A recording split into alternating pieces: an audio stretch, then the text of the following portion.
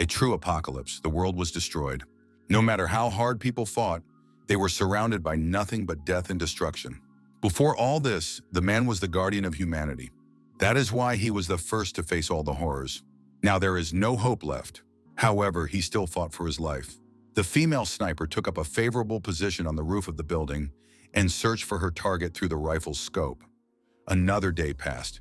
The target was found, a man walking alone with a backpack on his back. The sniper pulled the trigger. The target was destroyed. Thanks to everything he had been through, he was still alive. Even in such conditions. A message came in on the laptop chat.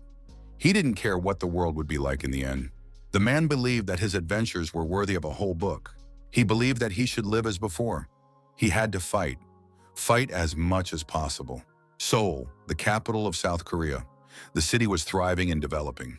At some point, there was a powerful explosion. It was D-Day. A nuclear bomb launched by another country hit the heart of Korea. One could talk at length about the day the world ended. It was full of events, 3 years before the start of the nuclear war.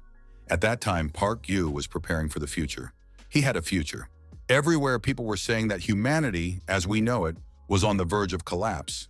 The melon mask was making frightening statements. The most powerful people in the world had to worry about everything in their position. People who believed in the coming end of the world were willing to risk everything just to escape reality. Park Yu was one of them. First, he got rid of all his assets. After that, he began to greedily devour any information that could even hypothetically help him survive. The first thing the man did was look for a place suitable for building a shelter. Park Yu searched the map for a place to build a bunker. There were 3 key requirements: a sparsely populated area where no one would come even in an extreme situation, but at the same time not far from the city. Secondly, the landscape should provide an advantage in case of an attack. Third, the cost.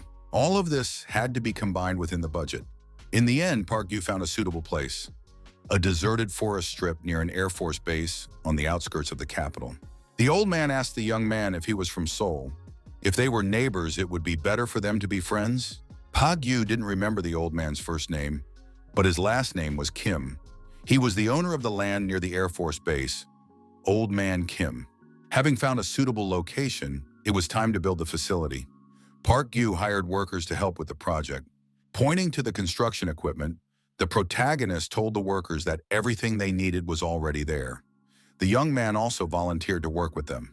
At first, the builders did not want the client to participate and help them. However, the price turned out to be small.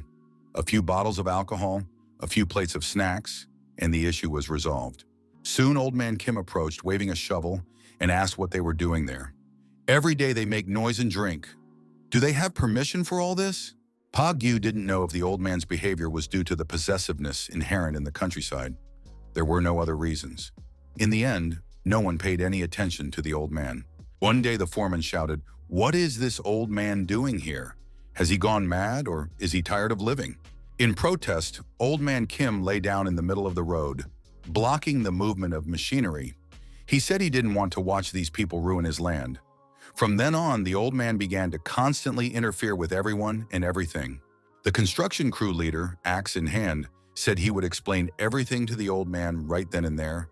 Park Yu stopped him and asked him to calm down. The client said he would deal with the old man himself. Park Yu did not consider himself a saint. His patience was running out. He decided to settle the matter with the old man himself. There were 950 days left until D-Day. In the evening, Park Yu approached the old man's house and saw a parked car. The owner of the car was talking to Old Man Kim. The man said he saw no point in discussing it further. The old man had to transfer the land to him. Kim replied that he could not do that. The man asked why the old man had stayed here, since he had already been told that he would be taken care of. The man grabbed the old man by the chest and said that he had given his sister the best land. All that was left for him was a dilapidated house and rice fields. He pushed the old man away and said that he had put up with his unbearable character for years. Couldn't his father be good at least in the last years of his life? The son swung at the old man and asked why he was silent. Would he rewrite the land? At that moment, Park Yu coughed loudly to make his presence known. The man turned around and saw a stranger standing nearby. Pushing the old man away, he wondered where this young man had come from. Leaving the place, the son said that he was waiting for his father with the documents. Otherwise, he would burn everything here. The car drove away. Pak Yu stood next to the old man Kim, who was sitting on the doorstep. The old man offered him a cigarette. The owner of the old house asked if the young man had parents. Park Yu replied that they had died in an accident. Pak Yu asked if that meant the old man didn't want to sell the land and move. After all, it was difficult to manage such a large area alone. Kim replied that even the part of the land he had given to his daughter was originally useless wasteland, just like this one. No one knew that the government would decide to build a 10-lane highway there. The old man repeated that he could not sell this land and move. The elderly man recalled the years he had spent there with his late wife. He said again that he could not sell the land. The protagonist still did not understand what had changed that evening. But after that conversation, the old man's heart, which had shrunk to a tiny dot, opened up like a 10-lane highway. Old man Kim stopped interfering with the construction. There were 925 days left until D-Day. Time passed and D-Day arrived. A powerful atomic explosion rang out. A deafening roar shook the earth. After it, a belated siren announced the end of the world. The old man approached Park Yu and said that his son lived in Seoul. Was he alive? Kim asked him to find him. Old man Kim came to the bunker, which was already ready. Park Yu tried to get the necessary information via the internet. The young man approached the old man and said that according to the available data, his son had died. Park Yu warned that a second wave of bombings would soon begin, including in the city center. He strongly advised the old man to stay in the bunker, but Kim replied that he could not leave his home and thanked him for the offer. After the old man left, the phone rang. It was Kim Wang-soo, the builder. He had come to the bunker without warning. The people who had not yet died, like those who were desperately trying to survive, were surrounded by enemies. Park Yu met the uninvited guest with an axe in his hands. There were 852 days left until D-Day. The boar was caught in a trap. The old man was surprised. Could the boy really have caught a boar without a weapon? Kim noticed that he had a hunting license, and even the state had once praised his skills. It turned out that old Kim had once been in the military. His rifle was a useful thing, but it would not save him from the horrors to come. Park Yu believed that he had to watch his surroundings every second because the Air Force base was very close by. Korean and American troops were stationed at this base, as well as a unit specializing in fighting monsters. It was an excellent opportunity to acquire suitable weapons. At that moment, the protagonist's plan was extremely simple. When the war began, he would immediately target the base near Gyeonggi-do. After the explosion at the base, there would be real commotion. He could put on his OZK and calmly take everything he needed. While the protagonist was thinking through the details, an unexpected opportunity found him. Kim Wang-soo asked if the boss wanted to buy some weapons. Kim Wang-soo worked for the company that the hero had entrusted with the construction of the bunker. He was a Chinese man in Korea who was part of a gang. He said that the Western news was silent about it, but that all of Inner Mongolia was suffering from monsters. Wang-soo added that people were dying, but surely the boss didn't want to be among them. This builder still kept in touch with his old colleagues. Kim Wang-soo noted that if the boss had built himself a whole bunker, it meant he had a lot of money. This Chinese man in Korea had come here specifically to earn money. Wang-soo noted that the bunker was very sturdy. However, it would still be safer with weapons in hand. This man had a distinct Yanbian dialect. Perhaps he used it deliberately to emphasize his connections with the gangs of northern Yanbian. Park Yu agreed to see what Wang-soo had to offer, but only after construction was complete. During that conversation, the protagonist saw no reason to refuse. The day of the deal arrived. The young man arrived at the appointed place. Park Yu hired a private detective. Forewarned is forearmed. It turned out that this man had no connection to the Yanbian gangsters and was once a member of the Shanghai Triad. The goods that Kim Wang-soo was going to sell were taken from there. However, it made no difference to our hero. Kim Wang-soo said that his colleagues would bring the goods soon, so they had to wait a little. While they were waiting for the car, Wang-soo kept looking at his smartphone. The dealer said that his daughter, who had recently turned 7, was constantly texting him. A truck appeared around the bend. Wang-soo said that the goods had arrived. The goods were 3 rifles and 300 rounds of ammunition. Park Yu checked the weapons. They were in good condition. It was worth the effort.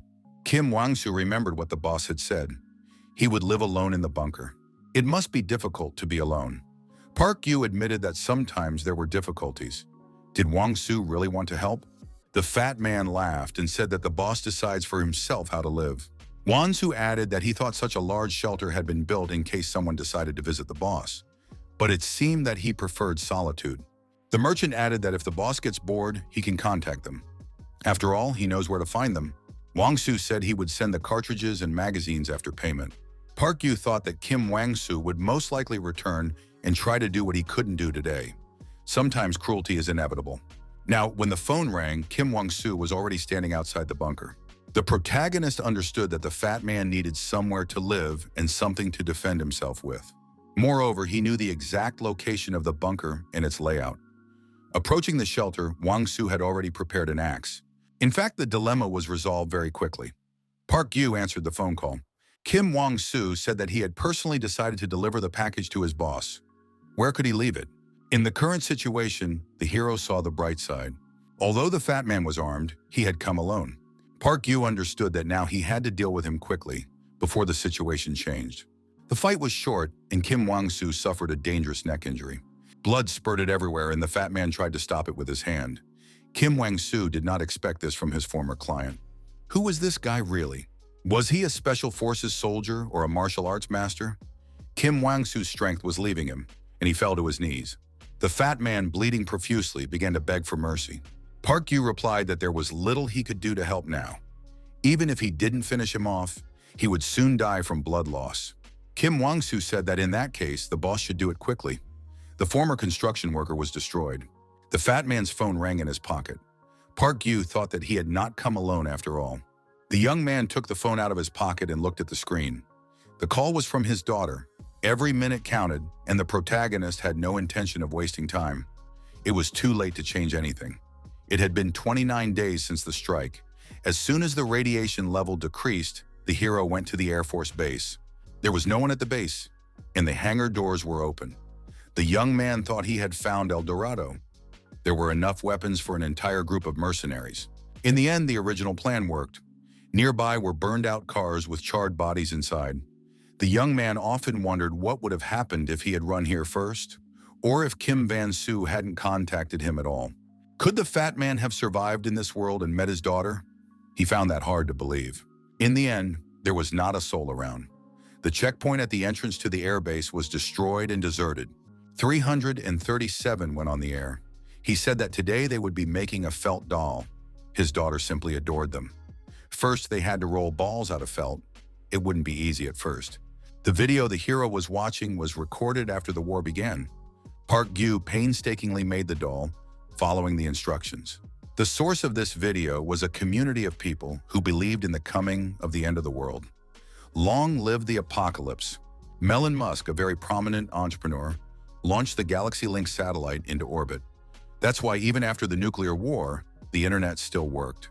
The man on the screen said once again that it would be difficult at first, but then everything would work out. It would become second nature. Park Yu continued to make the doll. Thanks to technological advances, the survivors were still able to communicate with each other. The teacher on the screen taught how to carefully process the protruding parts. The toy was ready. At moments like this, the protagonist felt better. Now it didn't seem too difficult anymore.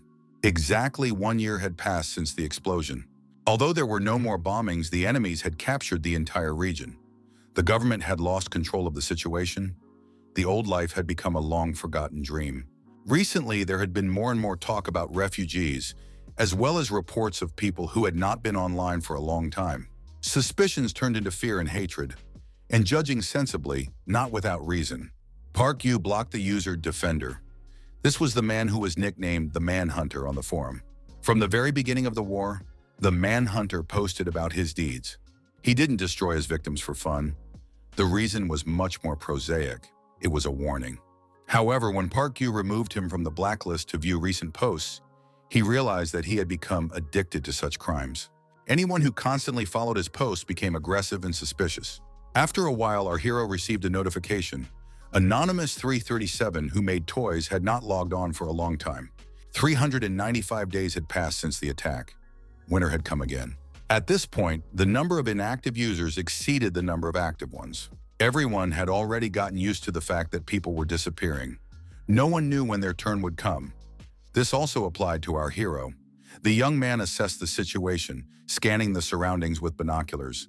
The people he saw looked familiar. They were Director Hong and the workers who had participated in the construction of the bunker. They had turned to looting and were now visiting their clients again. Park Yu decided that if these people had come to visit him, they should be welcomed with open arms. The looters weren't sure if they had come to the right place. However, Director Hong said he remembered the place clearly. The guy said he was building some kind of underground hall. Definitely a shelter. The armed men wondered, why in that case was the entrance to the shelter open? Maybe someone had already beaten them to it, or was it a trap? In any case, caution was necessary. Two armed criminals used a shield to advance into the shelter. The first thing they saw were boxes of cigarettes. The looters decided they had hit the jackpot. One of them said he didn't like it. He had a feeling someone was luring them in. His comrades at the entrance asked how things were going. The looter replied that everything was fine. Director Hong said that they needed to search everything inside. Someone was definitely here, but they had to move slowly and keep their shields up. At that moment, Park Yu jumped on top of the two criminals. One of the looters was killed. The other, frightened, opened fire randomly with his firearm. Park Yu knocked the second criminal to the ground and swung his axe at him. The criminal begged for mercy. Park Yu dealt with this looter as well. He thought that there were 3 more left. The gang leader said that they should not go any further yet. They had to wait for news, otherwise they could get hurt. If there was tear gas, it should be thrown into the bunker. Park Yu thought that Director Hong still had his wits about him, which was why he was the leader here. He also realized that not everything in life goes according to plan. Now these looters were on his territory. The criminals noticed that the shelter doors had slammed shut. That meant they had to find the ventilation shaft and smoke the guy out. Hong said that he personally built this bunker. There is only one entrance here, which is also the exit. They needed to find the ventilation system, throw a few tear gas grenades inside, and the job would be done. Park Yu took an automatic weapon from the table. It was a game where the stakes were life itself. The young man never thought that fighting ordinary looters would turn out to be such a problem. However, there was something Director Hong didn't know about the bunker. When he and his workers finished construction, the protagonist expanded the underground room based on his own knowledge. An additional tunnel was built. Now these marauders, unsuspecting, were walking toward their doom. Park Yu emerged from the underground at the rear of the enemy. He got as close as possible to the criminals and prepared to shoot. A shot rang out, and one of the looters fell to the snow with a bullet through his head. Another shot, and another was destroyed. Park Yu came out from behind his cover, and without lowering his rifle, asked how many were left. Hong raised his hands and said he surrendered. Park Yu slowly approached, keeping his finger on the trigger. Hong admitted that there were indeed 5 of them. Park Yu ordered the bodies to be taken to the truck. The protagonist accidentally noticed a blood-stained toy in the back of the truck, exactly like the one he himself had made according to the instructions. Park Yu hit Hong in the face with the butt of his rifle and demanded an explanation. What had they done to the man who had sewn this doll? Hoon said they hadn't touched anyone. There was only one old man there. When they got there, he was already dead. They just took everything out of the bunker and left. Park Yu ordered Hong to take him to that place. It turned out to be surprisingly close. They drove there in less than half an hour. Our hero recognized the bunker immediately. He had seen it in the video Anonymous 337. Hong said they had arrived. Park Yu imagined how the person who had methodically destroyed the network users had entered here. It was Defender, the manhunter. Park Yu realized that this was undoubtedly his doing. After a while, Defender reported that he had gotten rid of 2 bugs. It seemed like it was already winter outside, but there were still a lot of insects. Why didn't they freeze? Where did they come from? Park Yu thought that the destroyed bodies could tell much more than meets the eye. The hero remembered an event from his past life. Bodies can reveal not only the cause of death, but also the conditions in which the victim found themselves at the moment of death. The murder weapon, the nature of the wounds, even the criminal's behavior patterns. All of this leaves traces. There are always plenty of bodies on the battlefield, and it is possible to gather the necessary information. This includes understanding the killer's attitude toward the death of their victims.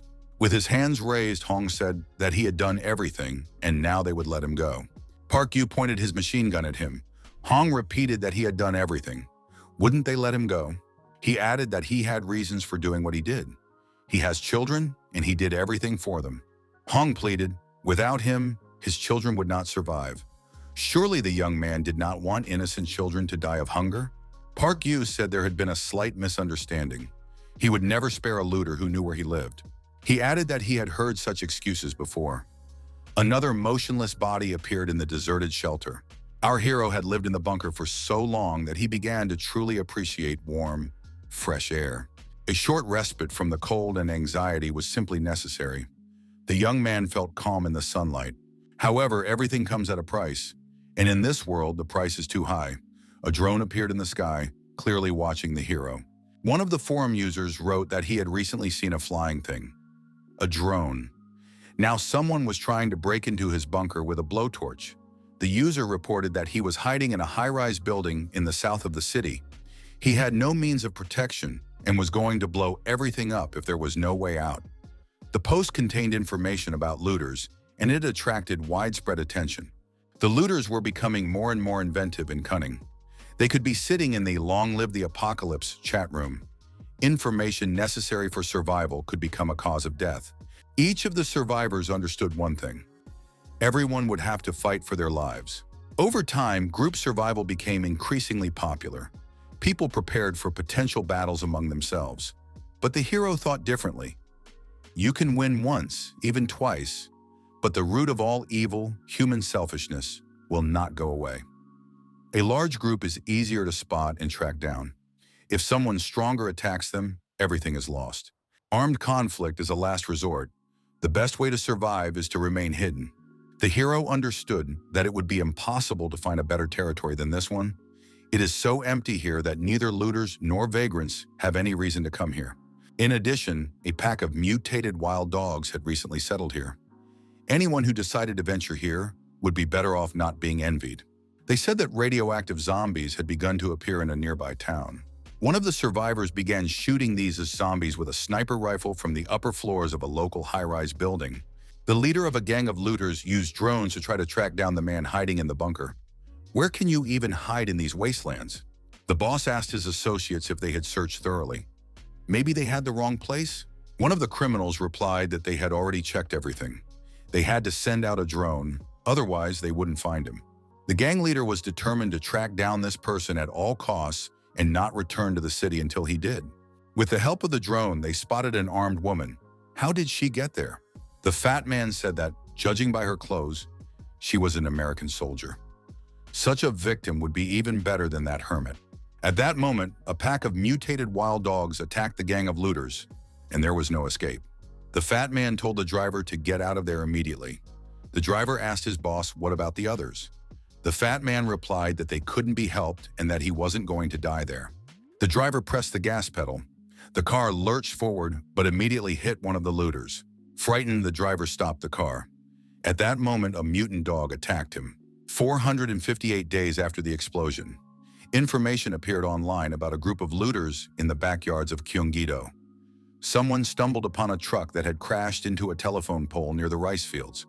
There was blood everywhere. The bodies were gone, but the bloodstains led into the forest. The animals were satisfied. The local survivors were delighted. The looters had been destroyed. Studying this information, Park Yu thought that the mutant dogs must be living somewhere nearby. Everyone had already forgotten about him, but Duk Tanmun got in touch again. It seemed like he was trying to get attention again. He said there were 5 people at his door. He asked for help. Otherwise, he would blow himself up. However, after the last time, no one believed him anymore. But now it was serious. The explosion really did happen. Park Yu decided that he would take such information into account in the future. But now he had more important things to do. One threat was very close, the female sniper. Our hero decided it was time to get to know his neighbors. The drone that was following the female sniper was destroyed by her. At that moment, the sniper was firing again. Park Yu moved closer and, taking cover, saw the looters die as they entered the kill zone. He realized that he was on the territory of his neighbor, the crazy sniper. Park Yu examined the bullet marks left on the ground. The holes from the warning shots were too close to the target shots. That meant she had no choice but to shoot. In a way, she was even more dangerous than Defender. He came here to learn more about the neighbor he discovered with the help of a drone. Judging by her hair, equipment, and weapons, she served in the U.S. Armed Forces stationed in Korea. At the beginning of the war, the U.S., being the most powerful country in the world, intercepted most of the nuclear missiles and protected its main territory. However, problems began later. They withdrew all their external combat forces, including those from Korea. This was done in an attempt to defend against the rifts from which monsters emerged. Park Yu thought that as long as this girl was here, he would not be able to take full control of the airbase. It would also be impossible to conduct reconnaissance calmly. He wanted to avoid clashes with trained soldiers, but if someone entered his territory, a confrontation would be inevitable. Park Yu had no intention of living with a threat at his doorstep. The hero studied the sniper girl's behavior patterns. The shooting stopped at about the same time every day. At that time, she probably went to bed. This was the only moment when it was possible to approach the building. The entrance to the building was blocked by a barricade. It was impossible to pass through here without attracting attention. Therefore, the best option to get inside quietly was through the roof of the neighboring building. Following the plan, the hero found himself on the roof of the building where the sniper was located. Park Yu surveyed the area, keeping his weapon at the ready.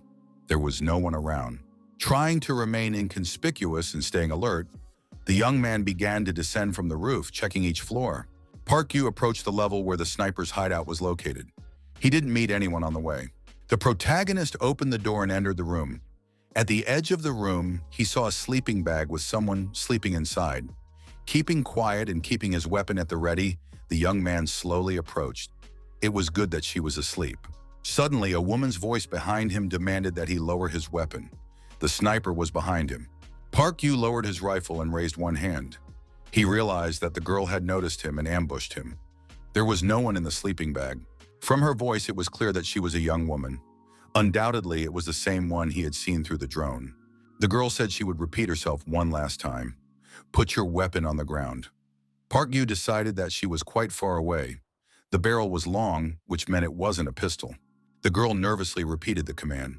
Park Yu realized that she had let her guard down. You can't talk to the enemy until they are neutralized. The hero spun around and grabbed his opponent's rifle by the barrel, pulling it aside. Shots rang out. The female sniper resisted fiercely. Park Yu struck his opponent in the thigh with his knee, trying to immobilize her. The blow was strong. The girl screamed and fell to the floor. Park Yu grabbed the sniper rifle. The girl tried to reach for the pistol lying on the floor. The protagonist moved closer and pressed his foot on her back. Park Yu said he didn't want things to turn out this way. Initially, he just wanted to find out how many people were here. However, while searching the building, the hero stumbled upon an arsenal of weapons. He really didn't want the local looters to get their hands on them. Park Yu said that if she really wanted to survive, she should have kept quiet. The blame for her carelessness lay solely with her. At that moment, Park Yu heard a strange noise coming from the next room. The girl screamed for him not to look there. Park Yu asked in surprise, "Is there someone else here?" A girl came out of the next room. The sniper shouted at her not to come closer. Park Yu pointed his gun at the child. The girl called the woman Mom. Park Yu was frankly surprised when he realized there was a child in the room. The woman pushed her opponent away and jumped to her feet. Park Yu was sure he had used enough force, but it turned out she could still resist. Park Yu took aim at his opponent. He decided he had to finish her off before she could defend herself again. However, the woman rushed to the girl, hugged her, and covered her with her body. Park Yu assumed that the woman would jump for the rifle. That would increase both their chances of survival. But she did something else. Park Yu thought that she wasn't crazy at all. She just found herself in a wild, untamed jungle. How could she protect her daughter in a strange, devastated country? She had no choice but to pull the trigger at the first sign of danger. The woman turned to our hero and pointed the gun at him. Park Yu kicked the weapon out of her hands. Pointing in the direction, the hero said that the land on that side belonged to him. It was not worth going there, otherwise he would be forced to open fire. Park Yu added that the woman should stay here and look after the child. The young man hoped that the American woman would understand everything. The girl asked in Korean, "Do you have any medicine?" The woman had a serious wound on her leg. Now it was clear why she was moving so slowly.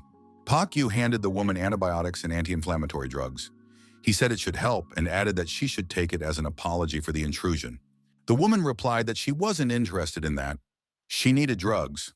It was understandable.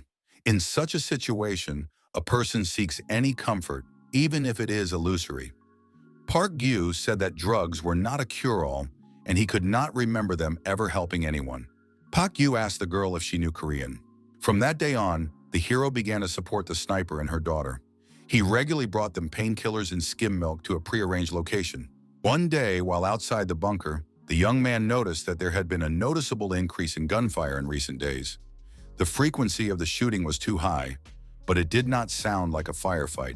Even then, it was clear that the girl was on the verge of breaking down. She was not shooting at enemies in her sights, but at demons in her own head. Pak Yu noticed flashing signals at the sniper's location. He realized that it was Morse code. A message had been sent requesting a meeting. A girl came to meet the hero at the agreed location. She said that her mother was very ill. The girl accompanied Park Yu into the building. He would never have guessed what awaited him inside. The entire shelter was littered with American symbols. Patriotism had become her only substitute for drugs. It looked touching and sad. Park Yu bandaged the girl's wounded leg. She said that the looters had RPGs and were continuing to attack day and night. The looters were drawn to the sound of gunfire. Her leg was getting worse and worse due to delayed treatment. The woman admitted that she missed home very much, her family, friends, and native language. She added that unfortunately, her home was across the ocean. She looked very ill. The woman asked again if the guy had any drugs. The protagonist replied that he wouldn't give her any, even if he had them. No matter how much you run away from reality, your problems won't go away. Park Yu said he could only help a little, but for that he needed a weapon. Night fell, and rain began to fall from the sky. Looters gathered in groups and lit fires to keep warm. The hero had waited for this moment for a reason. There was no better time to leave his territory. The downpour limited visibility, and the cold forced people to huddle around the fire in groups. Park Yu prepared more serious weapons for the attack. The looters still had the advantage in numbers. When the bandits noticed a mine flying in their direction, it was too late to do anything. The hero needed to reduce their numbers as much as possible in the first attack. The chain of explosions progressed successfully, but more looters survived than expected. After that, automatic weapons were brought into play. Shell casings flew out at breakneck speed. The bandits couldn't even figure out how many attackers there were. After all, no one could see them. The hero understood why people are so drawn to light in tense situations, but that's exactly how they gave themselves away. Park Yu said that he was very cold while waiting for the right moment in the pouring rain, so he needed to finish everything quickly. Now he had an axe in his hands. Swinging it, Park Yu said that, like the man who had asked him to do this, he too missed home very much. When it was over, Park Yu brought the sniper and her daughter to his bunker. The woman still needed medical attention. The girl curiously asked the owner of the bunker why the toilet was in the center. Park Yu replied that she should not ask unnecessary questions and stay close to her mother. Park Yu removed the bloody bandages and applied a new bandage to the woman's wound. He said he was following the instructions to the letter, so everything should be fine. The hero looked at the tired face of the American woman. The young man doubted that the wounded girl would get better right away. He could only heal her external wounds. Her soul was much more complicated. The protagonist found a miracle cure for the rabid sniper. He suggested she take a look at a forum, an English website called Long Live the Apocalypse. The American domain was the main one, so there were many more users there. The girl asked what it was and whether it was somehow related to the United States. Park Yu suggested she write something in the chat. Time was ticking away. It was the second Christmas after the apocalypse. The free game Decorate the Christmas Tree, created by a former developer, was gaining popularity. Our hero's tree was almost empty, so he was not very popular. But the trees of famous users were flooded with comments. There was noise on the radio, and someone asked if Skelton could hear him. Park Yu asked Sue how her mother was feeling. The girl replied that her mother had fallen asleep and asked to borrow the laptop for a while. She wanted to celebrate New Year's Eve with people from North America. Park Yu brought the girl and her daughter hot tea and sandwiches. The girl thanked him. The sniper said her name was Rebecca and her daughter's name was Sue, and asked the young man's name. Since then, the young man had kept in touch with them. When he told them his name, Park Yu, they heard "fuck you," so he stuck with his forum nickname, Skelton. Park Yu promised Sue that he would bring a laptop. The girl wished Mr. Skelton a Merry Christmas. Park Yu, sitting in his bunker, thought that everything would be fine with the girls. A new toy appeared on our hero's Christmas tree with a note saying that it was hung by a user named John Lennon. Park Yu would never have thought he would see that nickname again. Who drew the parallel between them? Our hero knew who this ghost was. He knew very well. 945 days before the explosion. Long Live the Apocalypse was an online community of people awaiting the end of the world. Its server was located on a separate satellite. It even contained illegal information, which was justified by the theme of the resource. The largest anonymous information center dedicated to the apocalypse. People from all over the world use this resource. At least that's how it was promoted. Initially, Park Gyu couldn't afford a subscription. Was there any point in spending money to read the boasts of the rich? Our hero started using the forum because it was difficult to prepare alone, but he never found any useful information. It was decided to invest money in a bunker. However, some information caught Park Gyu's attention. It was shared by John Lennon. The necessity of using fake bunkers hints. When it comes to long-term survival, the tactical and strategic advantage provided by fake bunkers cannot be overestimated. They can be connected to the main bunker and used for reconnaissance and observation, or simply to mislead attackers. Fake bunkers should be mined in advance. If the enemy occupies them, you can get rid of all attackers with the push of a button. John Lennon's articles contained many thoughtful ideas.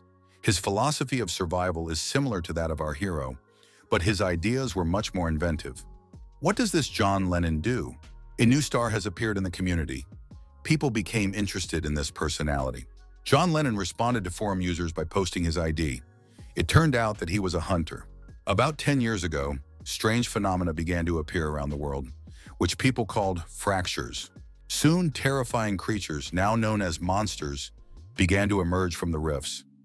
Every country was concerned with creating teams to fight them. Hunters appeared, fighters against monsters. The scouts reported that a large monster had been spotted. The invasion was beginning. The identities of the highest-ranking hunters are kept secret. Each of them is an elite soldier who has undergone countless training sessions and battles. Park Gyu thought that, judging by John Lennon's license, he was not one of them. However, the hunter's ID only increased his authority. He had extensive knowledge appropriate to his position. The hunter's certificate was everything he could have hoped for. John Lennon quickly became a well-known figure throughout the community. He became the most popular and influential person on the forum. However, popularity does not come alone. Envious people appeared who attacked his every post with all their might. However, their attacks were so baseless that they did not even leave a stain on his reputation. Park Gyu assumed that John Lennon would not respond to them. However, he did respond, and not at all as Park Gyu had expected. The community was perplexed. Did he really show himself because of some nonsense? Maybe he just wanted to attract attention. The reaction was extremely lukewarm. It soon came to light that he had a D rank, the lowest possible for a hunter. He would have been better off continuing to write informational posts. He ruined everything with this demon. However, John Lennon did not stop. A meeting with fans was scheduled. He decided to face the problem head-on. 600 days before the explosion. Those who wanted to attend gathered at the meeting place, a small restaurant. The man said that his real name was Koo Sang-ho, but on the forum he was John Lennon. He was happy to see everyone. There were 10 people at the meeting, including our hero. Koo Sang-ho ordered a lot of pork belly, but warned that he would not be eating because he was on a diet. He insisted he was on a diet, but as soon as the food appeared on the table, he pounced on the meat and beer. It seemed as if he hadn't eaten for several days or simply wanted to get his money's worth. After that, 2 middle-aged men, clearly well off judging by their clothes, left the event. Koo Sang-ho said that war would soon break out. It would most likely be started by China, which has serious problems with divisions. One of China's divisions is rebelling, ignoring orders from the center. He was saying things that anyone interested in the subject would know. All of his information was at least 6 months out of date. John Lennon asked Skelton how the construction of the bunker was progressing. The protagonist replied that he was facing new problems every day. Currently, he is unable to find a company capable of manufacturing adequate fuel tanks. Koo Sang-ho said he had heard of such a company, but couldn't remember anything specific. Our hero didn't expect anything else. John Lennon had neither knowledge nor connections, so there was no help to be expected. However, unexpectedly, this man offered his help and said he could look into the matter. Park Gyu agreed. Koo Sang-ho said he believed in the 6 degrees of separation rule and picked up the phone to call an acquaintance. Sang-ho talked to his boss and asked for a company that deals with fuel tanks. As a result, thanks to this connection, the protagonist was able to get the bunker up and running. Despite his poor first impression, Koo Sang-ho turned out to be a useful acquaintance. He was best at bringing people together. There were 400 days left until the explosion. The meetings continued, with about 80 people attending the last one. More and more people came each time, But John Lennon still said frivolous things. Park Q thought that he would not come next time. John Lennon asked Skelton to step outside with him for a minute to talk. What did he want? John Lennon asked Skelton if he was a hunter. Koo Sang-hyo added that he had a feeling they had met before. Park Yu wanted to say something, but Sang-hyo was already gone. Some people approached Koo Sang-hyo and asked where he had gone. Television reporters were looking for him. His friends added that he needed to go inside immediately. The television crew would not wait. The reporters said that there were more important things to do right now. Koo Sang-hyo still thought that Skelton looked like someone he knew. The protagonist thought that this was their last meeting in person. Soon, John Lennon became a real star. He appeared on numerous broadcasts, further strengthening his position. He was there as a representative of the Long Live the Apocalypse movement and as an expert on the end of the world. Later, he began giving lectures. This man monetized his fame as a doomsday salesman to the fullest. Koo Sun-hyo began to hold special consultations for the wealthy. This man didn't just ride the wave, he rode with all his might.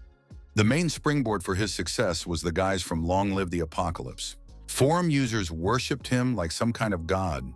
He watched their reactions and believed that they would follow him like sheep. However, it was this very thought that ruined Koo Sang-hyo. As a result, an entire army of armchair detectives took up the investigation. These guys are not to be trifled with. The bubble called John Lennon burst. Over time, our hero became annoyed that John Lennon was literally everywhere, so he was glad that it ended that way. He rose quickly but fell even faster. Anonymous forum users only exacerbated the situation. He did not try to defend himself against endless suspicion and criticism. The last sign of life he gave remained forever in the history of the forum. Thus, the star of the Long Live the Apocalypse movement faded away. In the end, the lawsuit was pointless. The bomb had already exploded before the trial began. Looking at the Christmas tree, our hero wondered who had drawn the parallel between them. Was it a simple coincidence or John Lennon himself? Park Yu asked the creator of one of the Christmas trees who had left the message on his tree. The creator promised to think about it if Skelton told him why he needed it. The creator of the tree was a hacker and former game developer. At that moment, our hero could not have imagined how this would turn out for him. Fox Games, the game's creator, said he had found the answer. It was a participant with the nickname 180 centimeters. Our hero did not remember ever communicating with him. This aroused his curiosity. Park Yu listened to various radio stations, gathering the necessary information. He concluded that the state was still breathing. The heart of the bureaucracy was beating. Park Yu packed food and water for 3 days into a bag. He also packed weapons for self-defense. The young man understood that it was pointless to rely on the state. However, as long as the concept of nationhood lived on in people's minds, it could be exploited. That is why Park Yu was looking for a place for a bunker closer to the cities. After making sure no one was around, our hero set off. He decided to see what the capital looked like now. A year and a half after the nuclear bomb fell, the capital looked like nothing. The road to Seoul was boring, with nothing even worth remembering. However, the sight of the city itself evoked complex, contradictory feelings in the young man. He longed for the former landscape, which was now impossible to imagine amid these ruins. Our hero was immediately overcome with sadness, but along with it came the joy of realizing that in this new world, he could remain himself. As they approached the city, they began to see hungry, exhausted people sitting on the side of the road. Park Yu saw piles of bodies piled up in the alleys. Members of the cleanup crews burned these bodies right on the spot. The National Crisis Management Agency still existed and was even functioning in some way. The woman said that complaints and reports of crimes should be submitted at another window. The visitor said he wanted to meet with director Lee Sang-hoon. The young man handed over his ID. The woman replied that the director was currently dealing with the aftermath of the disaster. The protagonist asked her to tell him that Park Yu was looking for him. They had studied together at military school. The Korean National Crisis Management Agency, abbreviated as the National Committee, is responsible for managing the country and its recovery. Currently, the institution is both the administrative and military center of the country. Key positions there are held by graduates of the former Hunter Academy. The head of the National Committee is former Hunter Lee Sang-hoon. The woman asked her acquaintance, Director Lee Sang-hoon, to wait a moment to the side. Our hero understood that the manager did not want to see him, and the feeling was mutual. But this was done so that the staff would believe that he was really acquainted with the manager. That way, he could get inside faster. A man in military uniform approached the protagonist and said he would like to talk. He explained that the fighting on the front lines was becoming increasingly difficult and they were short of people, especially those with combat experience. Park Yu replied that he refused. He had already been removed from service. Our hero only had a vague idea of the situation they were in. Given the nature of the war they were fighting, the quality of soldiers had become more important than their quantity. They had stopped recruiting just anyone. Now they were looking for courageous, promising fighters. However, Park Yu had no intention of signing up. He did not want to die on the front lines. His interlocutor said he had heard that the young man was a hunter. Park Yu asked who had sent him. Manager Lee Sang-hoon? The soldier replied that he had been sent by Commissioner Kim Taram. Park Yu was surprised. Was this man now on the National Committee? He had not expected to hear this name. Park Yu remembered the past. Once, on a hike, he told Kim Taram that she shouldn't care about other people's opinions. The end justifies the means, and that says it all. He added that, at least in today's world, it really works. The woman greeted the protagonist and said that they hadn't seen each other in a long time. Kim Taram added that she knew him too well, so she would get straight to the point. They needed hunters like him. Park Yu said he had to ask the classic question. Why him? But admitted that it didn't make sense. Kim Taram noticed that Park Yu was trying his best to avoid military service. Park Yu reminded her that they had agreed that she would no longer work for the government. Kim Taram asked him to answer, do old promises mean anything in this world? There was an insurmountable gap between desire and reality. The difference between them made this clear. Park Yu said that this was precisely why he left. He never wanted to do this again. Kim Taram replied that manager Lee Sang-hoon had also sent a request. The commissioner noted that the manager was not offended by Park Yu. At least now he was definitely not in a position to be. Park Yu thought that the world had changed as soon as Lee Sang-hoon took a higher position. Kim Taram reminded him of the situation they were in. Did Park Yu know what was happening on the front lines every day? The protagonist replied that he did know. He simply couldn't not know. That was the whole problem. The commissioner said that Chairman Chai Pan-ho's group would be hunting monsters. They needed help, so they sent a request here, but they themselves had no help. Kim Taram added that she wanted Park Yu to put on a show there. He wouldn't be on the front lines as long as she was alive. Many pressing issues were discussed in the chat. For example, what would happen to industrialists if the end of the world came? Someone wrote that they had found the chairman of the industrial group's bunker, a whole closed ecosystem with its own golf course. Park Yu thought that with trillions in the bank, he could do just that. Abandon the company and social status to which he had devoted his entire life in order to protect himself and his family. The world had fallen, and it was a rational choice. Most of the rich did just that. However, there are always exceptions to the rule. Papon Group scheduled a meeting with our hero. A month had passed since his conversation with the commissioner. The company's new headquarters was designed by a British architect known throughout the world. But the construction was not destined to be completed. War broke out. As a result, our hero had to freeze all the way up to the 55th floor in the construction elevator. Park Yu stopped in front of the entrance to the conference room. Previously, only the best of the best, the cream of the crop, were allowed to enter here. He entered and looked around. He realized that nothing had changed. A man entered the room, but the chairman of the conglomerate, Chai Pan-ho, did not even turn around. The man wore a badge with his employee ID on his chest. But what was the point of it if there was no electricity? Were they even being paid? A man approached our hero and said he had heard that Park Yu was once a hunter. What was his rank? Park Yu replied that he was a D rank. He had been on several expeditions, but he was not a captain. He had no information about the rifts and had never traveled outside of Korea. Our hero answered whatever came to mind, just so he wouldn't end up somewhere on the front lines. The old records were gone anyway. The man made some notes and said he was ready. The young men were asked to wait a moment. Park Yu thought that Kim Taram had already prepared everything. For the place she had come up with, only a minimal selection process was required. A girl approached our hero. She had just heard that this man was a hunter. Park Yu decided that this was another destiny following its path. The girl said that a whole horde of zombies had appeared in the industrial complex operating on Papon. They tried to gather people, but they weren't professionals, so they asked the committee for help. Most of the people defending the complex had died. The girl said that it was all pointless. Even now, people were sacrificing themselves for the good of the company. What can be achieved in a fallen world through loyalty to the company? They are simply insane. The girl added that her father, like many others, was still there. She asked the hunter for help. Her father's name is Chi Chang-soo. He is a representative of the company and the subcontractor to whom the team will be sent. She heard that he is still alive.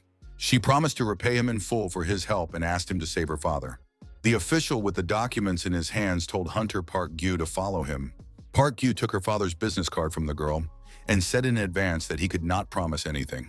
He added that hunters are not gods. Unfortunately, it is impossible to explain this to ordinary people. The Korean economy is structured in such a way that without waterways, it would simply collapse. Although some companies are holding on, the outcome is already a foregone conclusion. Papon is no exception. The weapons at the Papon factory were mind-blowing. Everything from modernized third-generation tanks to, well, you get the idea. That's what happens when the head of an industrial conglomerate is serious about putting together his own army. The officer said that the hunter had arrived just in time. His name is Park Sang-min. He is currently serving on the National Committee and is also a former hunter. He will be a consultant at the upcoming meeting. Park Gyu thought that this man was still young, but already a member of the National Committee.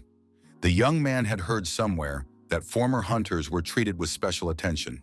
The speaker, leaning over the map, reported that there were more than 1,000 zombies on the complex territory.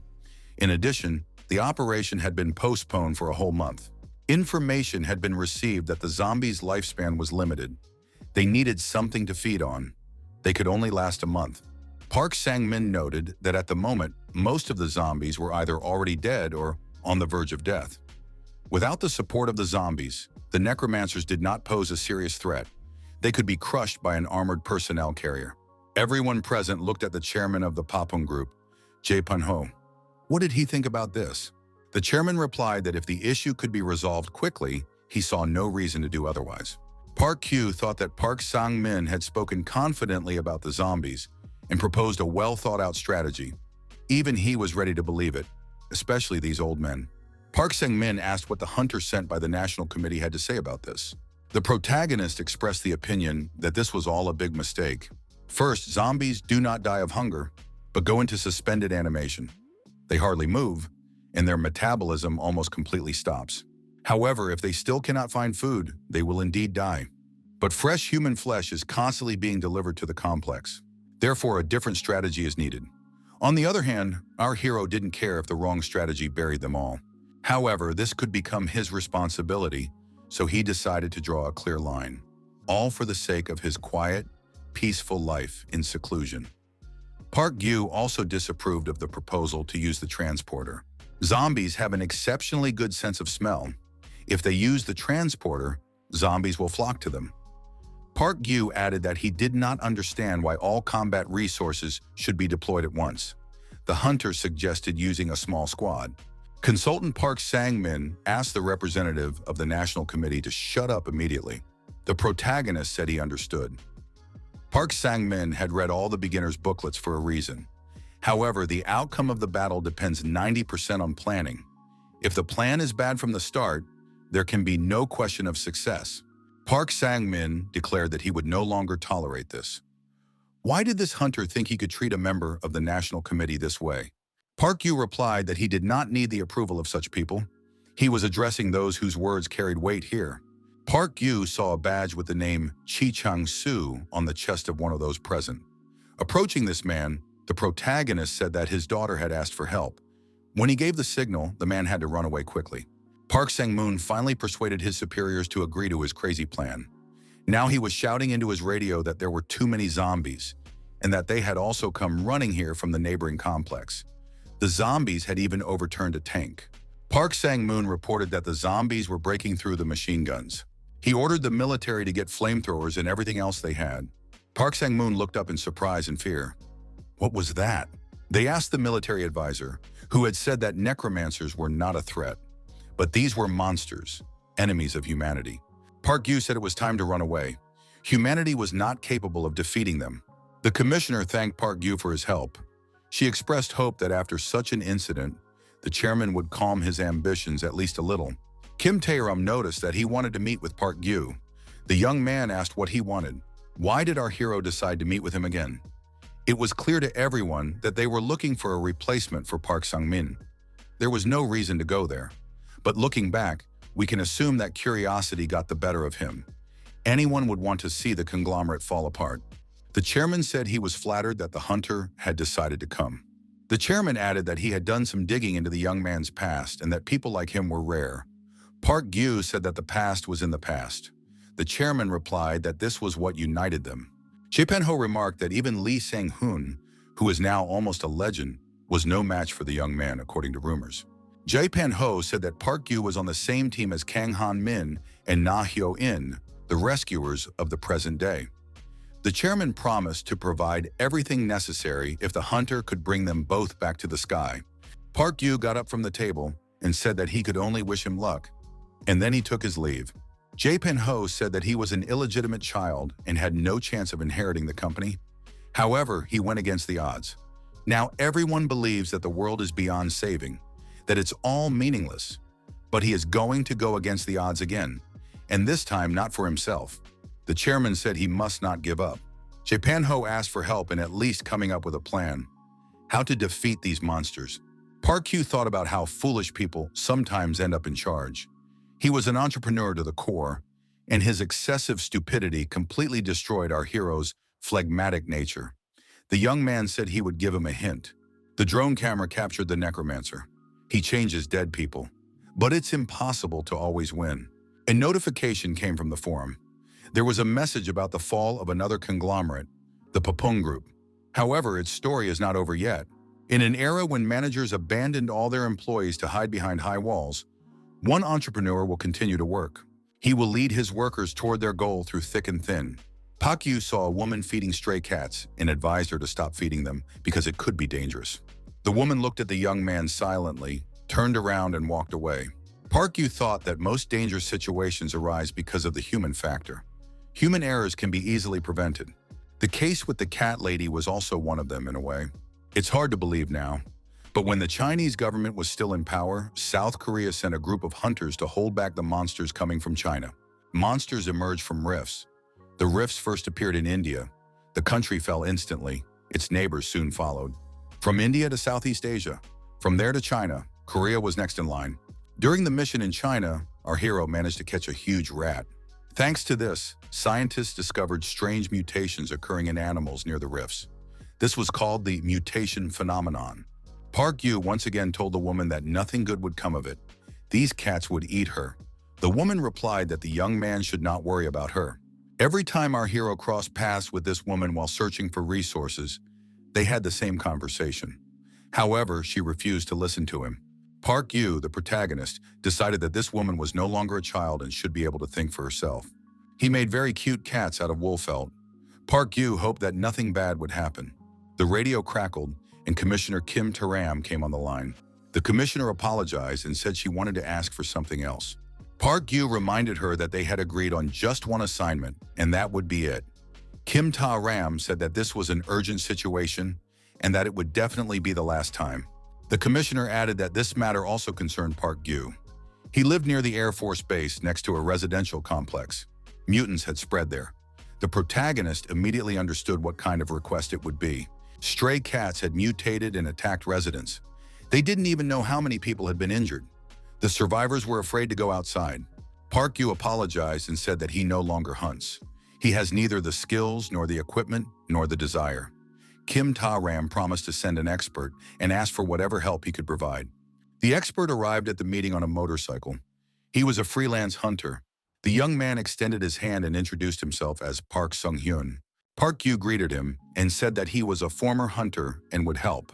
Park Sung-hyun said he was pleased to meet a hunter from the legendary 13th class.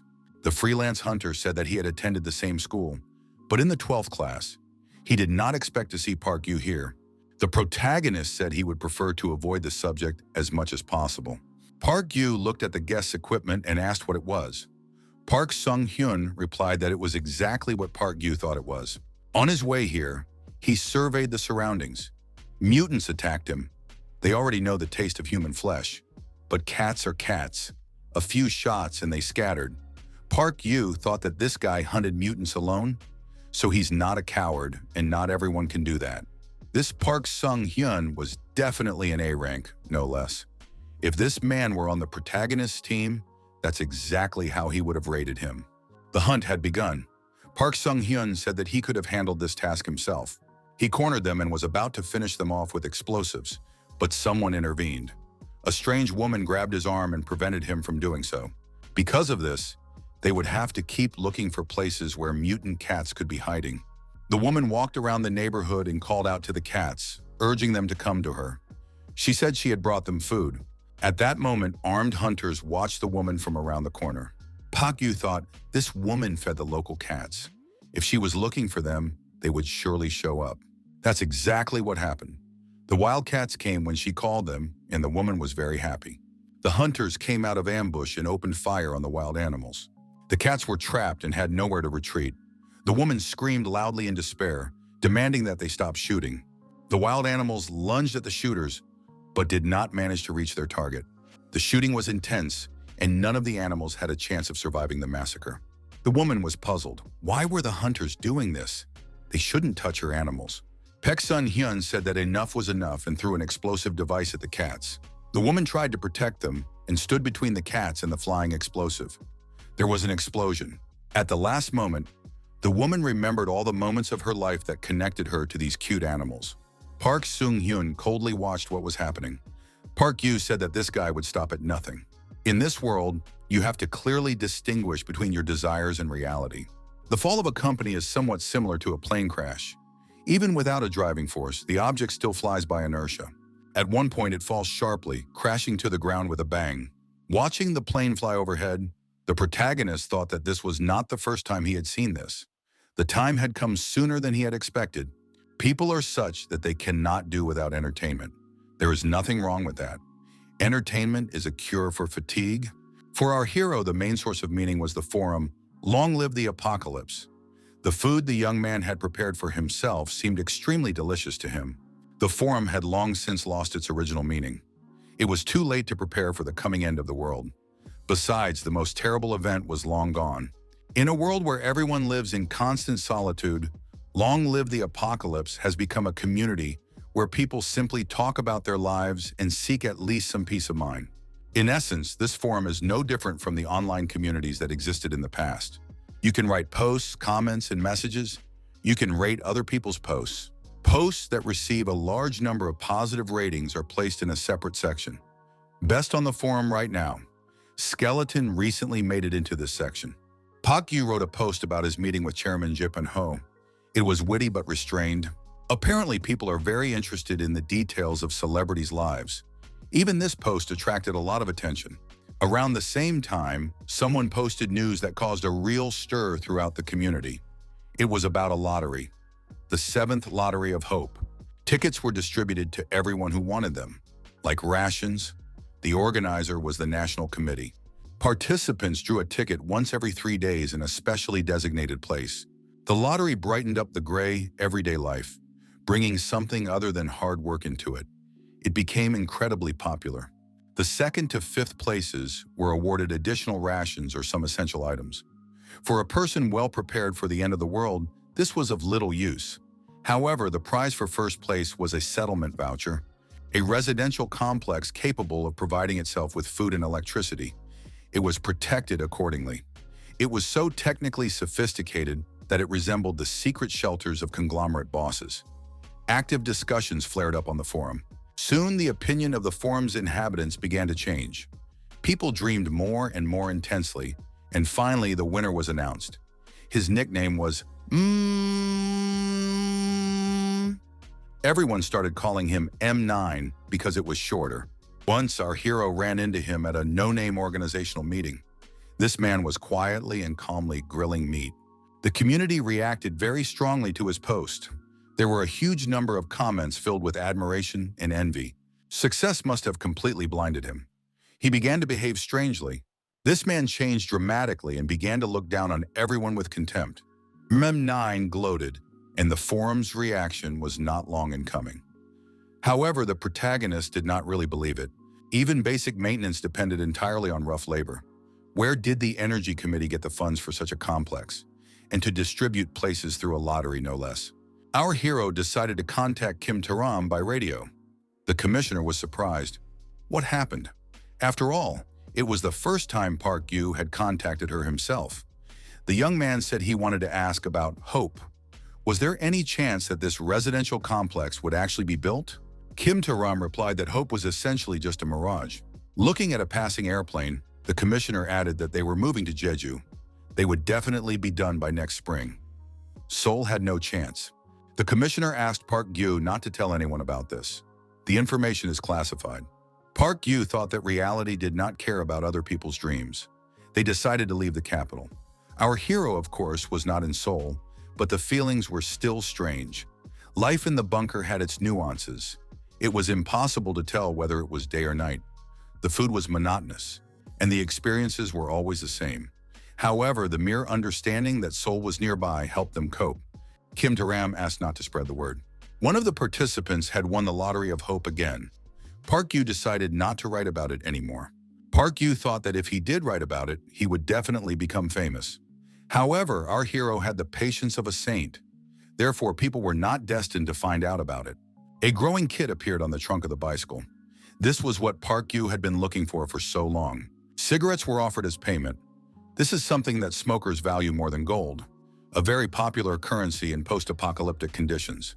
The merchant checked the contents of the package and was satisfied. He said everything was fine. The merchant added that human greed knows no bounds.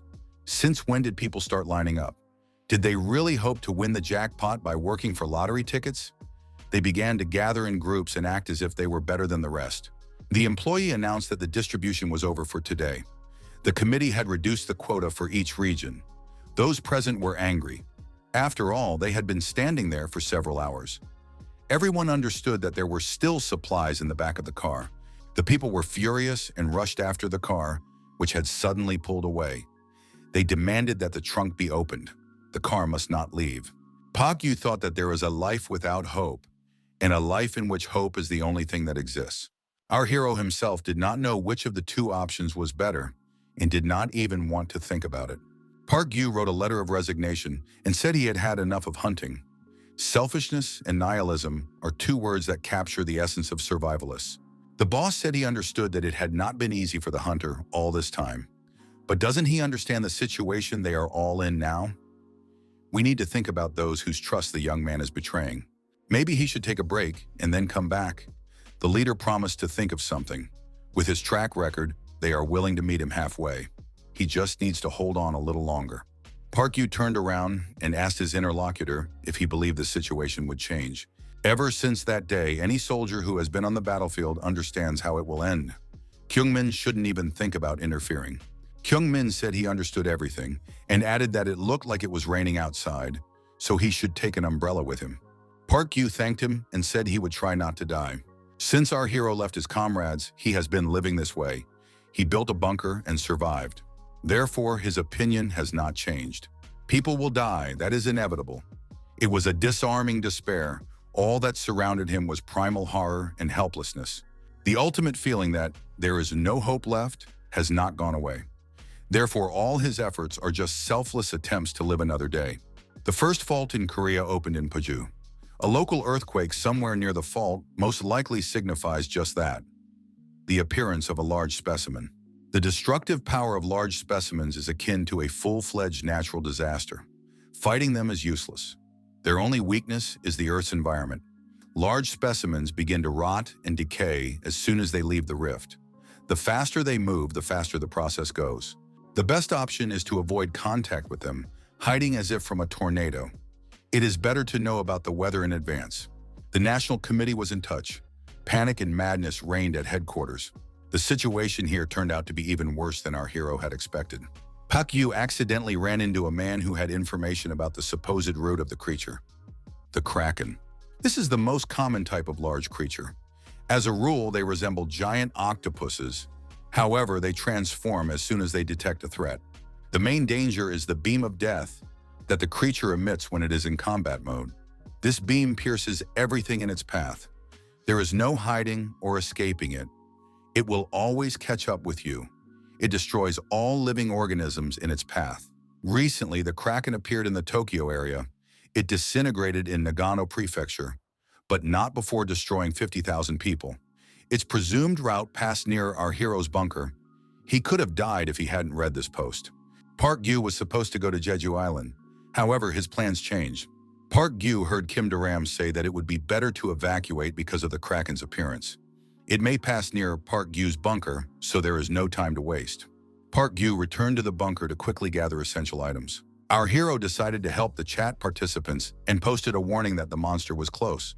However, there were few views of this post. Why is no one responding? The young man thought that in any case his conscience was clear, and it was time to leave.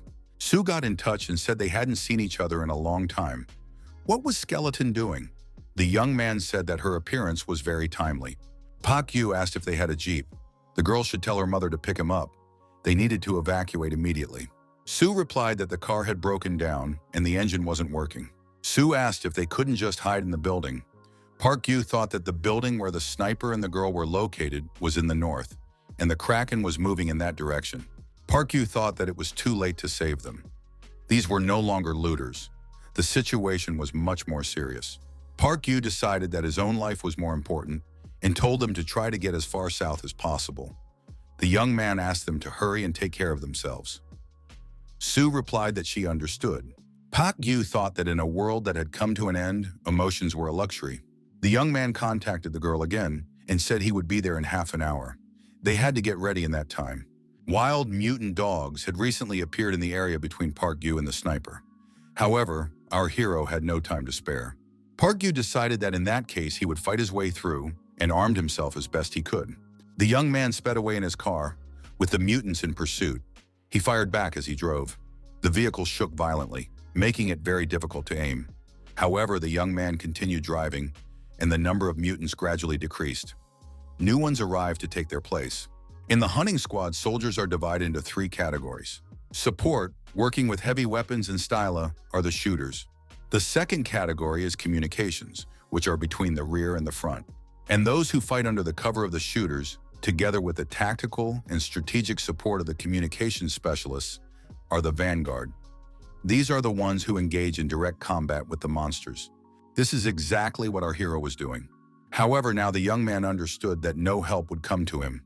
At such a moment, only one thing is important: to think quickly and shoot even faster. Park Gyu understood that he had to maintain his speed while shooting at the mutants trying to jump on him. Both actions were equally important. Ahead, he saw the building where the girls were. On the roof of the neighboring building, he noticed a lone mutant dog standing. It was definitely the leader of the pack. Park Gyu continued to race at high speed, shooting the approaching dogs. Where did they all come from? Our hero decided that the pack leader was definitely up to something. However, he couldn't reach it with his pistol at such a distance. Park Gyu thought that things were not going very well. What were the chances that this alpha male was trying to corner him like prey? The pack leader howled loudly. The young man realized that this was how he gave orders to the others. At every fork in the road, he controlled which way the car would turn.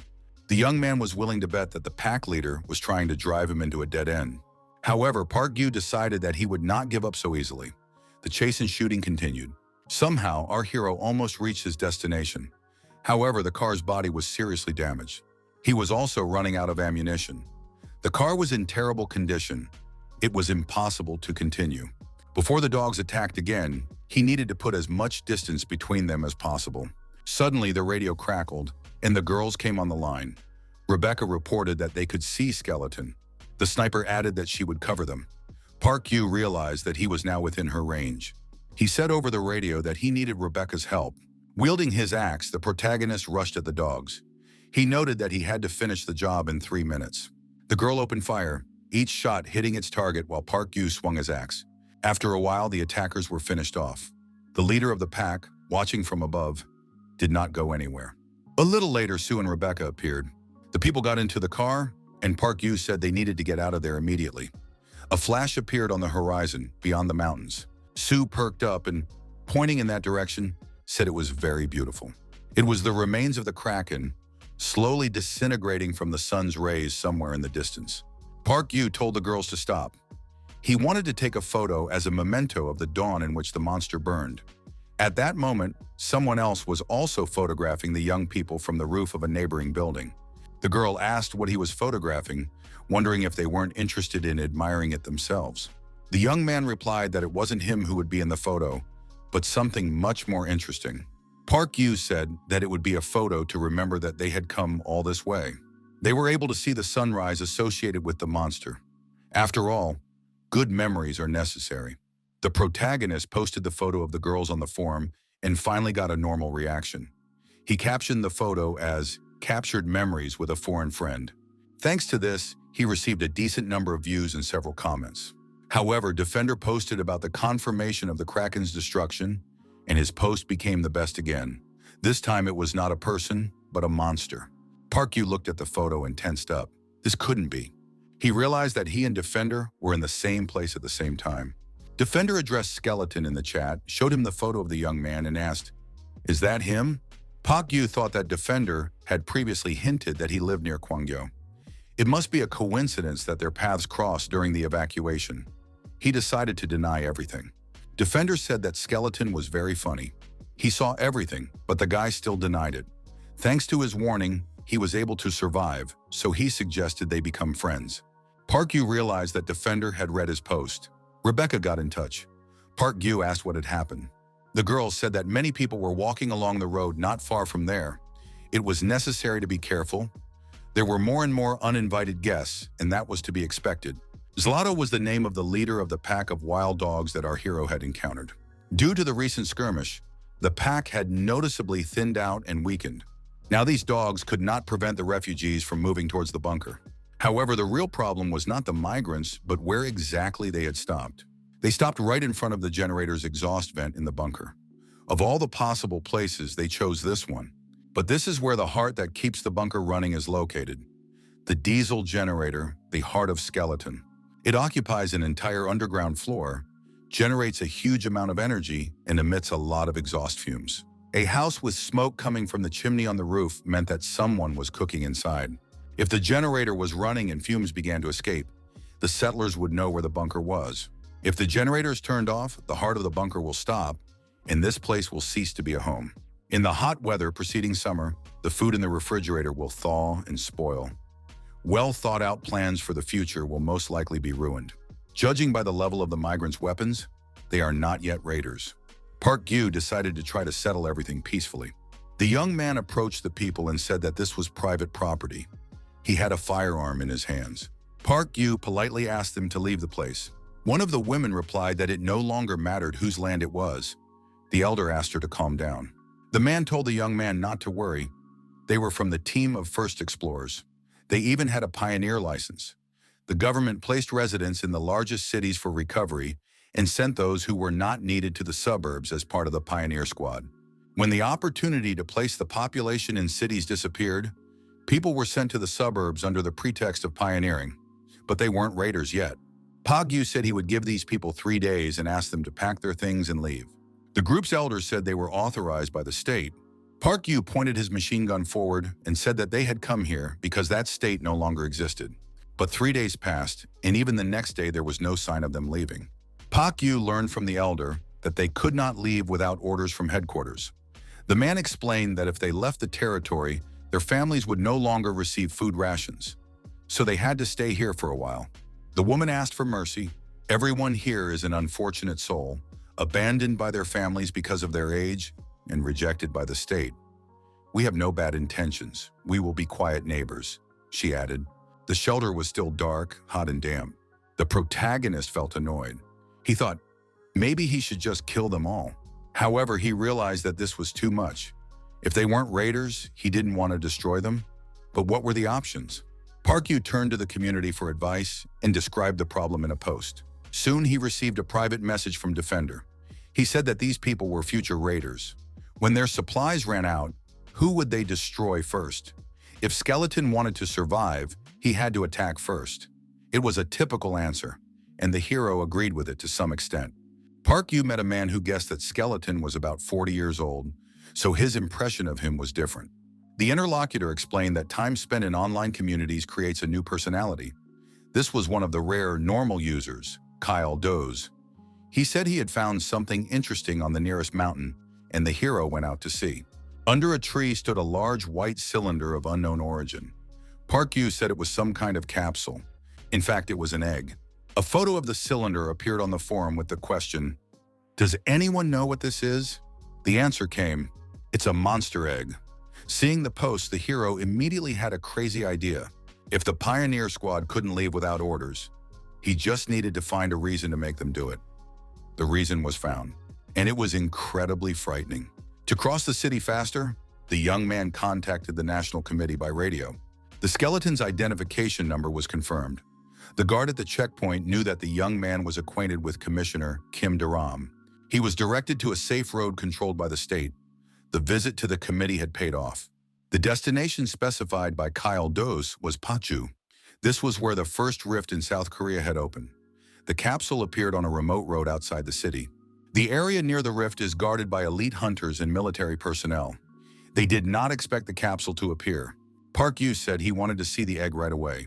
The appearance of the capsule meant that the destruction of the area had already begun. The territory would soon become uninhabitable. Park Yu stepped forward with an axe in his hands. Cultist asked, "Isn't the egg too dangerous?" The hero told him to step back for a second. Park Yu added that if he died, the guy should take his car and leave.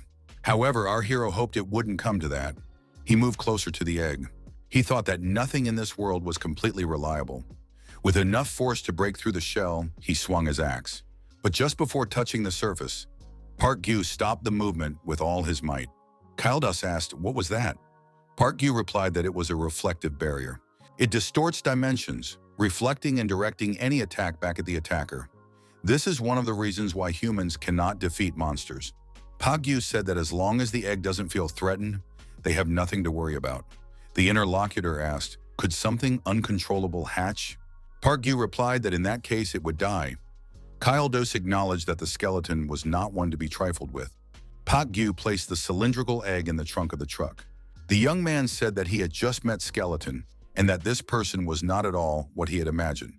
Park Yu asked what he had expected. The young man replied that in the community, Skeleton seemed like a strange old man. The guy said that Skeleton always added strange tags, engaged in low-level trolling, and had fun when someone posted something inappropriate. Park Yu said he had a lot to do and was leaving.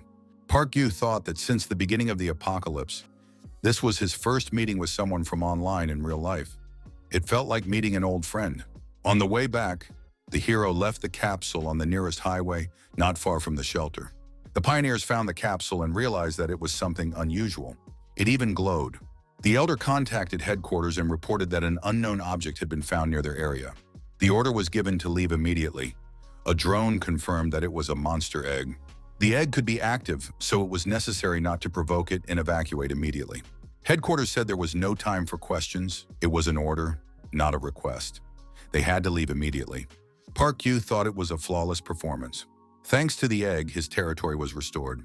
A month later, everything was back to normal. Our hero did a great job. The Pioneer Squadron had not been seen here since that day. Kim Taram periodically made annoying requests to the young man. It seemed like they were preparing to leave for Jeju Island because it had become very quiet. Meanwhile, Defender left another comment about the current situation in Seoul. Protests against resettlement were growing in the capital. The National Committee guaranteed the safety of the people. They must ensure this. Park Yu thought, are only their lives important? Why then is the government resettling? Kim Taram asked the director to move away from the window. It was dangerous. A stone might fly in. The director asked if Park Yu was still alive. He was a former hunter, now the director of the National Crisis Management Committee, Lee Sang-ho. Lee Sang-ho said to contact the young man and find out how long he was going to hide. The legendary hunter, the professor, wanted to know. Many years ago, the first rift appeared. Countries around the world expressed concern about this phenomenon. But without exception, they all showed hypocrisy, trying to use the anomaly for their own purposes. Soon, a large expedition set out to study the rift. However, this only accelerated the appearance of monsters, and humanity suffered enormous losses. Then everyone realized the seriousness of the situation and began training military units. Hunters. Park Yu was part of the 13th class of the Guard at the Hunter Training Institute. The cadets noted that Park Yu had been in first place for the third year in a row. He thinks only about destroying monsters and even trains in his sleep. Such a lifestyle could destroy him someday. The radio crackled and Kim Taram was on the line. Park Yu asked if she was trying to get help to suppress the protests in Seoul. A male voice said, "The capsule is on 13th Road. Did Park Yu leave it there?" Lee Sang-ho was talking to the hero. Park Yu wondered how Lee Sang-ho could have known that. He was his former classmate from hunting school. Lee Sang-ho said that if the capsule suddenly appeared in a place that had not yet been destroyed, it meant that someone had left it there. Why would Park Yu do that? What would happen if the capsule opened and a monster appeared? This capsule is a temporary portal. Lee Sang-ho suggested getting straight to the point. The young man needed to be sent to Jeju Island. The director added that there was an opening for an instructor there, and he would recommend Park Yu. Park Yu said he didn't want that. He was fine here. Lee Sang-ho said that there was nothing they could do. They had no talent. Park Yu replied that he would not go anywhere and that they should look for another instructor. Lee Sang-ho said that the whole city would soon be in danger. Park Yu had to survive. 1 year and 11 months have passed since the explosion. Park Yu planted seeds in an abandoned field. Now there is quite a lot of rice growing there. Old Man Kim said that with rice and a hoe, you can survive even in the hardest times. Every grain should be cherished. Thanks to Old Man Kim's advice, the hero will be able to eat fresh rice for a while. Recently, there have been rumors in the community that Defender is a girl. Looking at her shadow, the hero also assumed that she might be a woman. It's easy to kill a person with a gun, but it's hard to move and cut up the body. Can she handle it alone? Park Yu thought that this was not true. It was just a coincidence that the photo turned out that way. He remembered his school days. There was a guy who always sat in the front row and asked clear and direct questions. Lee Sang-ho.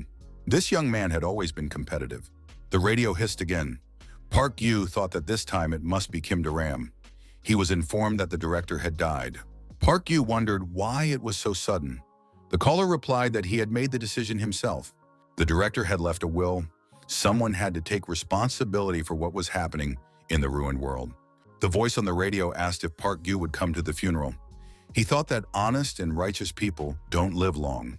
The altar was set up at the military hospital where Lee Sang-ho was now lying. To get to Seoul, Park Yu would have to take the road with the capsule. Yesterday, a security squad was sent there. Among them were the Awakened. Park Yu thought that of all the places, they decided to send the Awakened ones here. He took 2 battle axes, one of the few things he had taken after his retirement. The fact that the young man took these axes did not mean anything yet, but anything was possible. Park Yu decided that he had to say goodbye to Lee Sang-ho. For the last time as a soldier, he gathered his weapons and set off. To avoid the road with the troops, he took a detour along the nearest trail. A man on a motorcycle blocked the road. He said he couldn't go any further. It was Park Sung-hyun, a freelance hunter working for the National Committee. Park Yu said he was going to Seoul. Park Sung-hyun replied that the young man should follow him. There were people who controlled the situation. Blue-eyed hunters with the roaring tiger emblem on their chests were true professionals. This was a new type of hunter that had appeared about 6 years ago. The phenomenon first appeared when about a third of humanity was destroyed by monsters. The Awakened. That's what they called people with powers similar to monsters. After research, scientists found a way to artificially induce these powers, and the government actively recruited such people as hunters. As a result, the old-school hunters were pushed out of the battlefield. One of the Awakened asked Baek Sung-hyun who this guy was. The young man replied that he was a former hunter. The Awakened one was surprised. Why was a former hunter riding on a dark path instead of a normal road? He wasn't a criminal. Park Yu asked what class he was from. The Awakened one replied that this guy was hopeless. And what class was he from? Park Yu said he was from the 13th. The Awakened one noted that classes up to the 18th were not considered senior, except for a few. Nevertheless, this guy was training to be a hunter, so he should know how dangerous the capsules are. Why didn't he just go home? Park Yu pointed at the capsule and asked if he could drive through if he dealt with it. The Awakened laughed. What was this guy doing here? Park Yu, axe in hand, headed for the capsule. According to old military doctrine, there are few ways to defeat monsters alone. Right now, the hero could only use one: close combat. Park Yu approached and began striking the capsule with his axe. The Awakened ones were surprised. Was he really going to awaken the monster? After all the blows, the capsule opened, and Park Yu did indeed awaken the monster. The monster's head resembled an ancient statue. It was a necromancer. Without giving the monster time to recover, the protagonist attacked it with axes.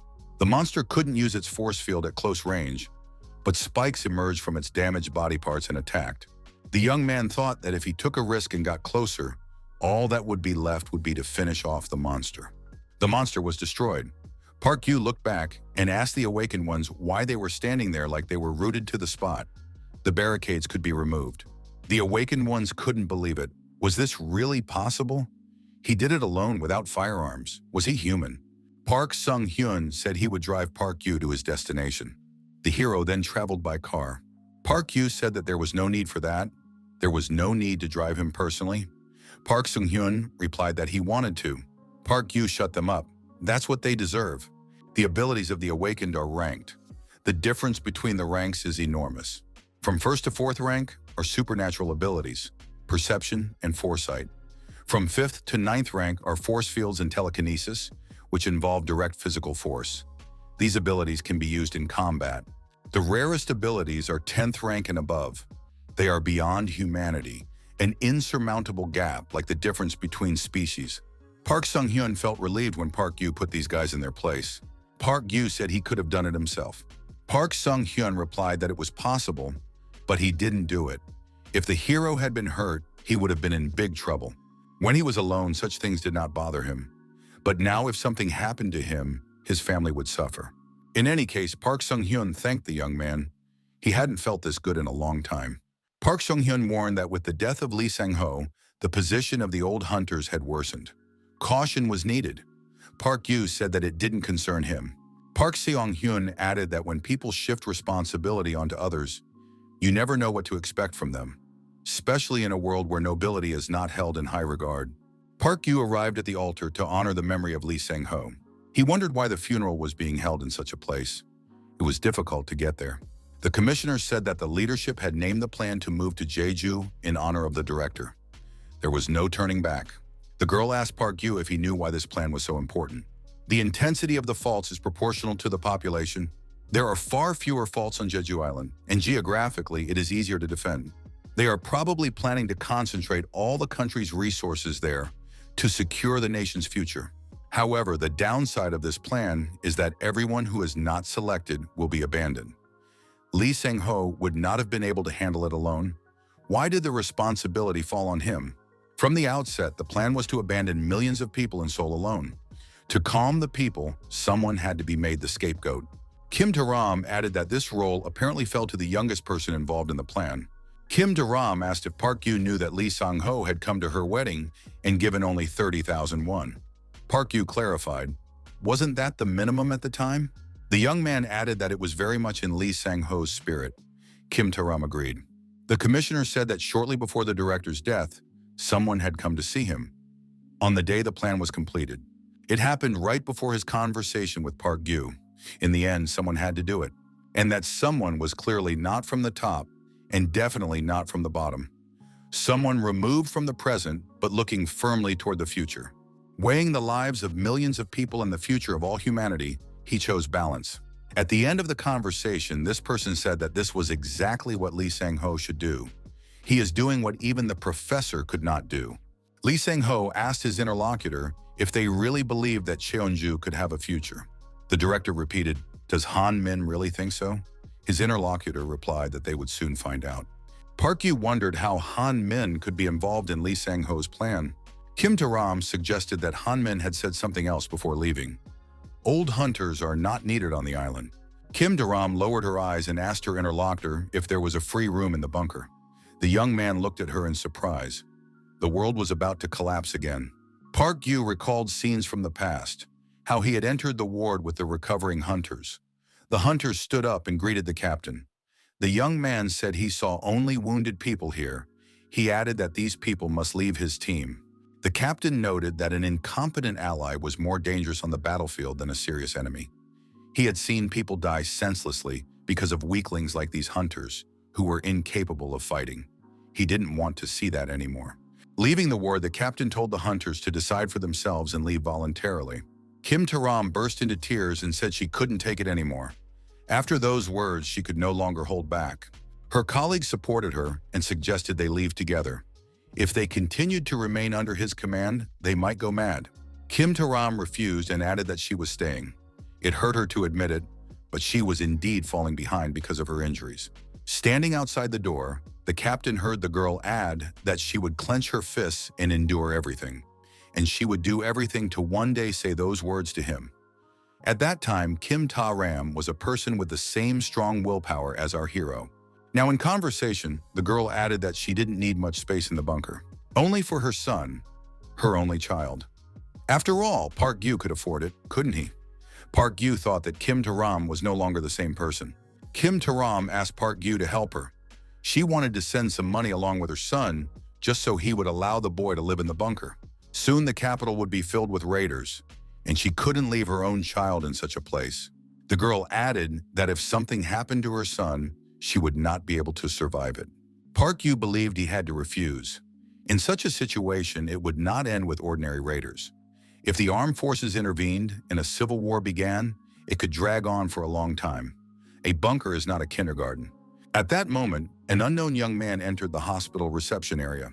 The young man approached the reception desk and said he was a subordinate of Director Lee Sang-ho, 18th grade, Hong Jong-ho. Park Gyu heard this and became interested in the conversation. The young man asked the receptionist if they had any extra medicine. His younger sister was seriously ill. The receptionist was surprised. Did the young man really think that there could be any extra medicine at a time like this? The woman added that this place was only for members of the National Committee, not just anyone.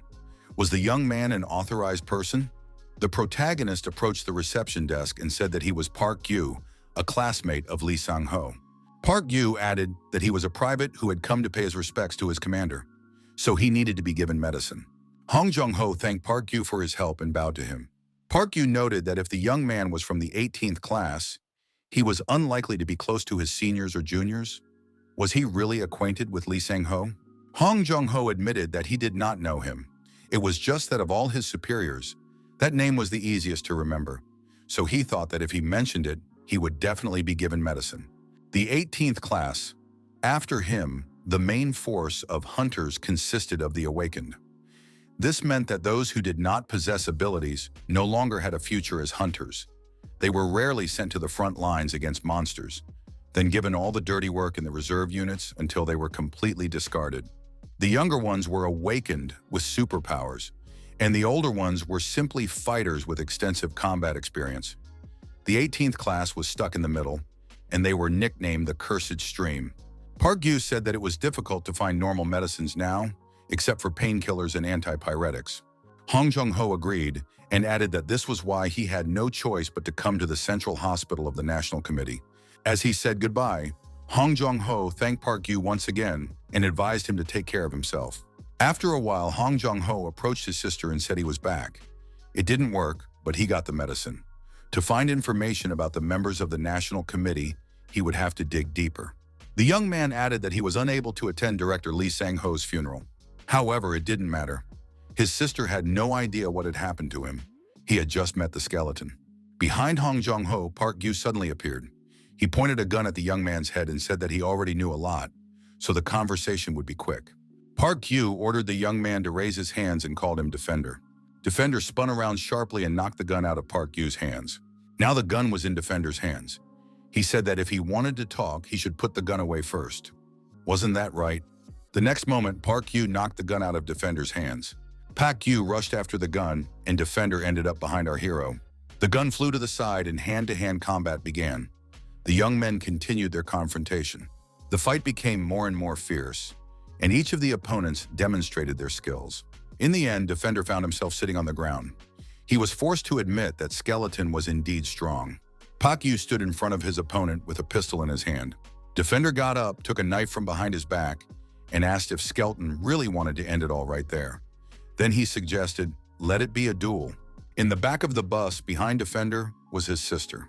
Defender thought that his sister might get hurt if Skeleton accidentally fired his gun. She would be in the line of fire. Defender threw the knife on the ground, raised his hands, and said he was just joking. Defender suggested settling all differences through conversation. Park Gyu thought this was to be expected. He needed protection. Defender asked when Skeleton began to suspect him. Park Gyu replied that he had been suspicious from the very beginning. When you reach the level of team captain, you start to notice a lot of things. Defender is from the cursed 18th stream. He knows what kind of work that stream did abroad. If he has no abilities, he is useless. What can he do at all? Defender recalled his work. Personally, he did it well, but it wasn't easy for everyone. Hong Jong-ho told his colleague that everyone had their own merits, so they could carve their call signs on the heads of their victims. Skelton replied that only the awakened ones always participated in battles with monsters on the front lines. The 18th stream simply cleaned up after them so that the people would not see. They were called the Killer Squad. Defender said that such rumors had indeed been circulating. Hong Jong-ho added that it was hard to believe that Skelton had understood everything from the beginning. Park Gyu noted that there was other evidence. The young man added that he had visited one of the places Defender had been to. He had the chance to study the body that the killer had disposed of. His physique, gait, leading hand, even traits and habits that Defender himself was unaware of. Then when Hong Jong-ho said at the reception desk that he was a subordinate of Director Lee Sang-ho from the 18th class, everything became clear. He was Defender. Hong Jong-ho laughed in response. Park Gyu was surprised. What was so funny? Hong Jong-ho replied that he thought only the 18th class was creepy. It turns out that all hunters are like that. However, Skeleton's deduction was still flawed. Park Gyu wondered where he had gone wrong. Defender said that he did indeed leave traces out of habit and let others know of his presence. Hong Jong-ho added that he wasn't exactly Defender. At that moment, a girl approached the young man. Hong Jong-ho suggested that Park Gyu meet his sister. Hong Jong-ho said that Defender was a duo. Park Gyu thought that those who believed Defender was the girl were partially right. Hong Jong-ho explained that he usually does the hard work while his sister writes posts or makes decisions remotely. Online, his sister's a real pro, but in reality, she is as helpless as a hamster. Park Gyu wondered why Hong Jong-ho was telling him this. Isn't this a strategically important secret between brother and sister? Why reveal it? Hong Jong-ho asked, what difference does it make? Do you need a reason if it's all for fun? The brother and sister smiled, clearly pleased with themselves. Hong Jong-ho said they weren't bad people. Didn't Park Gyu think so too? Park Gyu thought they were being too frivolous, doing whatever they wanted without thinking about the consequences. Hong Jong-ho asked if Skeleton still wanted a second round. Park Gyu said he didn't need it. It was a waste of time. The hero turned around and went home. Hong Jong-ho called out to the Skeleton and thanked him for the medicine, adding that they would see each other again. Park Gyu asked in surprise why they would meet again. However, the moment of their next meeting came even sooner than the protagonist expected. An incoming message from user Defender appeared on the laptop screen. Defender asked if the Skeleton had any extra ammunition, preferably a lot. He was willing to trade it for supplies. Park Gyu asked if it was his sister. The answer was yes. Skeleton replied that he had no ammunition. Defender said he was lying. Did he really want to die? Park Gyu thought that the girl was behaving completely differently than she did in real life. Skeleton repeated that he had nothing, and there was no point in begging him.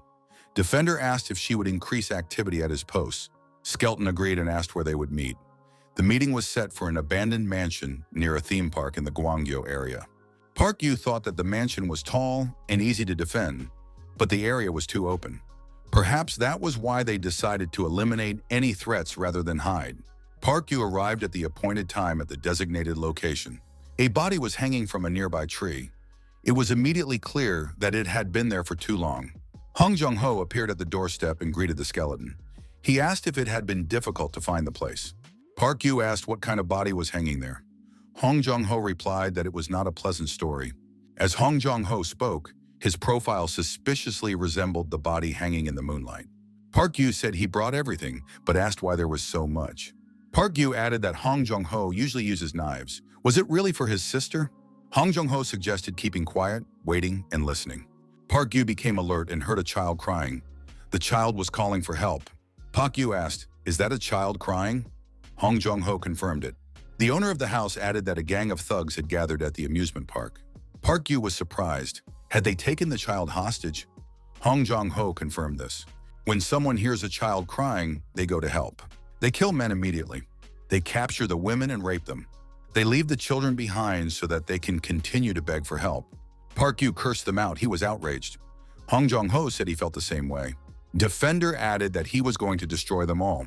Park Gyu looked at his companion and was surprised.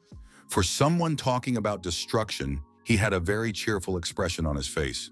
Hong Jong-ho asked if his sister had said anything other than about the bullets. Park Gyu was surprised. What was he talking about? Hong Jong-ho suggested that his sister had told him after all. Park Gyu thought that Defender was an unpredictable opponent and grabbed the knife behind his back just in case. The protagonist wondered, was this guy going to fight him now? Hong Jong-ho asked if the skeleton had brought anything to eat. A box of cookies appeared on the table, the same ones the protagonist had brought with him to replenish his calories on the way. Hong Jong-ho said the cookies were very tasty. Could the skeleton cook too? Park Gyu thought, do these two even know what caution is? What if the cookies are poisoned? He decided not to drink their tea. A message from Defender appeared on his laptop. The tea is not poisoned, it's just very tasty tea. Park Gyu looked at the girl and asked if she couldn't say that in words. A message appeared on the screen saying that some things cannot be expressed in words. Hong Jong-ho said that his sister prefers to write rather than speak. He added that the supplies had been replenished and it was time to get ready. Park Gyu noted to himself that the tea was indeed very delicious. Park Gyu said that if the criminals are carrying hostages, there must be quite a few of them. How does Defender plan to deal with them? Hong Jong-ho replied that he would deal with the children first. When the pleas died down, the villains would come to find out what was going on. This way, they could gradually reduce the number of enemies and then simply finish off the rest. Hong Jong-ho added that his sister would take care of the children. She was a drone expert. She would drop bricks from above, it would cost nothing and leave no traces. Park Gyu was outraged. Were they really going to kill the children? Hong Jong-ho noted that if they didn't do this, everything would become much more complicated.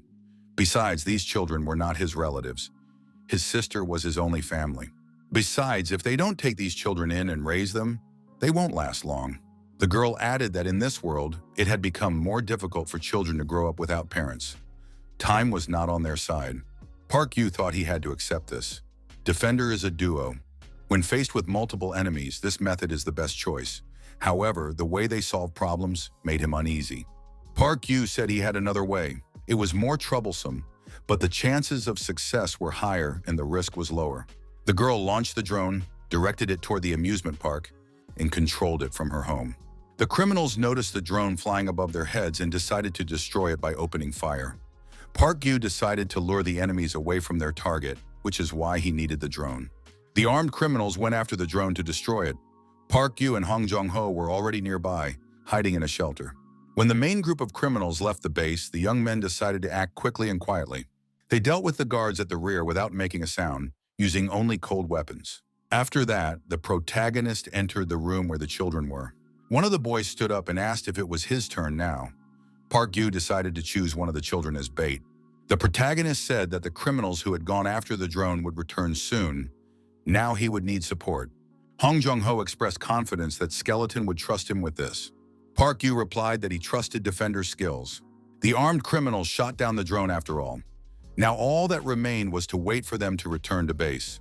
The villains, armed with machine guns, returned to the base and were shocked by what they saw. One of the boys was standing outside. There was no one else around. The villains cursed. The guards couldn't even keep track of the children properly. The leader of the criminals asked what the child was doing there. Why wasn't he asleep but wandering around at night? The villain approached the child and grabbed him by the chest.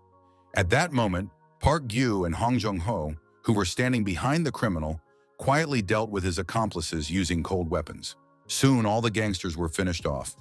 The boy was frightened, crouched down, and covered his face with his hands. Hong Jong-ho approached the child, put his hand on his shoulder, and offered to take him on a roller coaster ride. Park Gyu thought that if they hadn't used the children as human shields, it would have been an easy fight. Two experienced killers and innocent bait broke through the gang of stupid thugs. In any case, the result was expected. All the villains were cold-bloodedly destroyed. As always in such cases, photos were taken, which would later be posted on the forum. The brother and sister spent some time choosing which photo to upload to the internet. The sister settled on the one that looked best without filters. Park Gyu told the boy that it was all over and they could go wherever they wanted. Hong Jong-ho noticed that the skeleton was very cold-blooded. Wasn't he trying to protect these children? He was supposed to take care of them. Park Gyu replied that now it was every man for himself. And anyway, he was more humane than those who wanted to destroy the children. Wasn't that so?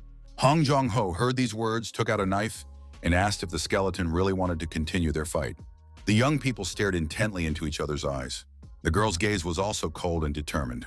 The child asked them not to fight. He bowed and thanked them for saving him. Hong Jong-ho hid the knife behind his back.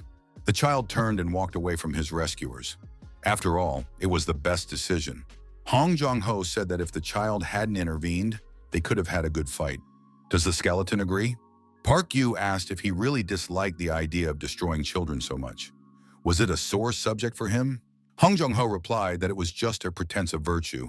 Defender said that the skeleton was so unwilling to be bad that he was putting everyone around him in danger. He had seen enough of this. It made him sick. Park Yu thought that at that moment, Hong Jong-ho showed extreme indignation when he spoke and looked at him. However, that feeling was clearly not directed at him. Was he talking about the body hanging from the tree? Even after their deaths, the brother and sister left it there to rot. That was the object of his hatred. Park Yu said he wasn't a pretender, but even if he were, he had no reason to pretend to be Defender. Park Yu really didn't consider himself that kind of person. He remembered a scene from his past life. The professor team had called for a rescue squad. The captain had been injured. The liaison reported that their team captain, Park Yu, had fallen into the rift. The team tried to contact the captain. Could he hear them?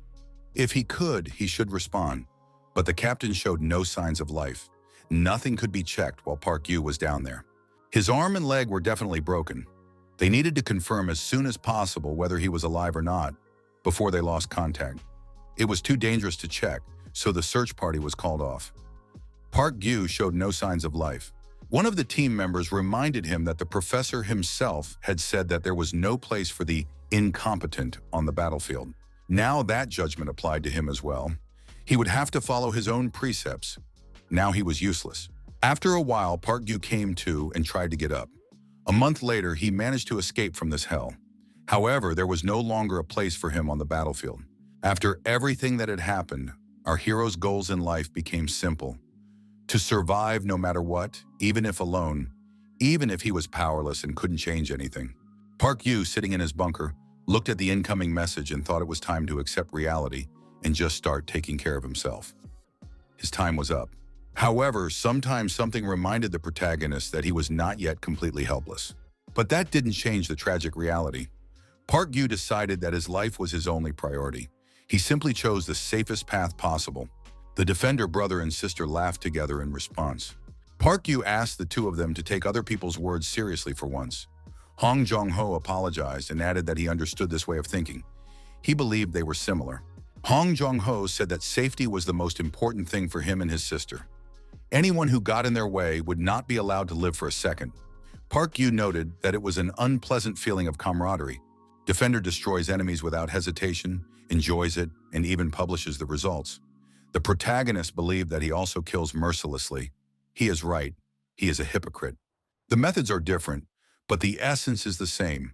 Both are killers who care only about their own safety. Hong Jong-ho offered the young man something to take. Had he forgotten the day the Kraken appeared? He and his sister were only saved thanks to the skeleton's post. Hong Jong-ho said he wanted to thank him properly, so he kept writing messages. However, the skeleton did not respond. Park Yu thought it was more like obsession. Hong Jong-ho was sure that the skeleton was not afraid of him. Hong Jong-ho held out a sheet of paper from his notebook and said that after everything that had happened, he was indebted to the skeleton, so he decided to repay him in this way. The piece of paper from the notebook had the words "call ticket" written on it. Hong Jong-ho added that if any problems arose, the skeleton could contact him and he would come to the rescue, but only once. No matter where the skeleton was. The girl asked the skeleton to reply to her messages on the form. Park Yu thought that these two were impulsive and straightforward, but they wouldn't lie.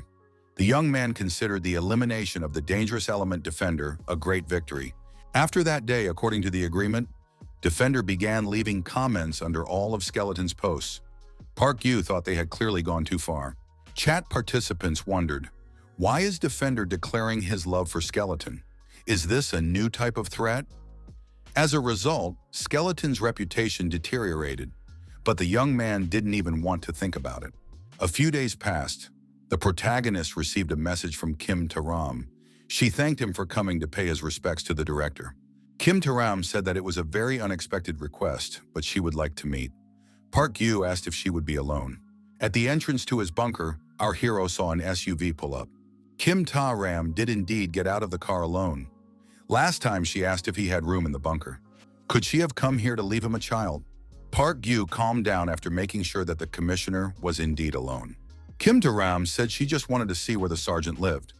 Park Gyu wondered what she was really up to. Park Gyu suggested that Kim Taram come inside and look around, since she had come all this way. The woman was surprised. Did someone really live here? It looked as if he had simply wallpapered an old storage room. Why was it so damp and smelly? The toilet standing right in the middle of the room was also surprising. Park Gyu thought, did the commissioner come here to scold him like a mother? Kim Taram said that this might be the last time. The National Committee ended up splitting into the Legion and Congress factions. It turned out that the troops on the front lines were not included in the plan to move to Jeju Island. In response, the Legion faction, which was on the front line, turned around and headed towards Seoul.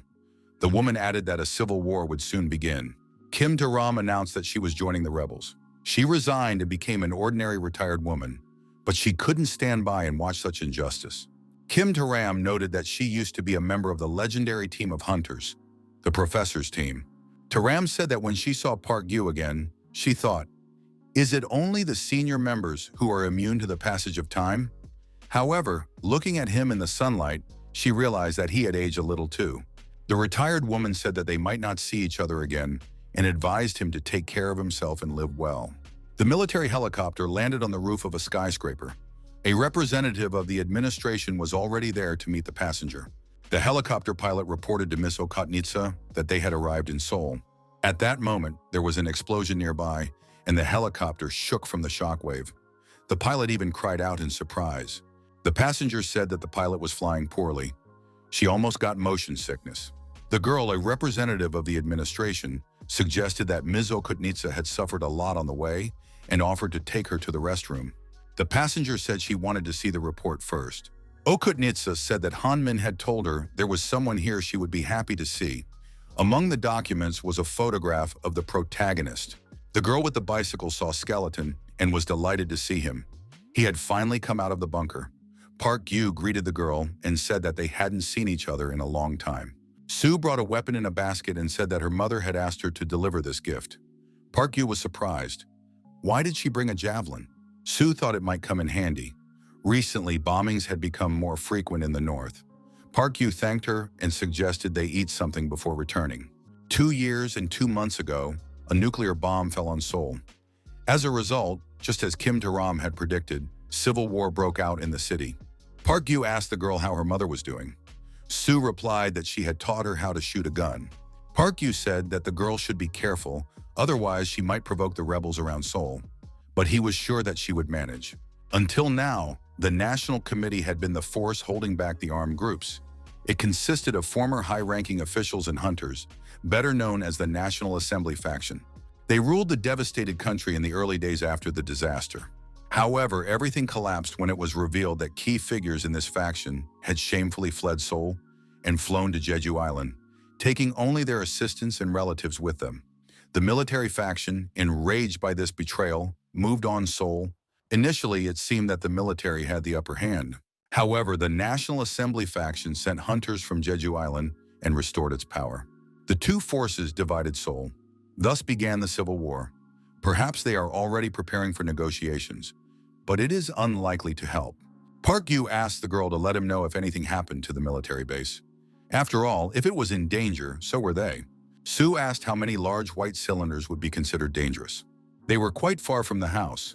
There were many of them on the vacant lot where a new city was to be built. Park Gyu realized that this was the result of the rift's influence. The danger was getting closer. Park Gyu asked the girl to tell her mother not to go near those cylinders under any circumstances. They were very dangerous. Old hunters, like our hero, are primitive forces that fight only with tactical thinking and skills. You can't go into battle against so many enemies alone. All that matters is the strength of the squad. It doesn't matter how deeply they are mired in war. The young man arrived at the country's National Crisis Management Committee. If the hunters from the committee understand how dangerous the situation is, they will have to help. The guard stopped the young man and said he couldn't go any further without permission. Park Gyu showed his ID and said he was a retired hunter. He had come to report on the colony of monster capsules. The guards were interested in this information. Park Yu was allowed inside and proceeded to the officer on duty. The protagonist did not want to ask for help if it could be avoided. However, there was no other option now. The officer on duty asked what had brought the young man there. Park Yu showed him the photos and said he had discovered a colony of monster capsules. He had information about their location and evidence. Park Yu added that if the problem was not solved, there could be huge losses and asked to be connected to the person responsible for fighting monsters. Park Yu heard the sound of automatic weapons firing. The young man was surprised. What was going on here? Our hero looked back and saw soldiers standing nearby, pointing their weapons at him. One of them ordered the retired hunter to come with them. The soldiers said that they had received orders from their superiors to take the hunter in for a brief interrogation. As a result, the protagonist found himself in an interrogation room. Park Yu thought that as soon as they confirmed his identity, they would leave him alone and let him go. The door opened, and a woman appeared in the doorway. She said, "It turns out Park Yu is still alive." The woman added that she did not think the sergeant would show up in person. The hunters said that they hadn't seen Sergeant Park Yu in a long time. Park Yu was very surprised when he realized that he was standing in front of Woo Min-hee, Kim Taram's former classmate, and his hub from the academy. Woo Min-hee noticed that the sergeant looked healthy. The woman added that some of them were in the same condition as her. Park Yu thought that there were only about 20 people like her in the whole world. Hunters of level 10 and above were awakened, savior-level hunters. Park Yu asked if Woo Min-hee had been transferred here for work. The woman confirmed that Sergeant Han Min had given her the job. Woo Min-hee remembered that they weren't supposed to talk about Sergeant Han Min in front of Park Yu. It was said on purpose. The young man thought that her disgusting character hadn't changed at all. Park Yu reported that he had discovered a colony of capsules in the southeastern part of Gwangyo and showed a photo. Woo Min-hee noted that it was quite far from Pachu. But if it was true, then Seoul would not be far behind. However, as Park Yu already knew, the country was in a state of civil war. It would take some time to assemble a squad. Park Yu asked why Woo Min-hee didn't take care of it herself. The woman narrowed her eyes and asked what she would get out of it. Park Yu thought he was ready to take on the job if she did him one favor. She could be useful to him in some ways. The woman said she would let him know when everything was ready. Park Yu, already sitting in the car, thought that she wanted to make him a mercenary, just like Kim Taram. The young man noticed a bright light flashing behind the trees. What could it be?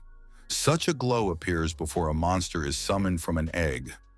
The protagonist decided to test his hypothesis and got out of the car. Park Yu noticed that the plants and soil had been altered. These were signs of long-term contamination. Everything pointed to an abnormal phenomenon. Park Yu realized that it was indeed a monster summoning. If a small creature appeared, he would try to deal with it himself, with the exception of one species. Park Yu arrived at the appointed place and saw that the monster was the dancer. Park Yu was disappointed. Why, of all possible types, did it have to be the dancer? It was a melee reaper that destroyed everything within its reach. Going after it with 2 axes was suicide, no matter how experienced the hunter was. Special hunter equipment is required. It can only be obtained through the National Committee, where hunters cooperate with the country's armed forces. However, the main person there now is not Kim Taram, but Woo Min-hee. You don't want to cross paths with her. At that moment, a message arrived on the computer. It came from a source the protagonist certainly did not expect. Our hero received a personal message from a user named 180 centimeters. The user wrote that he had a message from the master for Skeleton. John Lennon wants to see him. Park Yu thought that a ghost from the past had come back to life. John Lennon was a hunter and an active user of the Long Live the Apocalypse forum. Park Yu was surprised. John Lennon had reappeared. 180 centimeters said that he wanted to introduce Skeleton to John Lennon. John Lennon was looking forward to the meeting. Park Yu was surprised. Was John Lennon now an important figure? When they had met before, John Lennon had seemed much more superficial than he did online. This man had an amazing ability to gather people around him. He united many people and used them to make himself look better. Park Yu thought that at the same time, it was a very dangerous talent. Technically, John Lennon was still a hunter. Did he still have his equipment? Park Yu asked his interlocutor about this. A few minutes later, our hero received an answer. The photo showed an arsenal of automatic weapons. His interlocutor asked what exactly interested Skeleton. In the end, a meeting was arranged. The location sent to our hero turned out to be a slum in northern Seoul. Park Yu was surprised. Could John Lennon really be in a place like this? In any case, the protagonist realized that someone had been following him for a long time. A man wearing glasses approached from behind and said that he was the one who had contacted Skeleton on behalf of John Lennon. Park Yu followed this man, and they approached a building whose doors were locked with many locks. The young men went down to the basement of the building. Park Yu wondered, could John Lennon really be here? Park Yu descended for a long time and wondered why there was so much free space under the small house. Park Yu asked the guide who he was. He replied that he served John Lennon. What was their relationship? The man with glasses said he was his follower. The guide announced that they had arrived and suggested that he put on a protective suit. Park Yu was very surprised. Why wear a radiation protective suit?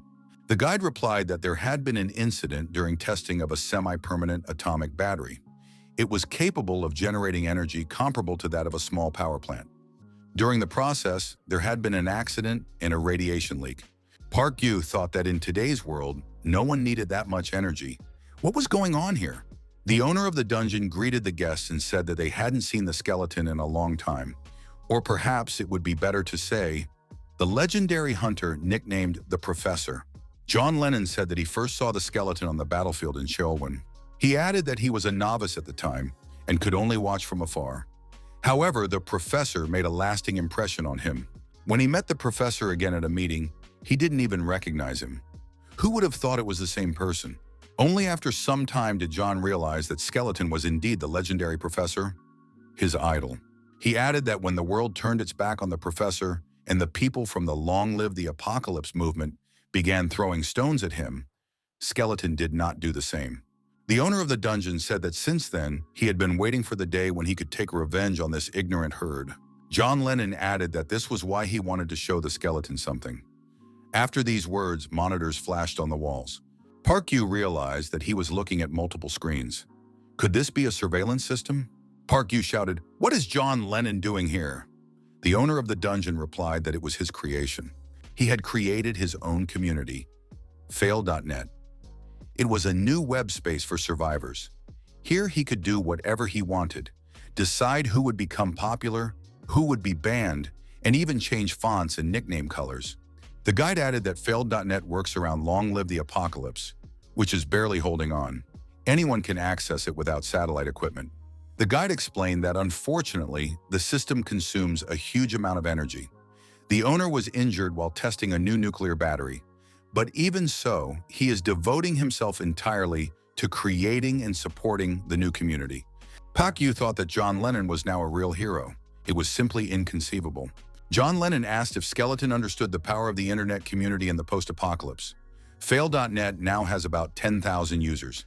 He recently found a way to hack into Long Live the Apocalypse. Did the young man understand what that meant? Now they can organize an attack on Long Live the Apocalypse. Park Yu was extremely upset. What did he expect? John Lennon ordered his secretary Kim to check out one participant, the one who had recently been writing angry posts when he was feeling down. Park Yu thought that despite his madness, this man had truly amazing talent. How was he able to build such a system at this time? And on top of that, gather people with a similar mindset around him. John Lennon coughed up blood, but immediately said that he was fine. This man went all the way no matter what. Not everyone is capable of such a thing. His life was hanging by a thread, and yet achieving his goal was the only way for him to escape reality and pain.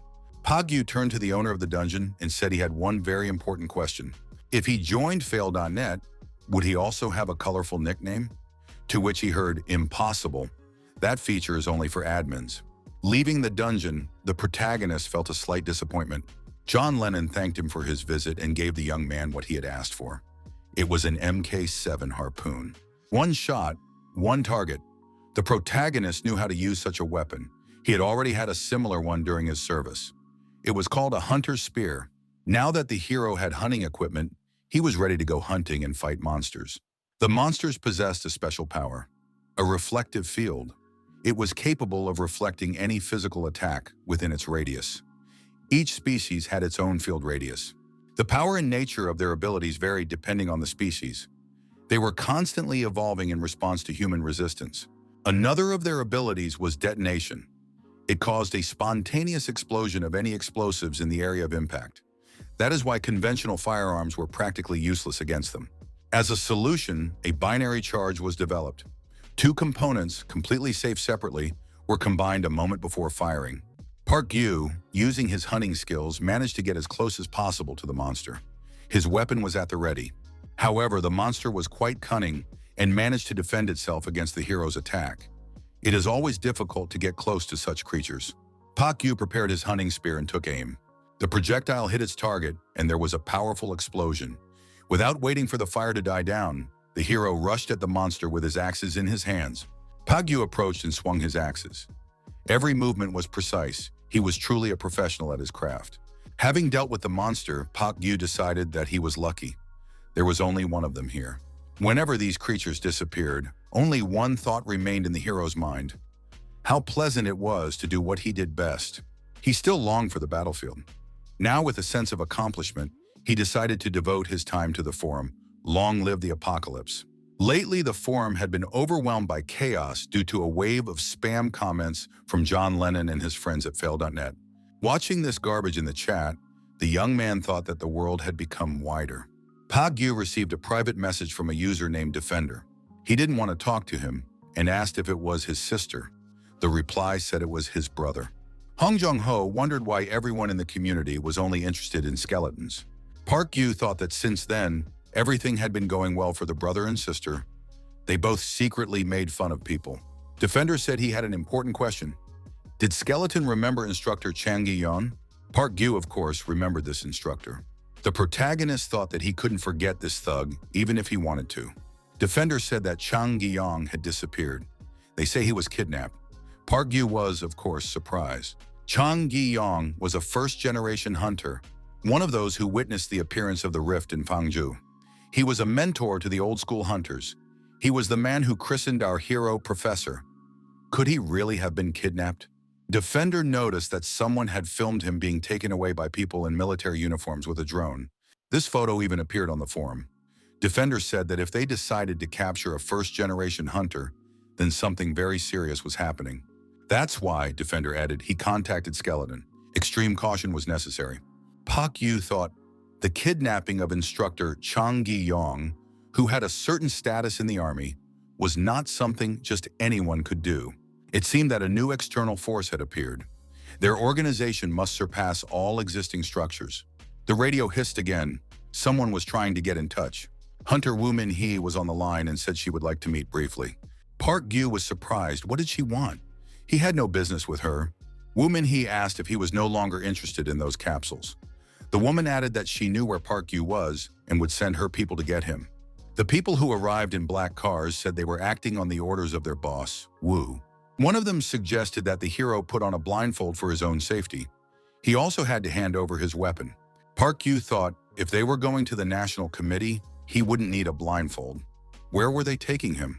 When the car stopped, the young man got out and felt smooth concrete under his feet. He realized he was inside a building. He heard the echo of footsteps. They were leading him down a corridor. Park Gyu heard a child somewhere calling for his mother and saying that he wanted to go home, that he couldn't take it anymore. The hero was surprised. Were there really children here? What kind of place was this? The protagonist was finally allowed to take off his mask. The room was bright and clean. Woo Min-hee was sitting at the table opposite him. The woman apologized for the inconvenience but said that this place required the strictest secrecy, so she hoped he would understand. Park Gyu asked why he had been brought here and what kind of place it was. Woo Min-hee replied that there was no need to worry. This place could give a retired hunter a new chance. The woman noted that Park Gyu had always dreamed of becoming awakened. The reaction was instantaneous. Park Gyu jumped up from his seat, grabbed his interlocutor by the throat, and pinned her against the wall. Woo Min-hee didn't even blink and calmly told Park Gyu to at least admit it to himself. It was inevitable anyway. Armed security guards burst into the room and pointed their guns at the hero. The guards ordered Park Gyu to release Ms. Woo. The woman said there was no need to be nervous. He had already been through this 3 times before. She added that in the past they couldn't awaken those who didn't have an innate gift. Park Gyu knew this very well. Woo Min-hee said that since then, they had developed something. A method of awakening even those who did not have natural talent. The woman asked if it ever made him angry to see those who had been part of the gray masses at school, having gained power, start to act like heroes. Park Gyu imagined he awakens, gains knowledge and skills, returns to the battlefield. He was still holding the woman by the throat. Woo Min-hee added that in that case, they would be the ones who would be useless. If the guy wanted to change his life, all he needed was consent. Park Yu asked if that meant they had offered this to Yang Gi-yeon too, to become another guinea pig. Woo Min-hee replied that the young man had guessed correctly. She was just about to reintroduce them. However, Jang Gi-yeon didn't look his best right now. After returning from the rift, this was already the third awakening test. Jang Gi-yeon said that others were risking their lives for the sake of one experiment. When Park Yu was studying at the academy, he once said that he wanted to take the test again. Jang Gi-yeon was against it. Had the cadet gone mad? Park Yu insisted he wanted to try again. If it didn't work this time, then he would accept it. After that, he felt calmer. He realized that he would not succeed and could finally give up. Park Yu believed that a hunter who had lost his strength had no right to stand on the battlefield. However, instructor Chang Gi-yong said that there must be some way, and he would find a solution, whatever it took. The instructor asked Park Yu to promise that he would never say, "It's over." One of the armed guards ordered Park Yu to release director Woo Min-hee. Park Yu turned his attention to the guards and knocked one of them out with a punch to the jaw. The next guard dropped his gun after receiving a kick to the chin. Park Yu grabbed the gun and thought that was the last one. Woo Min-hee screamed loudly, demanding that the fight stop. At that moment, a powerful explosion rocked the building. The building shook and cracks appeared in the walls. Park Yu was forced to duck. The young man thought that this was the power of the awakened highest rank. Shush, shockwave. Woo Min-hee told Park Yu to at least listen to her until the end. Park Yu was stunned. How could she do that? Park Yu said that instructor Chang Gi-yeon was also her mentor. The woman replied that this was precisely why Park Yu should listen to her. He wanted himself. The recording began, and Woo Min-hee asked if Jang Ki-young had reviewed all the safety materials. The instructor asked, "What are the chances of success?" Woo Min-hee replied that there were no guarantees. The exact mechanism of awakening remained a mystery. For now, they were just collecting data and testing theories. If the experiment failed, euthanasia would be performed. Jang Gi-yeon agreed without hesitation. After watching the video, Woo Min-hee asked if Park Yu would still be interested in how she could have done such a thing. She added that they had always done it this way. The woman recalled how she was told that they needed more people with abilities and that she had to help. Woo Min-hee asked if he really wanted her to look for gifted people. Her interlocutor replied that that was exactly what he wanted. After all, they were saviors. They had a duty to give everyone a chance to meet this world face to face. The interlocutor added that this was the true salvation. Woo Min-hee told our hero that he probably already understood. This was the place where the awakened were selected and sent to Cheonju. That is why there were so many desperate souls here. There are many like instructor Jang Ki-young. Parents flock here, willing to sell their children for the chance to get to Cheonju. If Park Yu hadn't left then, everything could have been different. Park Yu asked how instructor Chang was doing now. Woo Min-hee replied that he was barely alive. He still showed signs of life, but he didn't eat or sleep, only repeating actions frozen in his subconscious. Park Yu asked what would happen to the instructor next. The woman said that if he did not regain consciousness, he would be declared dead and euthanized. He cannot be allowed to wander around like a ghost. Park Yu entered instructor Chang Gi-yeon's room. Once back in the academy, Chang Gi-yeon showed his student a drawing and said it was a battle axe with a jet accelerator that increased its destructive power. Park Yu said at the time that it sounded pretty crazy. The instructor gave the hero a graduation gift and revealed his secret technique at the same time. They were battle axes. He told Second Lieutenant Park that the monsters had discovered a new ability. Now that he had received his rank, the young man should be called Second Lieutenant. However, the young man must never forget that as long as he does not give up, a solution will be found. Therefore, Park Yu must become a hunter worthy of the new era. Such is the role of the professor. Park Yu stood in front of the instructor. Yang Gi-yeon did not react to the young man in any way. Park Yu crouched down near the table and took the pencil from Jang Gi-yeon's hands. Next to the drawing of a battle axe with a jet accelerator, Park Yu wrote that his student, the professor, had been here. Woo Min-hee said that the instructor remained a hero until the very end, unlike the one who abandoned everything to save his own life. Woo Min-hee asked again if Park Yu would agree to undergo the experiment to continue the instructor's work. Perhaps success would atone for his past sins? Park Yu responded by raising his hand and showing the woman his middle finger. With his words, he sent Woo Min-hee away for a long time. Our hero really wanted to become a user of abilities, but not in this way. Park Gyu declared that he refused to do what they wanted. Woo Min-hee said it was because of his inferiority complex. Park Gyu replied that she could think whatever she wanted. In the pouring rain, Hong Jong-ho moved around the amusement park and asked his sister where the man was. The girl, using a drone for surveillance, said he was somewhere around the corner, about 50 meters away. Literally a second later, his sister screamed that he was right in front of her brother. Hong Jong-ho did indeed see a bald man with a stick in his hand around the corner. Without hesitation, the young man pulled out a knife and lunged at the stranger. Hong Jong-ho stabbed his opponent with a sharp movement, and blood spurted everywhere. The girl screamed for her brother to immediately grab the body and move forward, toward the building. Hong Jong-ho managed to hide the body in a secluded spot and tried to keep quiet. Armed men entered the room. They were all carrying sticks and wearing identical clothing. The oldest one carefully searched the room for strangers.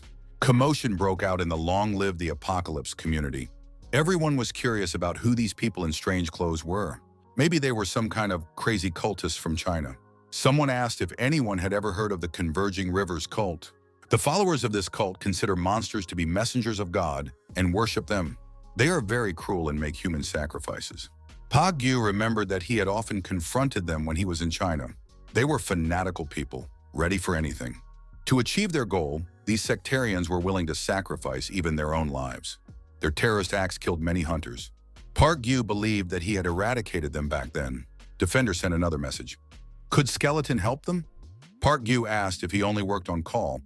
The girl wrote that she was contacting him on a personal request. This was not something she and her brother could handle on their own. Park Gyu asked what had happened. The girl replied that a lot of people had appeared in the amusement park. Something seemed to be wrong with these people. Perhaps they were the ones mentioned on the forums. Maybe these people are the Converging Rivers cultists. When Hong Jong-ho first saw them, he said he would deal with it himself. The young man really did take action on his own, using his own methods. The girl wrote that her brother had gone to deal with them alone. However, there were too many of them, and Hong Jong-ho barely managed to escape. Later, the brother himself joined the correspondence. He reported that there was an awakened one among the cultists. Skeleton asked what level? Third. Hong Jong-ho replied that if that were the case, he wouldn't even bring it up. Defender added that he was at least a 5th level combat type. Defender also noted that they would not be able to cope on their own. They might have to leave the area for a while. It was already known that there were many awakened ones among the cultists. However, they had never exceeded the 3rd level before. The protagonist thought if that high-level awakened one gathered a large group of cultists and captured his territory, it would be extremely difficult to fight alone. It would be nice if there were other hunters who could help. But who could he ask? One of them died and the other left the area. The 3rd hunter was more dangerous than the enemy. Park Gyu thought that his social networks were a complete mess. The protagonist caught himself and remembered that there was one person who was incredibly reliable when it came to cooperation. Skeleton reported that he had already left. Defender had to gather everything he needed and wait for him. Our hero's SUV arrived at its destination. It was already quite dark. The brother and sister stepped outside and saw that Skeleton had not come alone. Next to Pa Gyu stood Rebecca, a female sniper. Park Gyu said that their temporary group would be called Team Skeleton. He instructed Hong Jong-ho to take care of the minor issues and let him deal with the main ones. Hong Jong-ho objected, saying he was going to sacrifice himself. Hadn't Park Gyu said he hated such actions? Park Gyu reminded him that he always chose the safer option. The awakened cultist demonstrated his superpowers to his comrades. Hong Jong-ho was surprised. Was such a thing possible? Skeleton explained that the awakened could use the same abilities as monsters. Park Gyu stepped into the line of fire and opened fire on the cultist with his pistol. The awakened one put his hand forward and, using his unique abilities, stopped the bullets flying at him. An energy barrier formed in front of the awakened one, preventing the bullets from moving forward. The members of Team Skeleton were extremely surprised. Park Gyu approached his opponent from the side and took out a cold weapon, a battle axe. The awakened one repelled the attack, blocking the hero's blow. However, he still received a wound. The cultist was amazed. After all, he had used a reflective barrier. Park Gyu realized that these were feints. The reflective barrier redirects any physical attack within its range back at the attacker. In other words, if Park Gyu did not aim for a direct hit, the reflected attack would not be able to hit him. Park Gyu said that it might seem like monsters and awakened beings have infinite power, but even they have their limits. The number of times they can use their abilities is limited. they need time to recover after reaching their limit. You have to make them use up their energy, and while they are recovering, get close and destroy them. He added that this is how old-school hunters fight. The young man continued to fire his pistol. The awakened one realized that he was not coping and was beginning to lose the fight. The bullets hit the barrier and flew off to the sides without hitting the hero. The awakened one was losing strength. Pak Yu grabbed his axe and struck his opponent again. The awakened flew to the side and realized that his comrades were distracted and would not be able to help. There was no point in counting on them now. Hong Jong-ho was not standing idly by. He was stabbing the cultist with a dagger, while Rebecca was firing accurately with a sniper rifle. Bleeding profusely, the awakened one thought that nothing would hit him anyway. He just needed to maintain the barrier. Park Yu held an axe in one hand and a pistol in the other, continuing to fire at the enemy. The awakened one put his hand forward, deflected the bullet, and said that this guy was about to die. The bullet flew past the protagonist's temple, grazing his hair. This was another level of intimidation. The opponent deliberately missed by just a few millimeters. Our hero did the same thing every time the enemy figured out his first feints. The awakened one did not understand who was in front of him. Was he even human? Park Yu continued to strike with his axe. The awakened one realized that every time he tried to use a powerful skill, his opponent's feints forced him to put up a barrier. And before he could react, his opponent closed the distance and attacked. This was no hunter, but a true monster. Exhausted, the awakened one fell to his knees. He thought that at this rate, he would lose consciousness from blood loss. He realized that he could only use the barrier once. Even if his opponent shot at him, there was a risk that the bullets would bounce back. The awakened one decided to take the blows himself to conserve his strength and then counterattack. Park Yu fired his pistol and simultaneously approached his opponent, taking the fire upon himself. The awakened one suffered gunshot wounds. Park Yu leaped forward with a powerful jump and threw himself at his bleeding opponent. The awakened one was surprised. Why did this guy have nothing in his hands? As he jumped, our hero threw the axe high above his opponent's head. The awakened man looked up and saw the flying axe. He was frightened and covered his head with his hands. Pak Yu said that his barrier did not affect gravity, and pulling another axe from behind his back, swung it for a strike. The blade of the axe ran through the awakened man's body from head to toe. The instructor once said that if there were 100 more people like Park Yu in this world, the old-school hunters would never have been driven from the battlefield. Park Yu had 2 axes in his hands. The awakened one lost his balance and fell, bleeding profusely. The protagonist's face showed satisfaction and a sense of accomplishment. The cultists saw that their leader had been destroyed, became frightened, and began to retreat. Hong Jong-ho asked if they would pursue them. Park Yu replied that their leader was lost, and with him, their will to fight. There was no need. Park Yu asked Hong Jong-ho what he had learned from watching him. He pointed to one of the destroyed cultists and said that this guy was not a Lord Protector. He didn't really understand how his abilities worked. Either a candidate or a self-proclaimed Lord Protector. Each denomination is slightly different, but regardless of the group, it is not easy to rise to the rank of Lord Protector. Pak Yu added that they probably sent someone like this guy because he has little interest in this area. They most likely have no reinforcements. Park Yu suggested cleaning up the place a little and leaving. Hong Jong-ho thought, did he really try to fight Skeleton? If he had made even the slightest mistake, he would have died for sure. Are all true old-school hunters like this? Hong Jong-ho looked into the next room and saw many containers. He immediately reported this to Park Yu. The protagonist relayed the coordinates, and soon a black car arrived at the location. Hunter Woo Min-hee got out of the car. He didn't have to wait long. The woman noted that even though Park Yu acted as if he never wanted to see her, they still met. She asked what could have made the senior officer turn to her in this way. Woo Min-hee asked about the young man next to him. Park Yu explained that he was a junior who had been helping him. The protagonist noticed that Hong Jong-ho looked frightened. It was his first time seeing an awakened 10th level. Park Yu suggested that the woman take a look at the capsules collected by the cult members. There were several other places like this. The reason for the appearance of the capsules around the capital was the Converging Rivers cult. Park Yu noted that the rift would only intensify if the cult was left unchecked. Wasn't that reason enough for the military to intervene? Woo Min-hee asked, should she really trust unreliable information from some civilian? The protagonist knew that Woo Min-hee had a difficult personality. She was fickle, lacked a sense of responsibility, and enjoyed causing pain. Park Yu asked, Is Min-hee really unable to help? He needs a woman to protect his everyday life. The protagonist understood that sooner or later everything would come to an end. Until that day came, he wanted to enjoy life. Woo Min-hee asked if this was really Park Yu in front of her. The young man was surprised at what she meant. Min-hee noted that he had never asked for a favor before. The woman said that he was egocentric and didn't listen to anyone, notorious for his character. Park Yu objected that it wasn't that bad. Park Yu wondered why he deserved to be condemned. Min-hee noted that they were short on manpower. They needed to find out who was behind the cult, but they had no information and not enough soldiers. Someone was pulling the strings of the cultists. The woman wrote something on a piece of paper and handed it to the protagonist. She added that the cultists had established themselves in Seoul too quickly, and she thought someone was helping them behind the scenes. The woman told Park Yu that they should work together. Min-hee showed him the piece of paper and explained that it was a personal line of communication through which Park Yu could contact her directly. Even if they dealt with the cult now, it would only be a temporary measure. The rift would spread anyway. Sooner or later, her help will no longer be needed. Min-hee added that they would use each other. Min-hee noted that Park Yu couldn't afford to change his mind. She added that she would take care of the capsules right away. It would be considered an advance payment. The woman felt unwell. Park Yu asked what was wrong with her.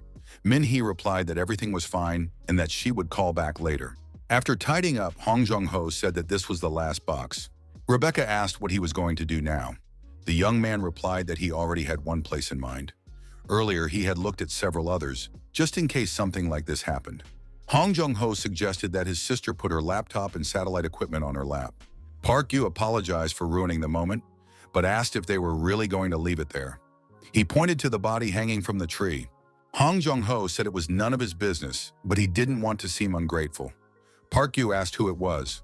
Hong Jung-ho replied that it was their father, but he deserved to die, so he destroyed him. Did Park Yu have a problem with that?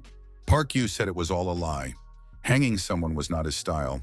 There were no visible wounds on the body. His sister suggested that her brother simply tell the whole truth. She added that enough time had passed. Hong Jung-ho said that their father did it himself, but it was good that it happened. He was a rag and didn't deserve to live. Park Yu said he was sorry.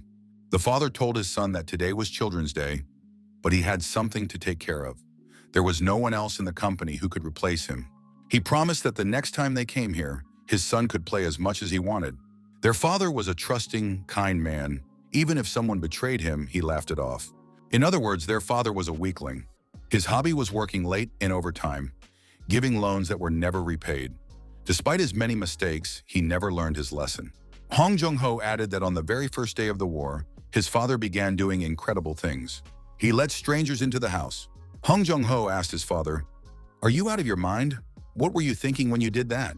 The man replied that he understood his son's concerns, but that this was an acquaintance of his and could be trusted. The more people around, the safer it was. Hong Jung-ho asked why his father was constantly worried about the family's safety. He added that his father was an infantryman and had even served abroad. He could be trusted to protect the family.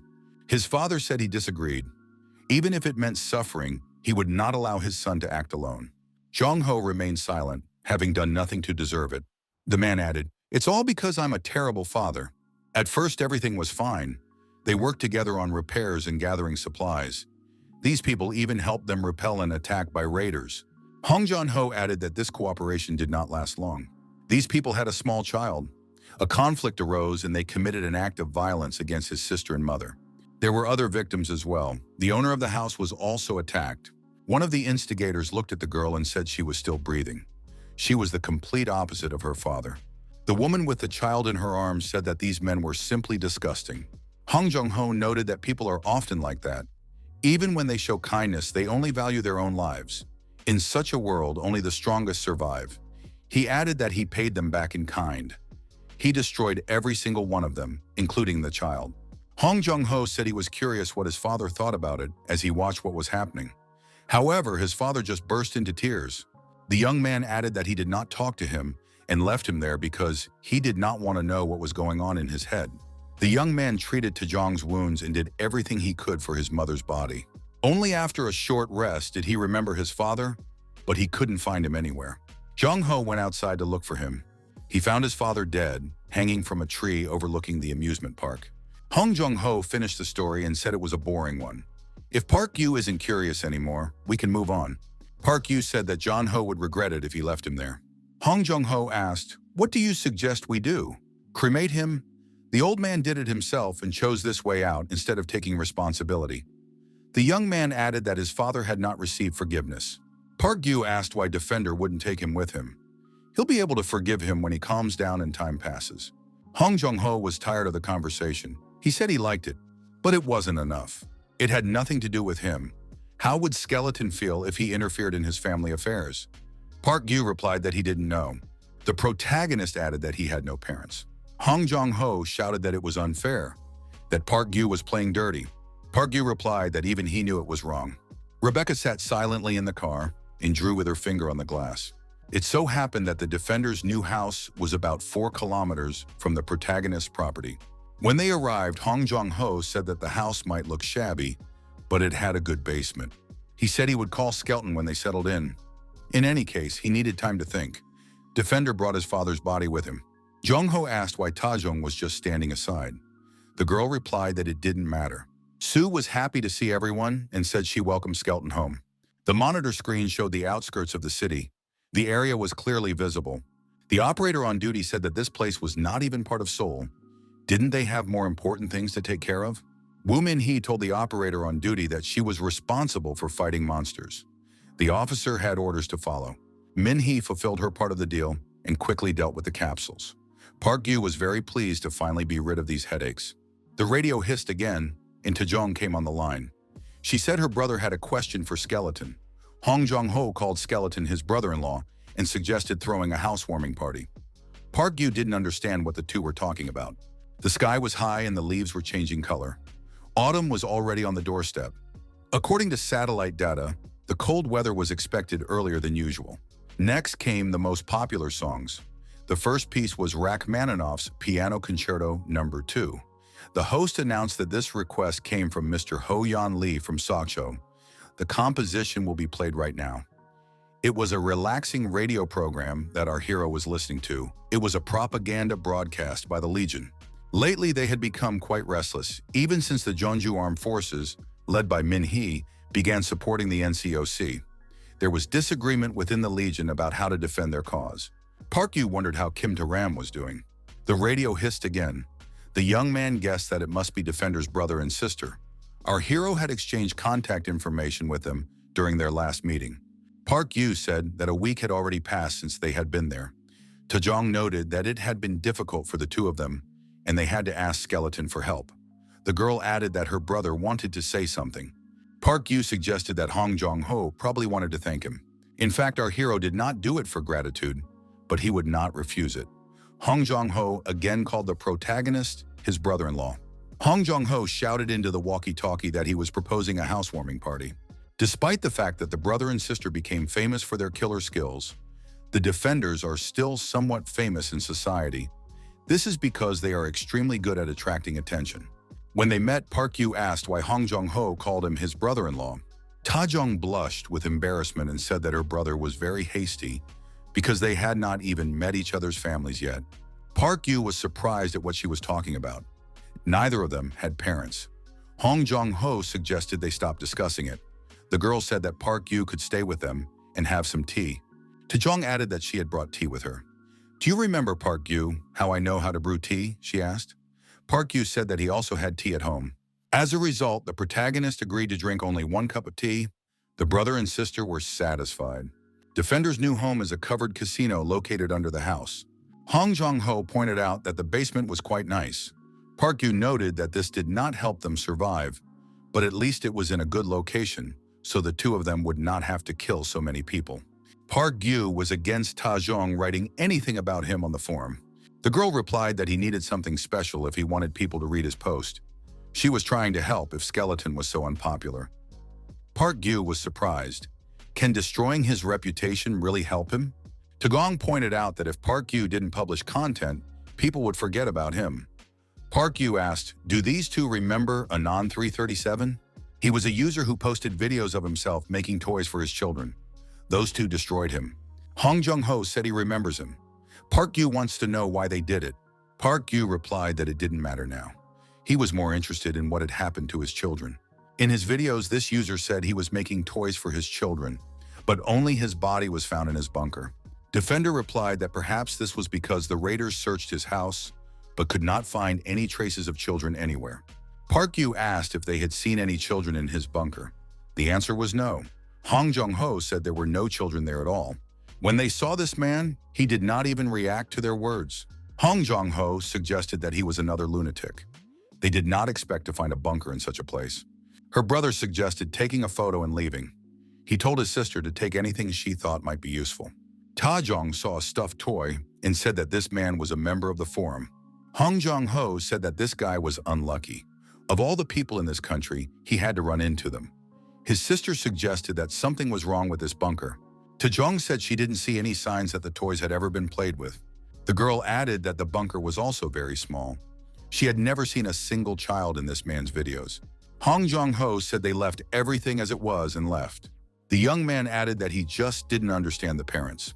Park Yu said that he had been thinking about it for some time, but these two were really weak when it came to anything related to family. Hong Jong-ho was surprised. Why does Park Yu always come back to family? Ta Jong said that there were some positive reactions. The girl added anxiously that the reporter had published a new post. Apparently, a truce will be announced on election day. Some NCOC members have already made their promises. Park Yu asked Jong-ho why he called him his brother-in-law. Ta Jong told the two to come over and look at the screen. It's a really interesting post. The main point of the post was that the NCOC members' terms were coming to an end. They need to make a strong impression to win votes for re-election. That is why they are working with the forces in Jeonju, which already support the NCOC. Their attempt is very significant. The post reported that the evacuation fleet was heading for Jeonju Island. 2,000 people as a trial run. Park Yu thought that Jeonju Island was currently the place where most of the country's armed forces and supplies were concentrated. It was practically paradise, and such a place was accepting even more people? Park Yu asked, "Is this legal?" Jong-ho couldn't believe it. Does Park Yu still believe in their government? Had Park Yu forgotten about the guy who won the lottery? He called himself M9. He was the only one who still protested against the cancellation of hope. He had spent most of his supplies celebrating his win. Most likely, he wouldn't make it through the winter. Park Yu said that blindly believing in something is certainly foolish, but not caring about anything is just as unreasonable. Park Yu thought he had just come up with a good idea. Fail.net. The protagonist returned to his bunker and immediately contacted John Lennon. Our hero was told that the person who posted this really has connections with the government. However, the authenticity of the post content cannot be guaranteed. Park Yu said that the admin gave him a secure account at his request. He plans to use it to get some leaked info from his government contact. Hong Jong-ho asked if Park Yu really intended to use this as his nickname. Park Yu said he needed to hide his identity. This is his online persona. Her name is Nyung-gim. She is 11 years old and enjoys trolling. That should be enough to convince anyone that he is not a grown man. Hong Jong-ho asked in surprise why Park Yu becomes like this when it comes to anything related to the internet. Park Yu thought that the only thing left for him to do now was to throw out an irresistible bait. He was definitely revealing confidential information. But if he wanted to attract the government's attention, the 10th level awakening was his only option. Park Yu wrote in his new account that for some reason he had started to glow. Could it be the awakening? Along with various comments, a message from Red Mask appeared. He said he was an employee of the admissions committee at the Guard Academy and suggested going to the link to chat. Park Yu thought they had taken the bait. Park Yu thought that Red Mask sounded very familiar. Could it really be Woo Min-hee? Hong Jong-ho asked in surprise, "Isn't she the same 10th level as before? What would happen if Park Yu got caught?" Park Yu said that he wouldn't be caught because his game was flawless. He would continue with the plan and ask her to tell him everything. The Academy believed that the reason Professor was able to become a first-class hunter was because of his ability to adapt. As one of the guard hunters, the Professor was the first to uncover the mechanism of mutations. He was also the first to identify and defeat new types of monsters, including the Dancer, Pyromancer, Artillerymen, and several others. The ability to adapt to an ever-changing battlefield filled with various species and unpredictable situations. For his incredible actions on the battlefield, the hunter will be named the first S-rank hunter in the country's history.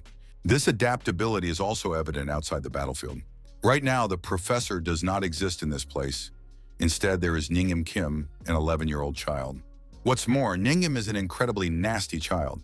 The employee said that women are not allowed here. The woman with the child demanded to see the director. The woman asked Director Woo Min-hee if her second child could take the test to get to Jeonju Island. The woman added that she was constantly told that her son was too young, but he was smart and developing quickly for his age. The woman did not understand why he was not allowed to go, but she was always told no. Could the principal put in a good word for him? Woo Min-hee told the woman to talk to those in charge of the process. They would know better what to do. Woo Min-hee asked her assistant Eugene why she wasn't working properly. The girl apologized, saying they didn't have enough staff. Due to the bad weather, more and more people were coming in. Eugene added that it was impossible to cope with the current situation with the available staff.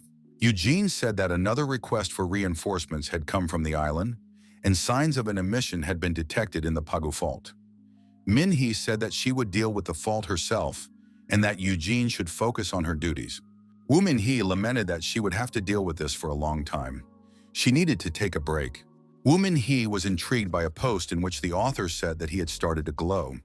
Could this be the awakening? Everything was described in detail.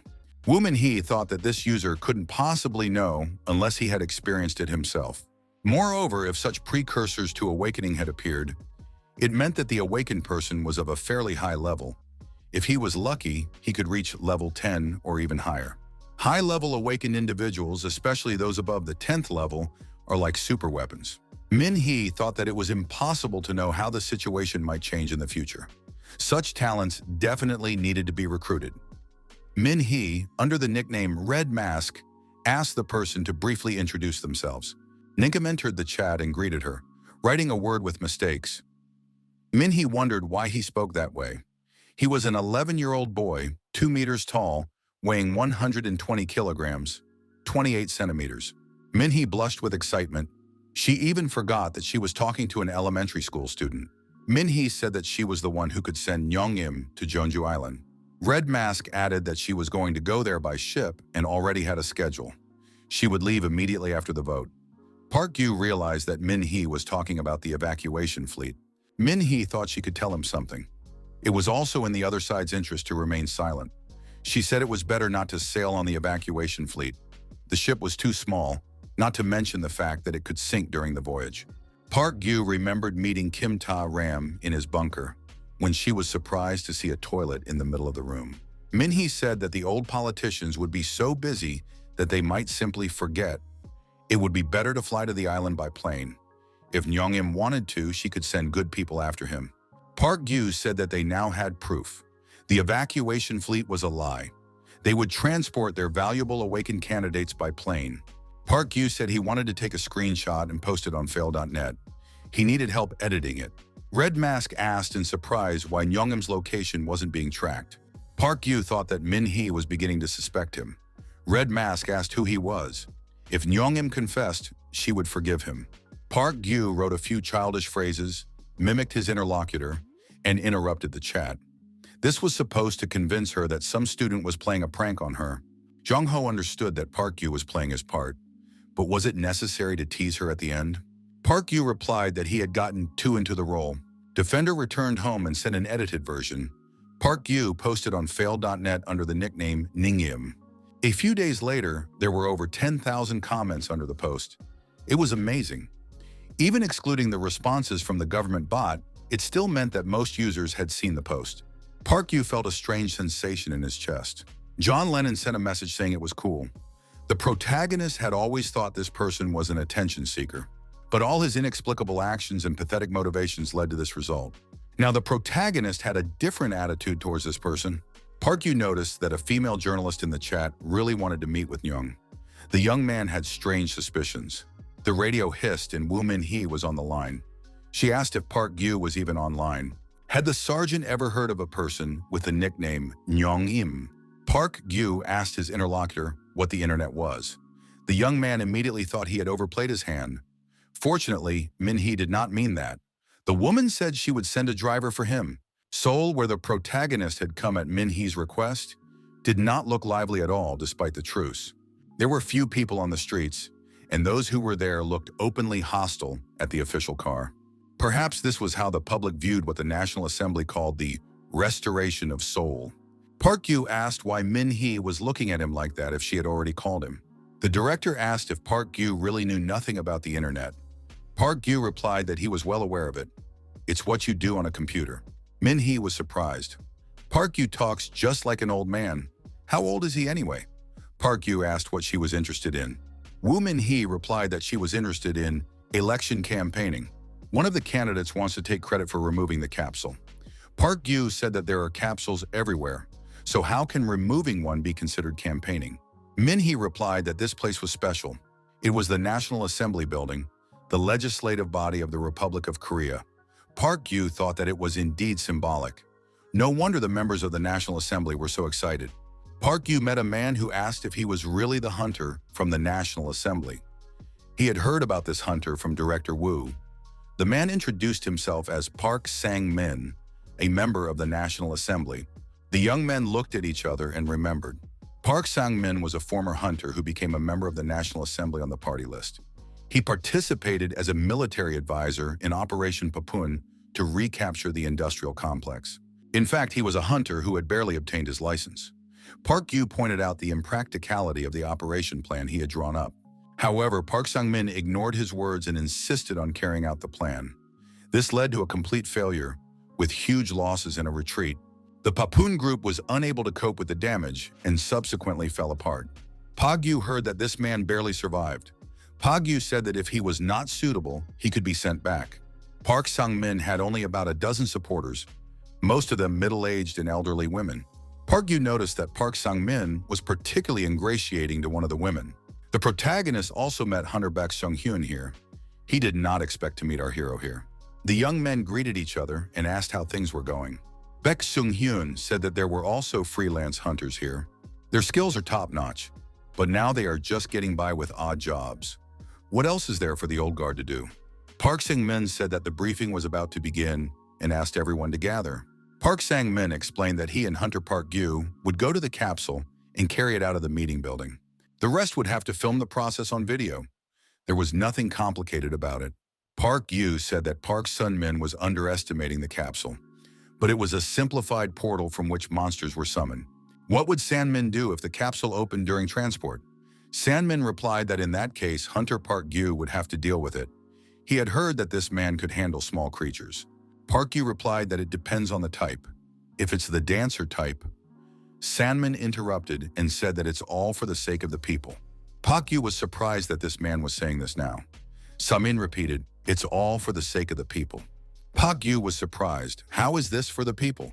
It's all for the election of the deputy. San-min agreed. This is for the people. Hunter Baek Sung-hyun said he would not do it. He would not go there empty-handed without equipment. Does the deputy really want them all to die there? Park Gyu thought that Sung-hyun was deliberately speaking loudly, unlike usual. He probably wanted his supporters to hear it. One of the freelance hunters asked what would happen if Sung-hyun heard them now.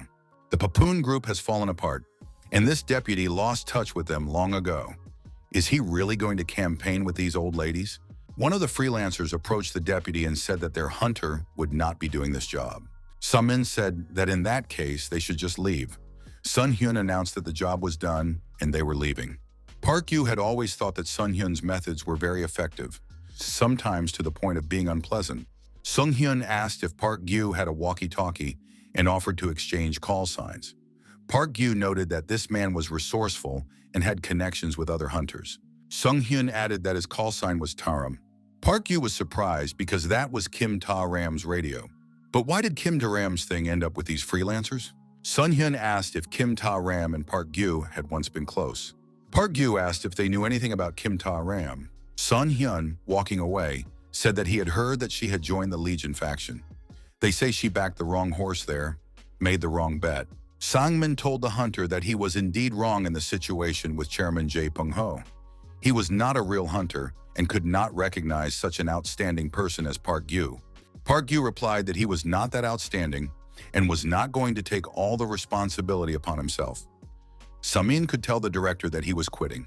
San-min took Park Gyu by the hand and said, "It's for the people. Can't you do it for the people, Mr. Hunter? Could he at least go inside the meeting building?" One of the women in the support group asked Sanmin to come over. Sanmin replied that the capsule could be left there and suggested going inside for just 10 minutes, just to make his mother feel better. He would tell Director Wu that the hunter was 120% satisfied. The woman called out to Sanmin again. Sanmin added that he knew that members of the National Assembly were not popular, but there was nothing they could do about it. According to the Constitution, they were responsible for legislation and oversight of the executive branch. But the executive branch, including the president, had all fled. What could they do, left alone? They did not decide to hold elections either. Park Yu, listening to his companion, thought that these 10 minutes were dragging on very slowly. The protagonist noticed suspicious marks on the floor. Park Yu crouched down and examined them closely. They were undoubtedly left by a small creature like a spider. Could the capsule have been opened? Sunman asked, "Is there anything there?" Park Yu declared that today was a nightmare and added that he was giving Sanmin 3 seconds. Sanmin had to immediately drop the gun on the floor. At that moment, the deputy actually took out the gun and pointed it at the hunter. Sanmin apologized and said he would have to do as he was told. The next moment, Park Yu grabbed Sanmin by the arm and threw him to the floor. A second later, Sanmin was lying on the floor, and Park Yu was holding the barrel of the gun to his head. Sanmin asked in fear, was the hunter really going to kill him? Park Yu asked if there was any other way. Sanmin said that, as Park Seong-hyun had mentioned, he had indeed been kicked out. But couldn't the deceased Sanmin still be useful? A former member of the National Assembly found shot dead in the assembly building. That's a very convenient card to play, isn't it? Park Yu thought that this guy didn't become a member of the National Assembly for nothing. He reads the situation better than expected. The hunter told the deputy to get up and walk forward with his hands up. In one of the rooms of the building, the roof had been broken through and there was a huge spider inside. Park Yu illuminated the dark room and realized what was going on. There was a spider web all around. Above his head was a small spider-like creature. Although it resembled a spider, it only had 6 legs. It spun a web, building a maze, and laid eggs, creating servants. The spider-like creature that completed the maze and commanded the servants was almost as dangerous as a medium-sized creature. Until that moment, if you got close to it, it was easy to deal with. It was the weakest of the small creatures. Of course, it will tear an untrained person apart with ease. Summon said he understood why the hunter was angry. The deputy added that there was nothing he could do. The hunter saw his mother outside. She looked stern, but in reality, she is even worse. Sanmin noted that his entire life since birth had been subject to his mother's will. Friends, school, work, even the choice of a wife. Everything was decided for him. He never made a single decision on his own. This operation was the first time in his life that he had gone against his mother and insisted on his own way. He couldn't afford to fail. Park Yu said that this time, too, he should have listened to his mother. The young men entered the room with the broken roof and saw the capsule standing there. Sunman said that at least once in his life he wanted to do something on his own. He wanted to achieve success with pride and show his mother that the son she raised alone was not just a weakling. He wanted to be a son she could be proud of. The hunter understood him too. Sunman asked him to help him just this once. Park Yu said he understood the circumstances. But why do it and risk your life? Semin wondered, is it really so difficult for the hunter to at least pretend to listen? Park Yu looked at the corner and thought that there were a lot of cobwebs near that spot. The spider type is on that side. Suddenly, a small creature jumped from above onto the deputy's shoulder. The young man screamed loudly in fear. Park Yu reacted instantly and destroyed the monster with several shots. It was a spider-type servant. Park Yu thought that the spider type only created minions after completing the maze. Suddenly, the gun slipped from the hunter's hands and flew away. The next second, there was an explosive impact. Park Yu realized that the detonation effect, a spider-type ability, had been used. Park Yu looked up and saw a huge spider and many minions next to it. Sanmin asked in fear, where did all these spiders come from? Park Yu suggested that this was a type that did not build nests but carried eggs inside its body, giving birth to offspring. It was definitely a mutant. According to conventional theory, monsters have no intelligence. They act according to several patterns to achieve their goals. This is the reason why humanity has been pushed back by such simple creatures. The breaks adapting to human tactics constantly create new species. When the army intervened, the necromancer type appeared. When defensive lines were erected in front of the rifts, the Kraken type appeared.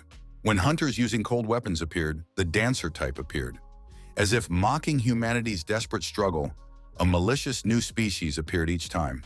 That's why the school always taught avoid fighting unknown types whenever possible. Sunmin thought that he had come here not to destroy monsters, but to deal with one person. Leave him here and run away, that's all. Park Gyu noted that the deputy said he should understand the desire to be a son to be proud of. The hunter added that he had no parents. Park Gyu recalled his childhood and said that his parents had been killed by monsters. What touched our hero's heart?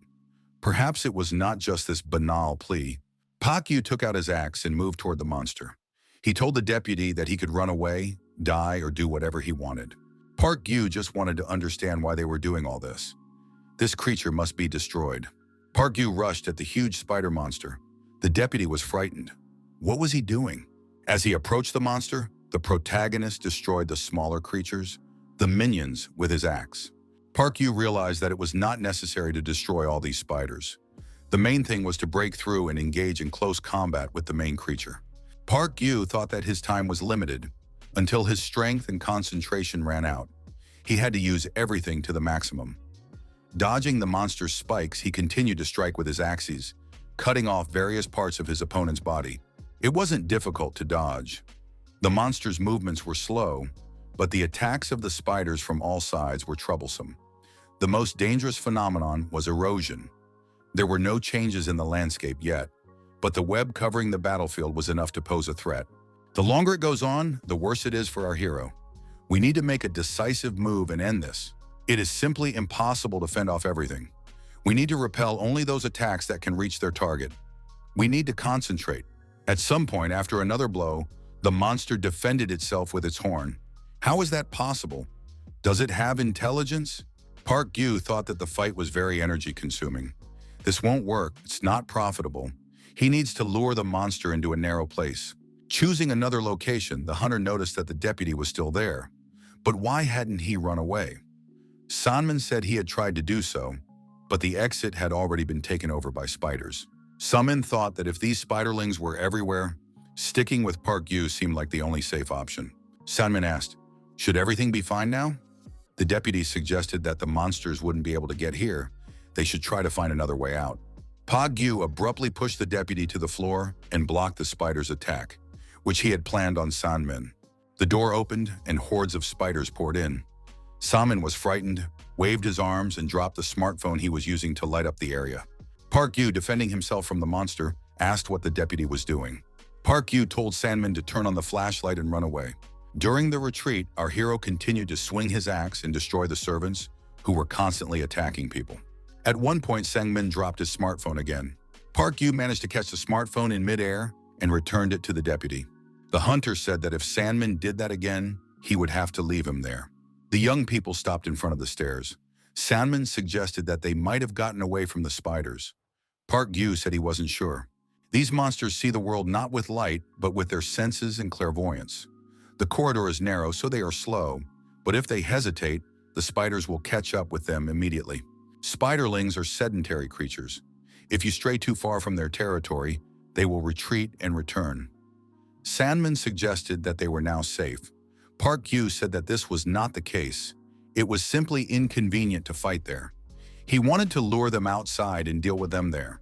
Sanman was terribly frightened and told the hunter that there was danger behind them. Sure enough, a huge monster appeared above our hero's head. Park Gyu managed to dodge in time and avoided the spider's attack. Park Gyu thought, this creature is attacking him with its horns again. Close-range attacks are exhausting enough, and now there are spiderlings with their coordinated attack. He had to find a way to take at least one of them out. Park Gyu told Sanmin to run away immediately. The deputy thought it was complete madness. The spiderling released a multitude of small minions. Was the hunter really going to deal with them with his bare hands? Were all the hunters from the academy this crazy? Park Gyu said they needed to find a narrow passageway to trap the spiderlings there. Sanmin suggested using the place where there was a fire door for an emergency exit. The deputy thought that the hunter would distract the monsters and he would be able to escape from this nightmare. Now was not the time to think about merit. He had to save himself at any cost. While the protagonist was dealing with the monster, Sandman ran to the emergency exit door and was about to open it. However, the deputy stopped and thought for a moment. If he returned empty-handed, his mother would start scolding him again. What would change? Park Yu asked why the deputy was standing there like a statue. He assumed that Sandman would run away at the first opportunity. Sandman replied that he had planned to do the same. Park Yu illuminated the area and said that it was a phenomenon of landscape change caused by spiderlings. Sandman looked at his smartphone screen and said that the battery was almost dead. All his life, people had helped him, and now he couldn't even choose where to die. Sandman told the hunter that he couldn't do anything in this meat grinder. Park Yu grabbed the servant by the arm and told the deputy to hold him by the neck. A huge monster suddenly appeared in the doorway. Park Yu used his axes against it. The hunter said he couldn't cover the deputy in this mess. Getting inside was easy, but getting out was a real problem. However, it seemed that even the vaunted spiderlings were on their last legs. The deputy was surprised. Did the hunter still hope to get out of here? Park Yu naturally did not give up and continued to destroy the constantly arriving spiders. The huge monster was finished off. Park Yu noticed that he had used up a lot of energy and needed to return and catch his breath. Min thought that he was looking at a real hunter. He had read that some hunters could deal with small creatures on their own, but seeing it with his own eyes was still hard to believe. Park Yu said that ordinary monsters were mindless. They destroy people only because they interfere with their movement or goals. Monsters do not cooperate with each other or develop strategies. They are hardly capable of improvisation on an individual level. These weaknesses must be exploited in battle. Salmon said that Park Yu was better than any active hunter he had heard or read about. But why did Park Yu retire? Park Yu asked what would happen if there were a monster with intelligence, armed with incredible strength and possessing intelligence equal to or superior to that of humans. Salmon was surprised. Do such creatures really exist? Park Yu replied that he himself did not know. The deputy noted that there might still be spiderlings in the conference room. Could he go in there? Park Yu noted that the servants freeze as soon as their monster dies. The spiderlings are destroyed, so there should be no problem. The men entered the conference room and saw the capsule. Park Yu noticed that there was a phenomenon of erosion, changes in the environment caused by monsters and rifts. The more monsters or capsules there are nearby, the faster it progresses. Eroded areas become similar to the world on the other side of the rifts. So monsters in this place are not limited by their activity time. In other words, they do not disappear on their own. Park Yu was about to leave, but he saw that Sandman had slung the capsule over his shoulder. The hunter was surprised. What was the deputy doing? Sandman replied that he was carrying the capsule. Park Yu said that he had saved the deputy, by the way. It was necessary to drop the capsule and return. Sandman said he would do so. Park Yu was surprised. Did the deputy really want to die? Salmon replied that when he saw Park Yu fighting, he felt he had to fight back. Sandman said he liked it here. Even though it started at his mother's behest, that no longer mattered. He was proud of this place and his mission. In this regard, he, Park San-min, on behalf of the people, will drive out the villains who violate the sacred order with his own hands and feet, right from this holy hall of parliament. Sun-min asked the hunter to capture this historic moment on video. Park Yu said that his phone battery was dead. Sang-min threw his smartphone to the hunter and said that his battery was also almost dead, but it should be enough for such a video. Sang-min asked, "The hunter didn't come here for support in the election, did he?" He added to the camera that his election campaign was starting right now. Park Yu continued to film the deputy. The protagonist thought that what was truly frightening about this apocalypse was not the destruction itself, but how the human soul suffered in this chaos. Sanman, with the capsule on his back, made his way out of the conference room and was already approaching the exit of the building. Filming continued. The deputy said that this was his, Sandman's, true beginning. From now on, he would walk on his own 2 feet, not by the inertia imposed by his mother. Sanman added that he would walk as a son who chooses his own path. The deputy said that they had almost arrived, as Han Gang seemed to be in sight. At that moment, there was a flash in the capsule. Sanmin asked the hunter to film it in close-up. After a while, Park Yu showed the video to the woman and said it was the last thing she would see of her son. The woman did not believe it. She said that couldn't be true. After all, it was the hunter who destroyed him and was now trying to cover it up. Park Yu pushed the woman away and she fell to the floor. The smartphone slipped out of her hands. The hunter told her to watch her language. If she didn't believe him, she could go and see for herself. The woman cried and said that her son couldn't have died a hero. Everyone hated him. Park Yu thought that he had seen the end of the world more than once, but the form of that end was different for everyone. For some, the collapse was ugly, while for others, it was noble and beautiful. Several misfortunes and accidents came together, and that man, like the flagship of a ship, was impaled on the monster's horn. Now this eight-legged man, together with his loyal advisors in the Parliament Hall, endlessly repeats votes and failures. This monster recreates the chaos before the war. The Christmas season has returned. Park Yu counted 7 toys on the Christmas tree. Park Yu thought his friends from the forum were real jokers. Unlike last year, his tree is decorated with many toys. As befits a top user, Defender already has his 4th Christmas tree. Park Yu also left his name in the corner in small letters. Sue said on the radio that they had received supplies from Skeleton. But what was in the box? Park Yu said that the time had come and the box could be opened. The box contained apocalyptic satellite equipment. Park Yu said he got it on the fail.net trading board. Park Yu asked, Rebecca wanted to find her family, right? Now she can monitor North American forums and maybe something will turn up. Park Yu wished the girls a Merry Christmas. Winter had returned. Along with the blizzard came unprecedented cold. Most users had 3 years' worth of supplies. Even with a clear plan for consumption, they were beginning to run out. The situation with the rifts also left much to be desired. There were monsters and mutants everywhere. The Legionnaires withdrew their troops from the rifts, and erosion is accelerating before our very eyes. Surviving the winter is becoming increasingly difficult, as it has been every year, and everyone knew what to expect. Park Yu thought that this winter would be a test not only for humans. Thanks to a surveillance camera, the protagonist saw a body lying in the snow. It was the body of a wild dog. Judging by its size, it was a mutant. Since the beginning of the war, a pack of mutants, wild dogs, had been living in the vicinity of the shelter. Their leader, nicknamed Gold, stood out in particular. He was so cunning that he could not be caught despite numerous orders to destroy him. Looking at the location of the body, Park Yu thought that it was outside their territory. Could they have wandered here in search of food? The hunter decided that the danger had to be eliminated as soon as possible. Armed with a flashlight and a firearm, the young man headed into the forest following the tracks. The trail was bloody. After a while, Park Yu saw a wounded individual in front of him. He had to figure out what was going on quickly and return. Park Yu was very surprised when he realized that it was Gold standing in front of him. Why was the leader of the pack in such a place? The mutant got up on his paws and tried to leave. Park Yu saw the wounds and thought that he had been expelled from the pack. Gold turned away from the young man and, passing his shelter, walked down the slope. The place Gold was limping towards was the village where Old Man Kim once lived. Gold was so weak that he couldn't hold himself up and fell back into the snow. The mutant was very weak.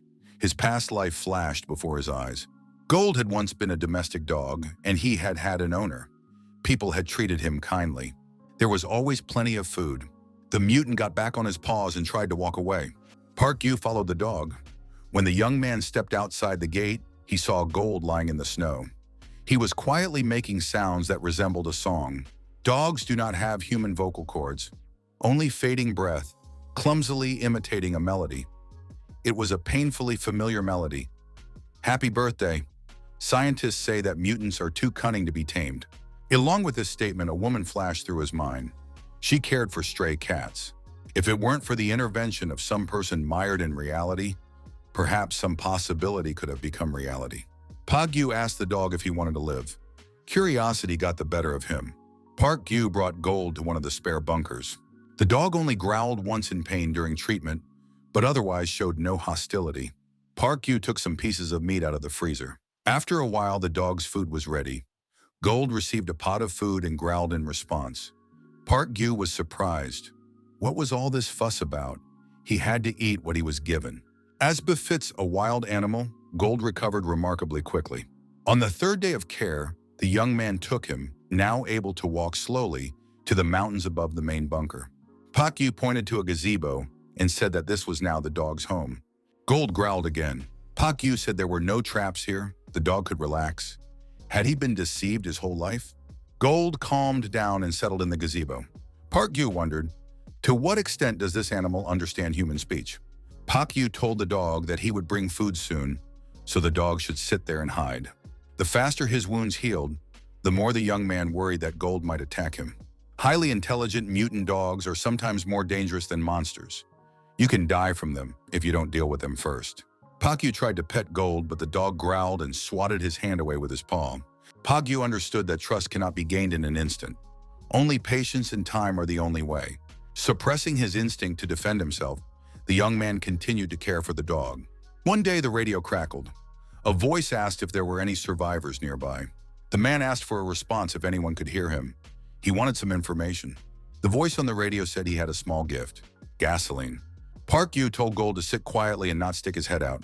He needed to leave for a moment to take care of some business. The man on the radio showed our hero a photo and said it was found on fail.net. The man added that the person who gave him everything was their chairman. He shouldn't be wandering around the world like this. The photo showed zombies. The man added that he couldn't look at it calmly. The man added that he wanted to give the chairman a proper funeral. His name was Ji Chang-soo. He participated in the operation to capture the Paphos Industrial Zone as the owner of a subcontracting company. At the request of his daughter Ji Yun-hee, he once secretly pulled him out of that operation. A pack of zombies, presumably led by Chairman Je Hoon-ho, inhabits an abandoned city. To get there from Seoul, one must cross the territory of Gold's pack. The man said he didn't expect to find any survivors here, but he stumbled upon Park Gyu, a hunter living in seclusion. Heaven is on his side. Park Gyu said he would check just in case, but he was not going to help. The hunter added that he was not the same person he used to be, and circumstances had changed. The girl said that he was her father. She herself could see that it was madness and did not intend to involve the hunter in it. The girl showed the ring on her finger and said that she had been married, but her husband had died. The girl added that he was a good man, but very weak. The girl thanked him for showing her the way and said that she would leave a can of gasoline, as promised. The gasoline was synthetic, but perfectly usable. Suddenly, the girl's expression changed. She looked fearfully at something above her companion's head. A huge mutant dog was standing on a nearby container. It was Gold. Park Yu told Gold to leave immediately. The young man added that the dog was not an enemy and would soon go away. Park Yu said that the dog would not harm the girl. However, the girl picked up the machine gun. The man ran up and asked Yeon-hee, "What happened?" Park Yu pushed the girl's machine gun aside and told her not to waste bullets. The girl thought in surprise, could this hunter have tamed such a monster? The protagonist tried to calm people down with his gaze, letting them know that this dog was safe. However, Gold stepped aside and howled loudly.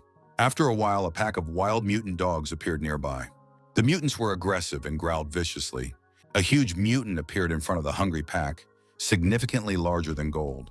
Park Yu looked through his binoculars and thought that this was the one who had driven Gold away and taken his place as leader. Judging by his appearance and size, even in top form, it would be impossible to defeat him. Gold stopped and looked indecisively at Park Yu standing in the distance.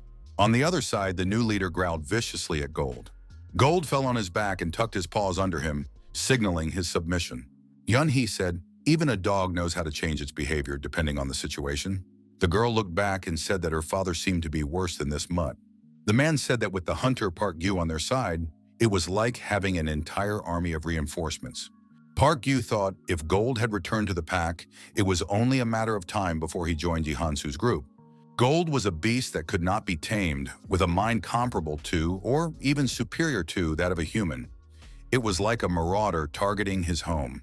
Park Yu asked if they were leaving right away. Mutants were serious opponents. Yun-hee said they had weapons. The girl pointed to the machine gun on the roof of the container. Park Yu thought that would be more than enough. The pack of mutants was considering their plan of attack. Park Yu took aim with his sniper rifle and thought that the mutants were fair enemies. If you didn't have enough firepower, they were a real nightmare. The hunters took up convenient positions to repel the mutants' attack. However, with a good arsenal, this hunt would turn into a safari. Park Yu took aim at one of the mutants. A shot rang out and the dog fell. The pack ran away. Changing positions, Park Yu said he would be back soon. Everyone needed to be prepared. These creatures did not die from a single bullet. You had to aim for the cartilage under the jaw or the eyes to blow out the brain, or shoot through the gap between the shoulder blades to reach the heart. The monsters were already close by. Machine gun fire rang out.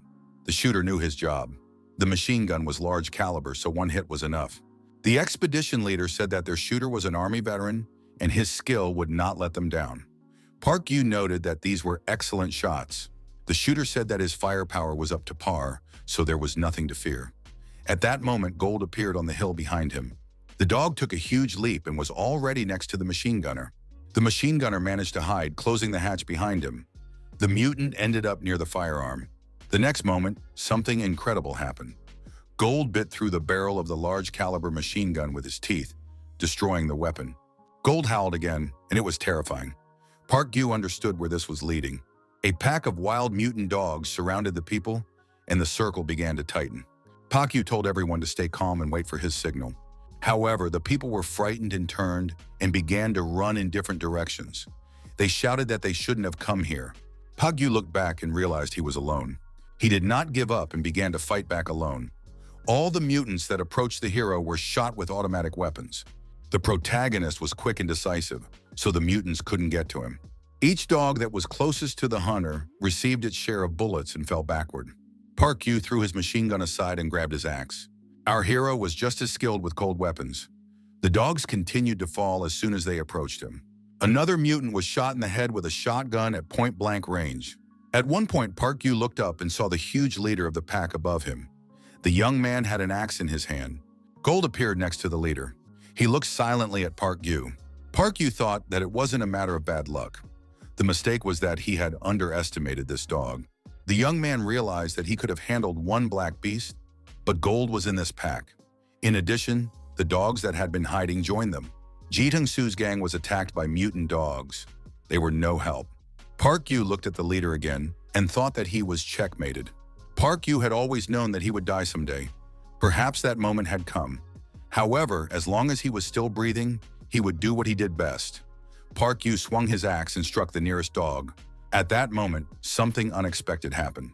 Gold sank his teeth into the leader's throat. Blood spurted everywhere. Thus, the leader was destroyed. Gold and Park Gyu walked together. They say that dogs and wolves are genetically almost identical.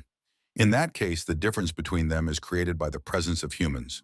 Working as a team, Park Gyu and Gold took care of the whole pack. Without humans, dogs are just another form of wolves. Ji Teng-su's adventures for the sake of his old master ended in vain. No one died, but the people themselves were broken. Ji Yun-hee approached the young man and asked if she could talk to him alone. The question was personal.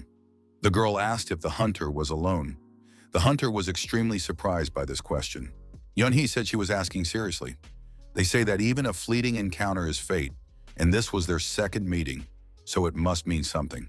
The girl added that if it was someone like Park Gyu, she wouldn't have to become a widow a second time. Park Gyu was surprised. Was this a proposal? The girl took the ring off her finger. Yun-hee said that it was a serious proposal of marriage. She had already thought everything through and made up her mind. Yun-hee noted that the young man's age was also suitable. After all, he would soon be 35. Park Gyu thought he was a little older, but it was still just the beginning. Yun-hee asked if the hunter liked her. Park Gyu replied that the girl was more than attractive, but he had to refuse. The young man thought, even if times are hard now, such a union is not for him. Besides, her intentions were too obvious. Park Gyu said he wasn't ready for marriage yet. The young man thought he wasn't ready to live with someone side by side. Yun-hee said she understood and apologized for bringing up the subject. Park Gyu replied that these things happen. Park Gyu asked if they were leaving right away. How would they return? It seemed that her father had already given up. Yun-hee replied that she would stay for a few more days because she had one more thing to do. They work for the family of Chairman Park Cheol-ju. The hunter was surprised when he realized who was in front of him. Could it really be Park Gyu? Park Cheol-ju is the chairman of the Sokju Group, one of the two largest corporations in the country, along with Papon. He built a bunker, a photo of which was posted online and caused a storm of discussion among users. It even became a hot topic among users for a while. The presence of a hunter in the security detail of such a tycoon is not surprising at all. Kim Pilson, a graduate of the 13th Hunter Academy, said that it was indeed Park Gyu standing in front of him. He never imagined that he would meet an acquaintance, let alone a classmate. Park Gyu remembered that they didn't interact at the academy, but he remembered Kim Pilson's face forever. While studying at the academy, cadets sparred with each other, even with cold weapons in their hands. In sparring with cold weapons, Phil Song held out against the protagonist's attacks for quite a long time. It took our hero almost 8 seconds to knock the weapon out of his hands. Filson wanted to spar again, but the instructor forbade it. Filson received disciplinary action for the violation. Filson said, "Who would have thought he would meet Park Gyu in such a place?" Filson asked if Park Gyu had set traps. Park Gyu did not deny it. Filson said that if Park Gyu had settled here, he must have already looked in the right direction. The hunter agreed that it was a good place. The height was good and he could keep everything under control. The protagonist's main bunker was indeed there. Yunhee said they were just about to have dinner. Would Park Gyu like to join them? The young man declined. However, he had to change his mind. They were having a barbecue party. Park Gyu thought that he wasn't staying here for the steaks. Chairman Park Chol-ju had been famous for his ideal shelter since the beginning of the war. But why would a man with such a safe home come to this remote place? He had to find out. He was definitely not here for the beef. Yunhee said that the hunter had an excellent appetite. Park Gyu did not argue.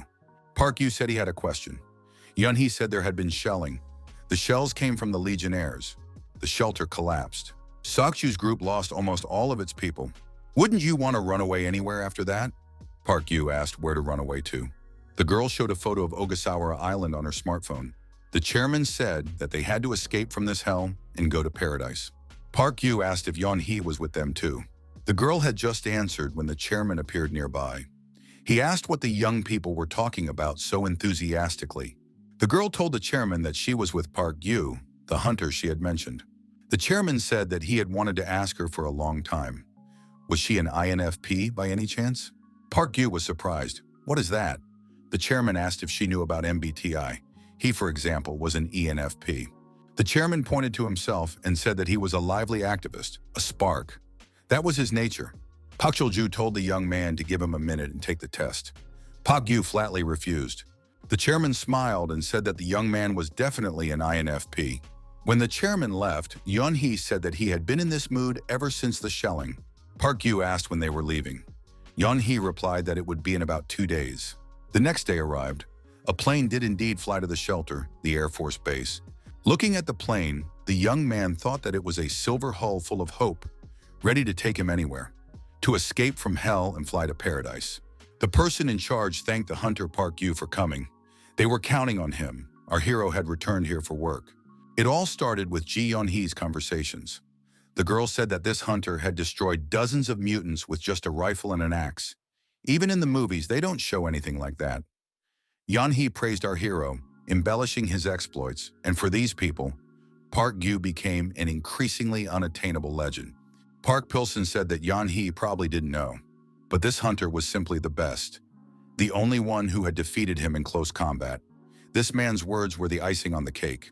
An administration employee asked if the hunter could accompany him tomorrow to complete a transaction involving aircraft parts. Park Gyu could have refused, but the pay was generous. Yes, synthetic fuel, even a doctor's examination.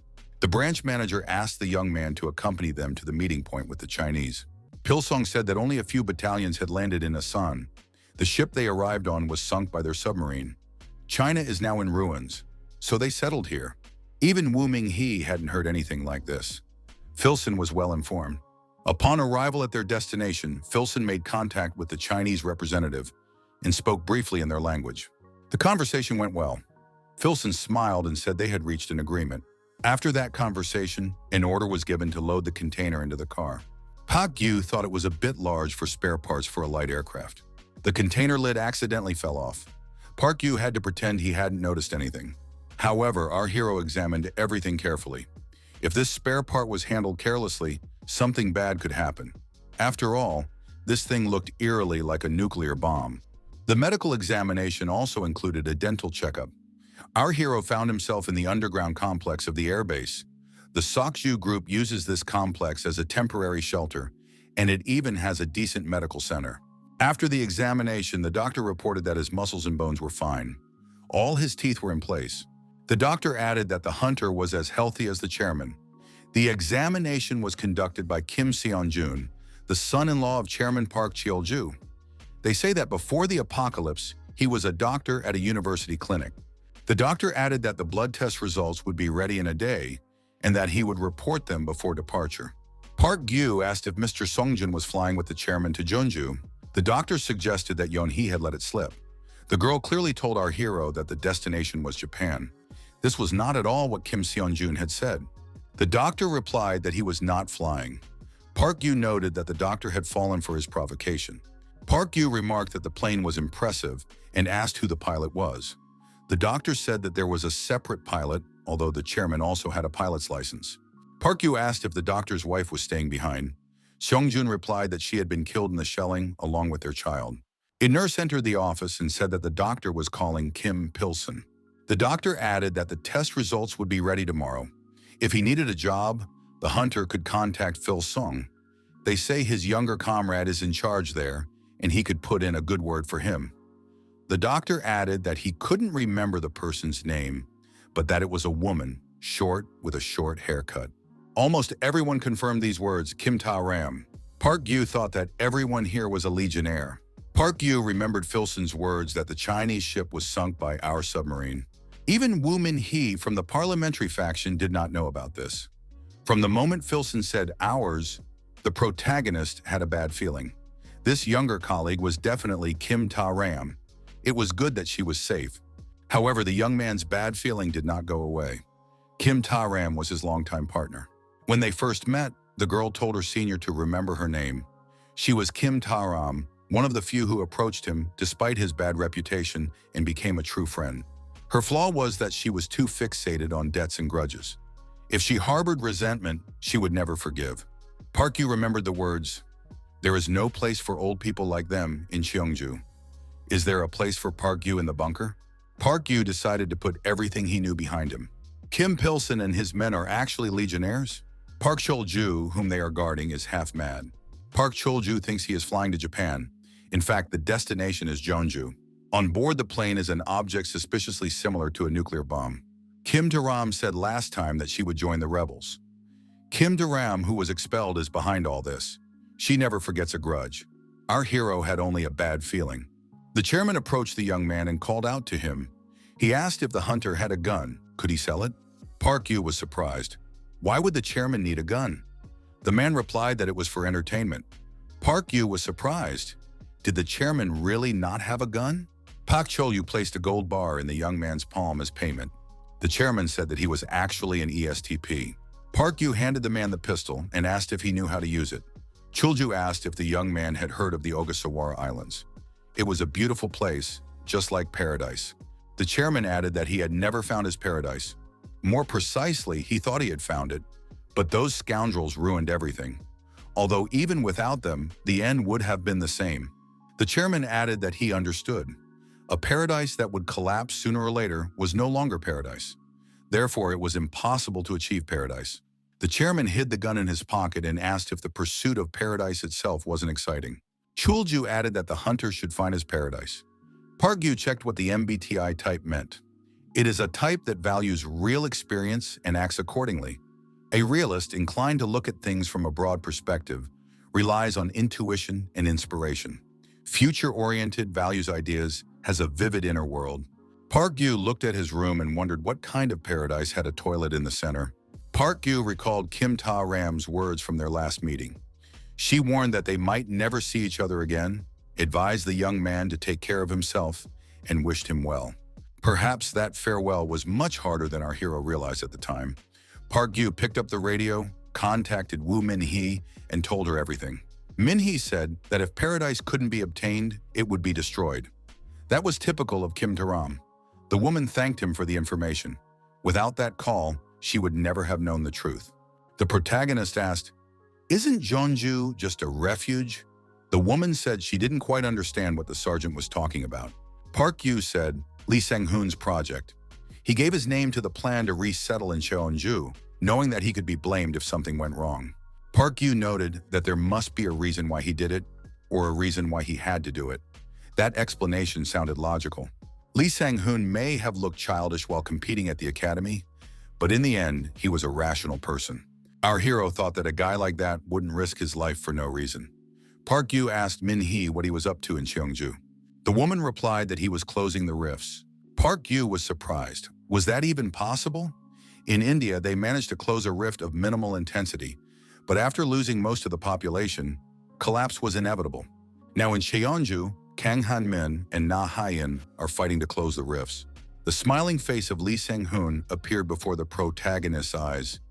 as if he had finally won. Woo Min-hee said that a massacre would soon break out in the area. Park Gyu should stay away. He could die. Our hero checked his arsenal and spent the whole night preparing his weapons. He tidied up the traps at the entrance to the bunker. As advised by Woo Min-hee, he would hide, but this was for safety's sake. The base was home to the 21st Pioneer Unit, led by Colonel Cho Seong-yeon. The officer stated that the territory they were illegally occupying was part of a state development program. If they did not cooperate with the eviction, a search would begin. Park Gyu left the bunker and watched the events unfold from a distance with binoculars. Park Gyu was surprised. Was Woo Min-hee out of her mind? What was she doing? Our hero warned Min-hee that these people were legionnaires. Why did she send such a small group? She underestimated the situation. The colonel said that he had already warned the people at the base enough and was now taking action. They did not obey the eviction order, and the search began. At that moment, a shot rang out, and one of the soldiers was wounded in the leg. Phil-sun, who was at the base, told these people to leave. Phil-sun added that their chairman was flying to Japan. Why were they being hindered all the time? Phil-sun added that they just want to take off. Can't they wait? The colonel said again that they were asking nicely for now, but it seemed that these people did not understand nicely. The Armed Forces colonel said that now they would have to show what they were capable of.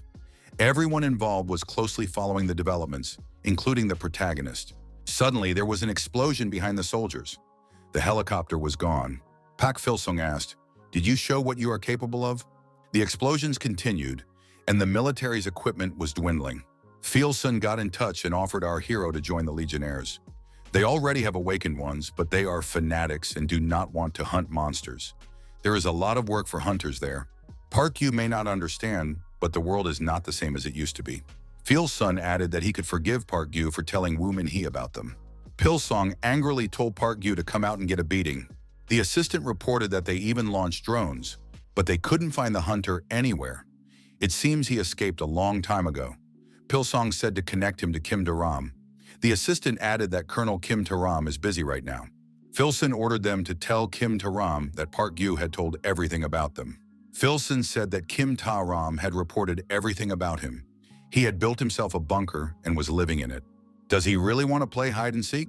Park Gyu thought that after the helicopter crashed, there was no longer any connection with Woo Min-hee. What could it be? Interference? Radio interception? Or maybe she herself is cutting off communication. Perhaps it was because she enjoyed the tragedy of those around her. She had a terrible mental disorder. Park Gyu thought that in any case, this was a battle he had provoked himself. It was the worst-case scenario, but strangely enough, our hero felt calm. Park Gyu replied on the radio that he was there. There was hope for Jeonju left behind by his comrade. Pil-sung might come and try to destroy it. Our hero decided that he had to protect this place. Pil-sung ordered the soldiers to split into groups of 4. The opponent might have heavy weapons. Park Gyu's only trump card could be an ambush. He must not be given the chance to do so.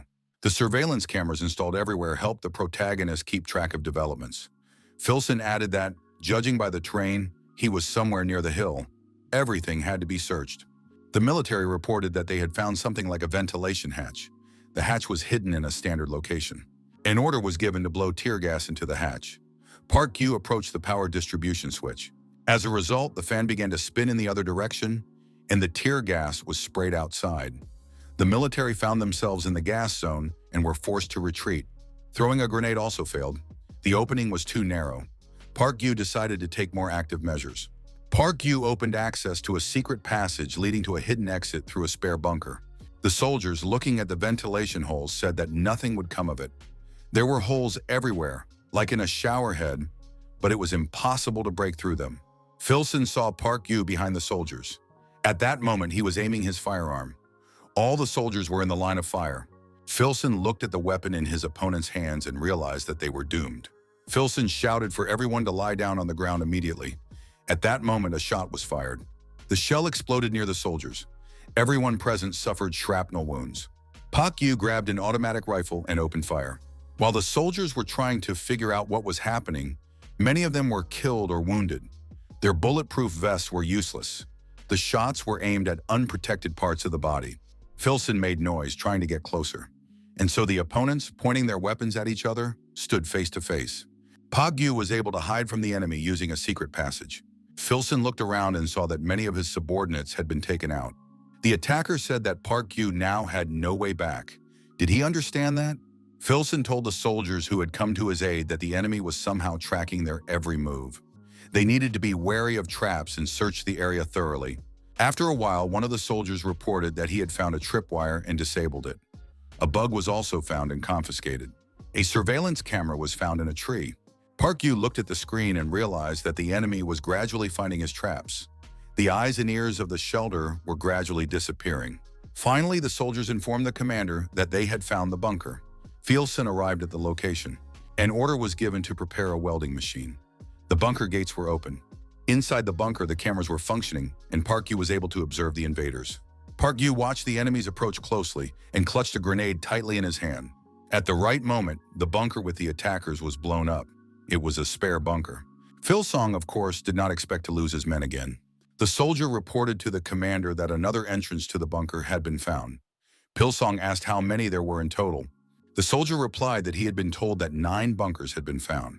Park Yu thought that if you counted the one in the garage, there should be 13 in total. Of course, none of the visible entrances now led to where our hero was. Park Yu wondered, what would Kim Filson do now? Would he find the real entrance? Filson contacted Colonel Kim Taram and said that this was no joke. Did she know how many people had already died?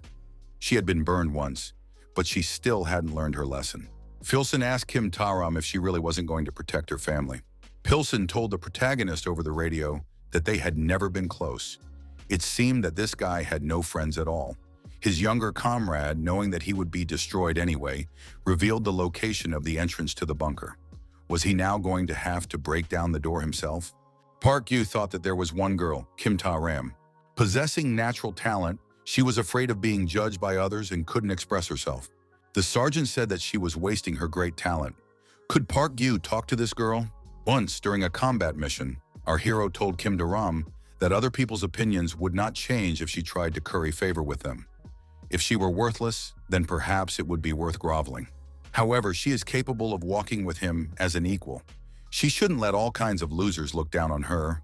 It's a problem with her behavior. Park Yu told Kim Taram not to let others look down on her. Don't pay attention to other people's opinions. Good results justify everything, at least in this world. The girl, having overcome her emotional weaknesses, achieved impressive growth. On graduation day, instructor Chang Kyung gave her the nickname Florus, which means flawless. The duo of Professor and Florus went through countless battles, earning countless merits. After many events, many people came and went from our hero's life. But he always thought that there was one person who would remain by his side until the end. For our hero, that person was Kim Taram. Pilson asked what Park Yu now thought of his younger comrade, Kim Ta-ram. Wasn't she really cool? Park Yu said that there was no need to break down the door. It was already open. Pilson appeared at the entrance to the bunker, accompanied by armed soldiers. The commander ordered his subordinates to throw tear gas grenades. Park Yu was ready for this. He had a gas mask on his face and a firearm in his hands. Park Yu deliberately started coughing so that the enemy would think he was suffocating from the gas. Filson ordered the soldiers to storm inside. Park Yu, with a machine gun in his hands, was ready to welcome the guests. Several regrets flashed through our hero's mind. The attackers couldn't see anything because of the gas and fell into the enemy's line of fire. When the smoke cleared, Filson saw his soldiers lying on the ground with their legs shot through. Park Yu thought he had imagined this scene 1,000 times. The enemies, blinded by the smoke, could not see anything. Park Yu was at home, so he knew his way around perfectly. For him, missing was not an option. Park Yu thought, if he hadn't said those words to Kim Taram, if he hadn't given up his hunting career so abruptly, or at least if his toilet hadn't been in the middle of the bunker, maybe she wouldn't have left to join the Legionnaires and would have stayed with him. Now these were just useless regrets. The attackers continued to throw grenades at the bunker. Filson asked if it was possible to throw the grenade further. The soldier replied that it was impossible to throw it further. There was a steep slope in front of the stairs, and, judging by the sounds, there were also sand barriers inside. Dynamite would be needed to break through all of that. Filson sighed regretfully. The commander of the attackers turned to Park Yu. He knew that they would ultimately win. Filson asked his assistant how the preparations were going. The soldier replied that all that remained was to load the warhead. Suddenly, the soldiers were attracted by some sounds near the plane. They turned around. Park Gyu also monitored the situation outside with a periscope. The chairman was standing by the aircraft ladder with a pistol in his hand. The bodies of pilots and service personnel lay around him.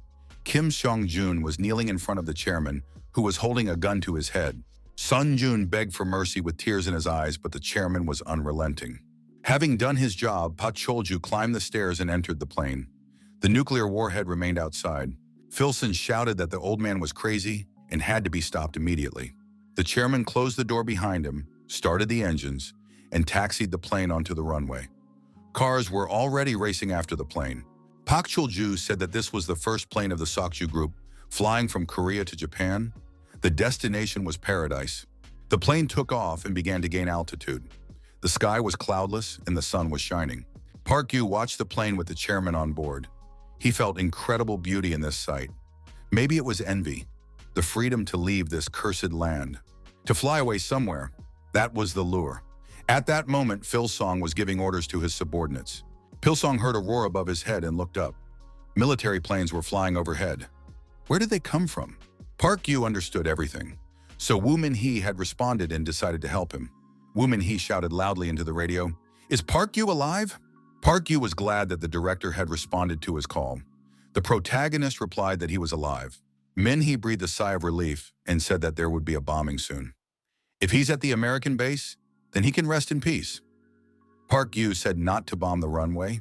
The warhead was still not loaded. Min-hee asked, "Is the sergeant safe? Is he being attacked?" Park Gyu told her to wait a moment. Pilsong appeared in the bunker and said that there were several layers of tripwires set up here. He added that Sergeant Kwan had previously suggested breaking through with shields, but then everyone here would have been killed. Pilsong looked at the exit and asked how the door was locked. He added that it was a well-equipped bunker, as befits the best graduate. Pilsong was very surprised and asked, "Why is the toilet in the middle of the room?" Park Gyu asked what was wrong with it. "Do you have a problem with it?" Park Gyu said that Filson had wanted it that way from the beginning. Filson replied that it was not so easy to forget. His rival said that it was about the humiliation he had experienced at that time. Last time the instructor separated them. The second round would be now. Filson suggested that his opponent face him once more. Park Gyu understood the true desire that Filson had been suppressing all this time. Filson had a machete in his hands. The protagonist held axes in his hands. Silence reigned. The rivals waited tensely for the signal. When the watch on his wrist beeped, the fight began. Park Gyu attacked his opponent with an axe. Filsong managed to block the blow. His opponent swung his machete and Park Gyu staggered, losing his balance. Phil's son put his arm forward with the blade, almost reaching his opponent's neck. Park Gyu managed to block the blow at the last moment with his axe. The fight continued with increasing ferocity. Sparks from the contact of the metals flew in all directions. At one point, Filson knocked the axe out of Park Gyu's hand, and the weapon flew high into the air. Filson managed to scratch his opponent's shoulder, and blood spurted everywhere.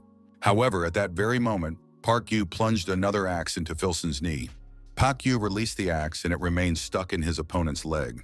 Park Gyu raised his hand and prepared to catch the axe as it swung back down.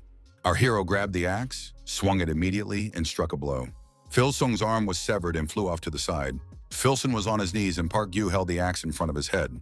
The protagonist said, 30 seconds. Our hero added that it wasn't bad. Filson grew up. He took out a detonator. He had explosives on his belt. Filson declared that they would die together. Without hesitation, Park Gyu swung the axe again, and his opponent's head flew to the side. Woo Min-hee asked who won. Park Gyu apologized and replied that he had survived again. Park Gyu asked if Woo Min-hee could save him. The director replied that there was no need to worry. They had already begun the operation. At that moment, above, on Earth, the Air Force base and the surrounding area were already being bombed from the air. Min-hee told Park Gyu to hide somewhere until the danger had passed. She ordered everything that moved to be destroyed. When the explosion stopped and everything quieted down, our hero decided to go outside. Everything living around him had indeed been destroyed. Park Gyu sat down on a rock and lit a cigarette. None of the soldiers lying on the ground showed any signs of life. When would he finally deal with all this? Hong Jong-ho threw the body into the truck and said it was the last one. They say that those who have tasted meat eat it better. Defender was an expert at cleaning up bodies. Hong Jong-ho asked why Skeleton hadn't called him in time. His younger brother missed him. Hong Jong-ho hinted at the Defender's summoning card he had given his interlocutor at their last meeting. Park Gyu replied that it was a matter of war. The arrival of his brother and sister would not have changed anything. Getting into the car, Hong Jung-ho thanked Skeleton for the trophies and food. He and his sister would put them to good use. Park Yu also thanked Defender and added that he would not forget today's help. Hong Jung-ho told Skeleton to be sure to call him next time. Park Yu looked up at the sky again and remembered the chairman. Despite leaving many scars, our hero did not regret showing Kim Ta-ram his bunker.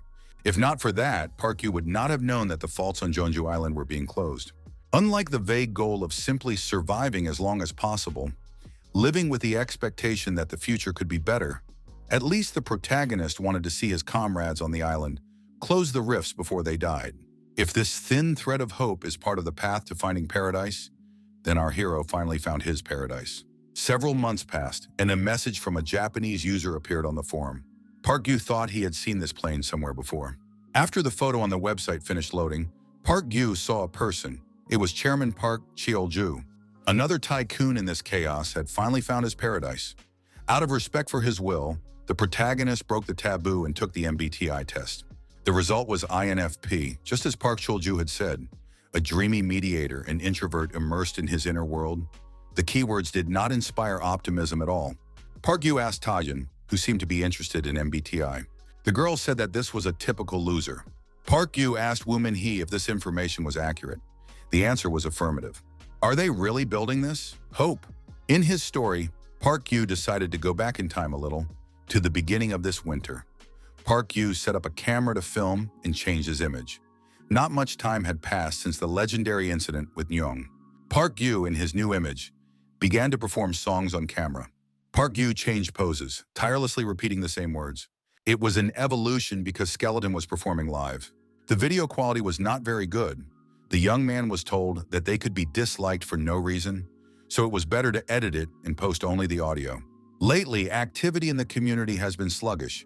Could it be because of fail.net? Our hero's mentor and idol, John Lennon, created this site at the cost of a great sacrifice. Even though it's slow and the servers often crash, anyone with an internet connection can connect. Unlike Long Live the Apocalypse. Unexpectedly, Min-hee came on the radio and asked if Park Yu was doing anything strange on the internet. Park Yu replied that he doesn't use the internet at all. The young man added that he had learned something. The construction of Hope has been confirmed. Hope is a completely self-sufficient elite residential complex. At the beginning of the apocalypse, it was the grand prize in the Hope lottery. This community even had its own winner. However, when the administration fled to Cheongju, according to Kim Ta-ram, construction was completely canceled. In the end, everything returned to normal. The winner Emgu and Hope sank into oblivion. Park Yu asked Woo Min-hee once again if the construction of Hope was for sure. The woman replied that it was absolutely certain. They were indeed building it. The parliamentary faction announced the restoration of Seoul, but no one really believed it. In an attempt to hold elections, they stumbled upon this. The Hope Project, which was considered canceled. The problem of attracting the awakened also played a role, and the Jeonju government could not just sit idly by, so they decided to intervene partially. Woo Min-hee added that if it weren't for the incident with Nyong, things wouldn't have gone this far. Woo Min-hee said it was a small thing, but it was definitely not trivial. The project was under the auspices of the government of civil war-torn Seoul. Perhaps it really was a signal for the restoration of the capital. Time passed and a post appeared in the community. A review of Hope. M9 was on the line. He showed the road connecting his hideout to Seoul. There are no looters in this area. The military is always on guard. M9 pointed to the house and told the haters to take a look. They couldn't have dreamed of such a thing. Emer19 said that Skeleton would no longer spread rumors he had heard from acquaintances. Construction was in full swing. M9 went inside the building and showed everyone his cozy home. Everyone present at the forum glued to their screens with interest and followed the report. Unexpectedly, the interior of Hope looked quite decent. Despite the tight construction schedule, it had everything you could need, and even some luxury touches. However, users were shocked by something else. The house was tilted at a terrifying angle. Now, Seoul residents were placing bets on when Hope would collapse. According to the results of a safety inspection, the building was on the verge of collapse, but the authorities decided that it was suitable for habitation. Emgu, who had been almost hounded by the community, instantly became a star. Each of his posts received at least 10 comments. Park Yu also posted his videos, but they were not as popular.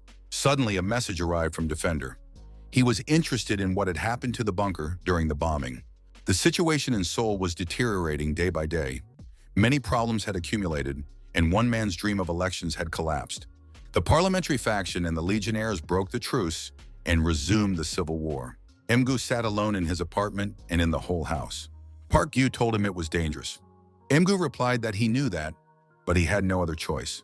3 years had passed since the beginning of the apocalypse. Two armies, speaking the same language and wearing the same uniforms, pointed their weapons at each other and spewed flames of rage. The protracted civil war burned most of Seoul, creating millions of refugees. Amidst this chaos, a single photograph appeared in the community, a symbol of hope and faith in one person. Only one family moved into this ultra-modern residential complex. To this day, the building stands in the corner, leaning, serving as a beacon of hope. Park Yu slept peacefully in his bed that night. The young man heard strange noises and, opening his eyes slightly, listened. A shadow stood behind our hero. A knife flashed in the stranger's hand. Park Yu jumped up abruptly, took a gun from under his pillow and pointed it at the man. There were many strangers, and each of them held a knife in their hand. Park Yu opened his eyes wide and jumped out of bed. The young man thought he was having the same dream again. Ever since the day Kim Il-sung and his legionnaires attacked the bunker, our hero had been tormented by the same nightmare. With Min-hee's help, the young man dealt with everyone who knew the location of the main bunker. However, Kim Taram was still among the legionnaires. Park Yu thought it was time to make the decision he had been putting off. Our hero contacted Woo Min-hee. In Parliament, following a tip from Parliament, Park Yu ended up in Incheon. With the resumption of civil war in Seoul, most of the refugees flocked to Incheon. Several huge refugee camps were formed there. Formally, they were under the control of Parliament, but in reality, they were almost abandoned and created their own ecosystem. Park Yu moved around in search of the right address. The young man decided he was in the right place. It was a street of freelance hunters. Park Yu went to Woo Min-hee's lab, but he didn't manage to meet Min-hee herself. The assistant said that the director was away and asked if the young man was a former hunter from the old school. If so, he should be taken to the street of freelance hunters. Park Yu thought that this street was a place only for hunters. However, there were old people and children there. The population was quite diverse. Park Yu saw the young man as a child and recognized him as Baek Sung-hyun. But what was he doing here? Sung-hyun introduced our hero to his wife and daughter. Park Yu thought that his wife was very young, a little over 20 years old. However, she already had scars on her body and face.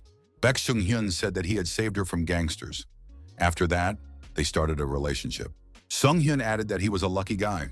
Park Yu noticed that this guy was capable of amazing facial expressions. Park Yu showed him the address and asked him to take him there. Sung-hyun said it was very close by and agreed to show him. After a while, the young people arrived at the address. Sung-hyun said that the condition was better than he had expected. Now our hero had an unforgettable expression on his face. Sung-hyun said that the wiring needed to be tightened, the leaks repaired, and everything disinfected, and then it would be fine. It was not much work. Park Yu asked where the toilet was. Sung-hyun pointed in the direction and said that there was a public toilet there. Sung-hyun explained that things had improved with benefits and social support. They say that legionnaires are constantly poaching hunters from the old school. Park Yu asked how long such places had been around. Sung-hyun replied that it had been over a year. Park Yu was surprised. Wasn't it Woo Min-hee who organized it? Sung-hyun replied that Kim Taram created this place. Had Park Yu heard of the freelance hunter system? It was all her doing. Retirees like him were being used for pennies. Times have changed from the old school to the awakened. But how could someone as ordinary as Kim Taram stay afloat? Hyun's son advised him to burn everything Park Yu had. When he is desperately lacking in abilities, he finds himself in a desperate situation. People usually burn what they have accumulated in the past, most often old connections. She turned her comrades into day laborers and stuck them here. For her own survival, Kim Taram stuck a straw into the past and sucked all the blood out of it. Park Yu never thought about it. No matter how many merits Flores accumulated, it was all as a partner to the professor, as his appendage. Flores without the professor. How could she survive in a parliament where the awakened ruled the roost? What did she have to change in herself to do that? Sung-hyun said he didn't steal Kim Ta-ram's walkie-talkie. She left it behind when she defected to the legionnaires. And that's not surprising. She was afraid of being tracked down. She had made many enemies. Park Gyu was surprised. Why didn't Park Sung-hyun tell him about this earlier, on that day in front of the Parliament building? Sung-hyun asked if Park Gyu would have believed him if he had told him then. Sung-hyun suggested that Park Gyu was tired from his long journey and offered him a place to rest. He promised to help with the repairs. Someone was watching the young people from around the corner. This person decided that Park Gyu looked weaker than he had expected. After a while, Sung-hyun said he was done and invited Park Gyu to come in. The young man asked if it would be okay. Sung-hyun said that he had wired it up. The lights were now working and they could charge their gadgets.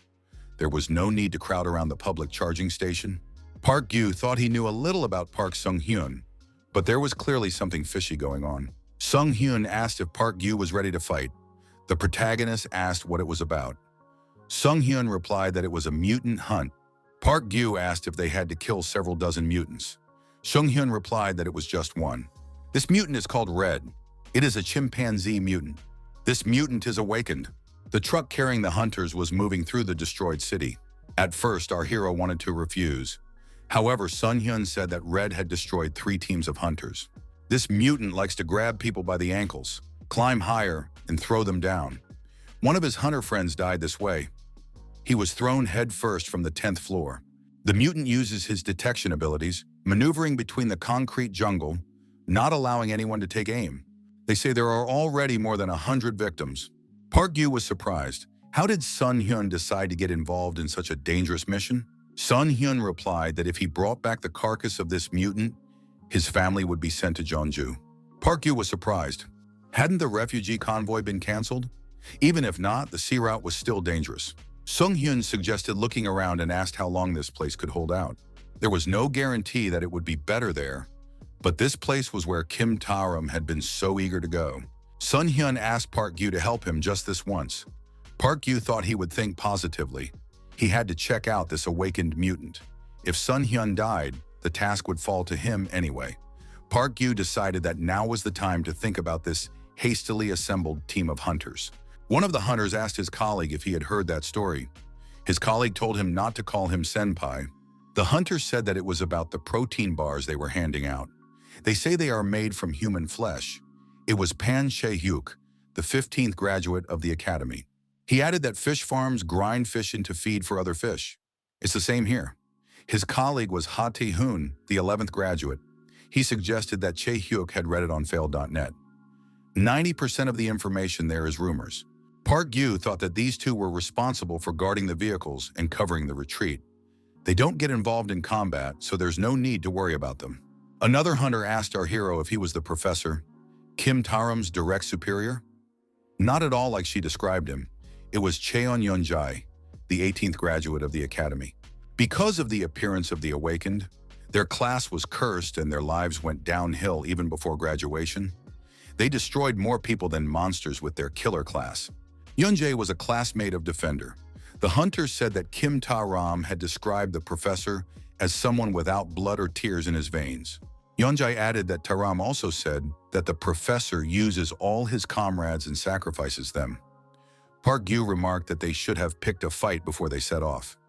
Yeonjae replied that he wasn't picking a fight. He just liked the professor's style. Sung-hyun told them to stop arguing. They had 2 goals and both had to be accomplished. The first was to kill the mutant. The second was to take the soul and get out of there. So far, no one had even managed to accomplish the first goal. Park Gyu said there was one more condition: to carry the mutant's body away and get out of there unharmed. Pan Chae-hyuk said he would cover the cars outside the sensor zone. As soon as they took the body, they had to let him know. Park Gyu asked Sung-hyun if he had deliberately concealed this information. The hunter apologized, saying he was afraid Park Gyu would refuse if he told him the whole truth right away. Park Gyu wanted to break through and added that support should remain behind. However, Cheon Yeonjae told Park Gyu not to rush. He knew how to deal with the sensors himself. Yeonjae added that he would be the bait and take the lead. Yeonjae went ahead alone and told his senior to just watch him. Park Gyu asked if this guy would be okay. Yeonjae really did head toward the zombies alone, without any firearms. Sung-hyun said that winter was dragging on and there were more sleeping zombies. In order not to wake them up, they try to shoot as little as possible. Although it's worrying, they have to trust this guy and watch. Yeonjae's manners aren't very good. but his skills are top-notch. Yongjai skillfully dealt with the zombies with only a knife in his hand. Sun Hyun said that this guy deals with zombies without stress and even with a smile on his face. If instructor Chung Gi-yeon saw this, he would say that the tactic is mediocre, but it works. Park Yu thought that this guy's movements were really effective. He minimizes energy expenditure and deals with the zombies that come at him first without much effort. His combat instincts are top-notch. Maybe it really will be easier than it seems. Youngjae heard a noise, turned around, looked up, and was surprised to see a huge monkey flying at him from the roof of the neighboring building. Yoonjae told Park Yu to get ready. This monkey turned out to be completely covered in armor. Chong Yoonjae was something of a decoy. Sun Hyun reminded him of Red's size. You couldn't even scratch him with a normal blade. Due to the characteristics of the mutant chimpanzee, which wields its paws, close combat would be difficult. That's why we need someone to shoot from ambush. The ambush must be outside the mutant's sensor range. As soon as Yeonjae lures the mutant out, they need to open fire. Sun Hyun, checking the rifle's sights, said it was no big deal. Yeonjae shouted for his colleagues to get ready. The monkey was already approaching him. The noise woke up zombies throughout the city, and they began to move. 2 hunters waited outside the mutant's sensor range. Red shouted loudly, and as any monkey would, began beating his chest with his fists. Yeonjae thought that shots to the head would be necessary. The mutant lunged at the hunter, trying to grab his leg. Young was ready for this. Yeonjae dodged to the side and Red missed, lunging forward. The hunter made a nimble jump and ended up behind the mutant. He even jumped up and swung his knife to strike, but the monkey's entire body was covered in armor. The blow landed on the armor, and the monkey was unharmed. It turned around and threw a punch. Park Yu thought that this mutant had heightened senses, high intelligence, and synergistic reflexes. Yeonjae also managed to dodge the blow. Park Yu noticed that Cheon Yeonjae was only holding on thanks to his combat instincts, and even that was difficult for him. Soon he would reach the limit of his abilities. Park Yu asked the sniper why he wasn't opening fire. It was time to shoot. Sun Hyun replied that the angle was not right. Park Yu said that if he didn't shoot, Yeonjae could die. The sniper said he understood. Yeonjae held on as best he could, fending off the onslaught of the huge mutant. The hunter kept retreating. Park Yu realized that Red had figured everything out, calculated the sniper's location, and was now using Yeonjae as a shield. Sun Hyun shouted for Yeonjae to move aside if possible. Yeonjae replied that he would try, but it was not entirely up to him. Yeonjae dodged the monkey and jumped to the side. A favorable moment arose. All the hunters waited for the situation to resolve itself. A shot rang out, but the bullet missed its target, and the mutant was unharmed. The monkey looked at the shooter and gave him the middle finger. It was clear that the bullet had hit the armor. It was unbelievable, but everyone saw the monkey laughing. It was actually laughing at the hunters. Yeonjae understood that he needed to continue dodging the mutant's attacks. His colleagues had failed to achieve their goal, but there was less and less space left. The hunter turned around and tried to break away from his opponent, but it was difficult for him. Park Yu insisted that Sun Hyun not hesitate and continue shooting. Yeonjae sprinted with all his might. He had to get away from the monkey. The mutant began to chase the hunter. Red jumped high once again. The jump was directed toward the hunter. Yeonjae shouted at Sung Hyun to shoot faster as he ran away. Sung Hyun aimed continuously, but did not pull the trigger. The tension grew. The reason Park Sun Hyun didn't shoot was quite simple. The distance was too great. It wasn't easy to aim. At a distance of 150 meters, a person looks like an ant. From such a distance, it is extremely difficult to hit a target that freely uses the terrain and is armored. Park Yu thought that even for him it would not be easy. Only a professional like Kim Taram could do it. Sun Hyun understood that his shot would determine whether his family would move to Jeonju Island. His finger trembled on the trigger for a reason. Yeonjae announced that their location had been revealed and that he would lure the mutant there. The target was 120 meters away. Yeonjae tried to increase his speed, but the monkey kept up and was about to catch up with him. There were only 70 meters left to the target. Exhausted, Yeonjae shouted at Sun Hyun not to hesitate and to shoot. If he didn't shoot, everyone would die. Sun Hyun lowered his rifle, breathing heavily. He said he couldn't do it, that nothing was working out for him. Park Yu thought that running away at the decisive moment was a habit of those who often failed. Sun Hyun took an American Switchblade kamikaze drone out of his backpack. This drone was kept as a last resort. It was not a bad decision. The zombies, awakened from hibernation, were converging here. However, instead of making unnecessary noise with a large number of shots, it was better to take care of it in one fell swoop and get out of there. However, such a toy was unlikely to work against this mutant. Sun Hyun thought that if he used it, Yeonjae would surely die. Kim Taram said that the professor had no blood or tears in his veins. He even uses the lives of his comrades. Park Yu thought that he himself understood how he looked from the outside. To fight the enemy of humanity, the first thing you have to throw away is your humanity. They were hunters, not individuals. They were just part of the team. On the battlefield, they were all pawns. Anyone could become a victim. Park Yu said that as a commander, he was no exception. Park Yu always told his people, each of them is just a cog in the wheel. He left his dying comrades behind. He often reprimanded those who fell short too harshly. Park Yu believed that if he could destroy monsters, if he could quench his hatred, he was ready for anything. That was what he lived for. That is why, when the day came, the team remembered his words. There is no place for the helpless on the battlefield. His harsh judgment now applied to himself. Kim Taram said that they should act according to his own words. Now, in the current situation, Park Yu was useless. Park Yu did not blame anyone for abandoning him. However, the process that led to him being left behind negated everything he had lived for. At that moment, it was a little harder for the professor to bear. Park Yu thought that he was indeed a coward. He betrayed the expectations of many, locked himself away for his own salvation, and turned a blind eye to the misfortune of the person closest to him. Park Yu understood that he had indeed grown old and changed a lot. And yet, if anything remained unchanged, even in a hastily assembled team, Park Yu decided that there would be no more meaningless losses with the professor. Park Yu told Sun Hyun to give him the rifle. Park Yu warned Sun Hyun not to interfere with him, no matter what he did. At this time, Yeonji was still trying to escape pursuit, approaching the hunters. The distance was closing. The mutant jumped, trying to grab the man by the limb each time. Yeonji managed to slip away every time. He shouted that there were 60 meters left. It was high time to shoot. Red caught up with the man and reached out to grab him. Yeonji shouted 45 meters. Had they fallen asleep there? The next moment, the monkey grabbed Yeonji by the leg and lifted him high into the air. The man screamed loudly. Sun Hyun was surprised. What was Park Yu doing? Why hadn't he fired yet? The mutant turned and ran with the man toward the tall building. There were still no shots. Yeonji continued to scream for help. The monkey was already climbing up the wall of the building. Sun Hyun indignantly asked what Park Yu was doing and why he wasn't shooting. The protagonist calmly told Sun Hyun to be quiet and not fidget. The next moment, a shot rang out. Flames and a bullet flew from the barrel of the rifle. The hot bullet flew toward its target. The monkey was climbing up the wall of the building, holding Yeonji's leg. The outside of the monkey's hand was not covered by armor. That was exactly where the bullet hit. The wrist was pierced. The monkey let go of the wall, screamed loudly, and began to fall down with the man. Yeonji and Red fell right onto the empty boxes and trash cans located there.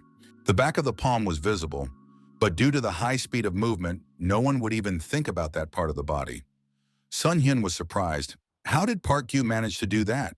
Park Yu thought that Sun Hyun himself had said that monkeys like to grab people by the ankles, climb higher, and throw them headfirst.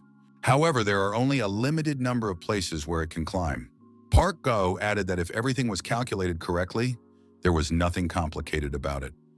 Sun Hyun realized that Park Yu was just waiting for the monkey to grab a person.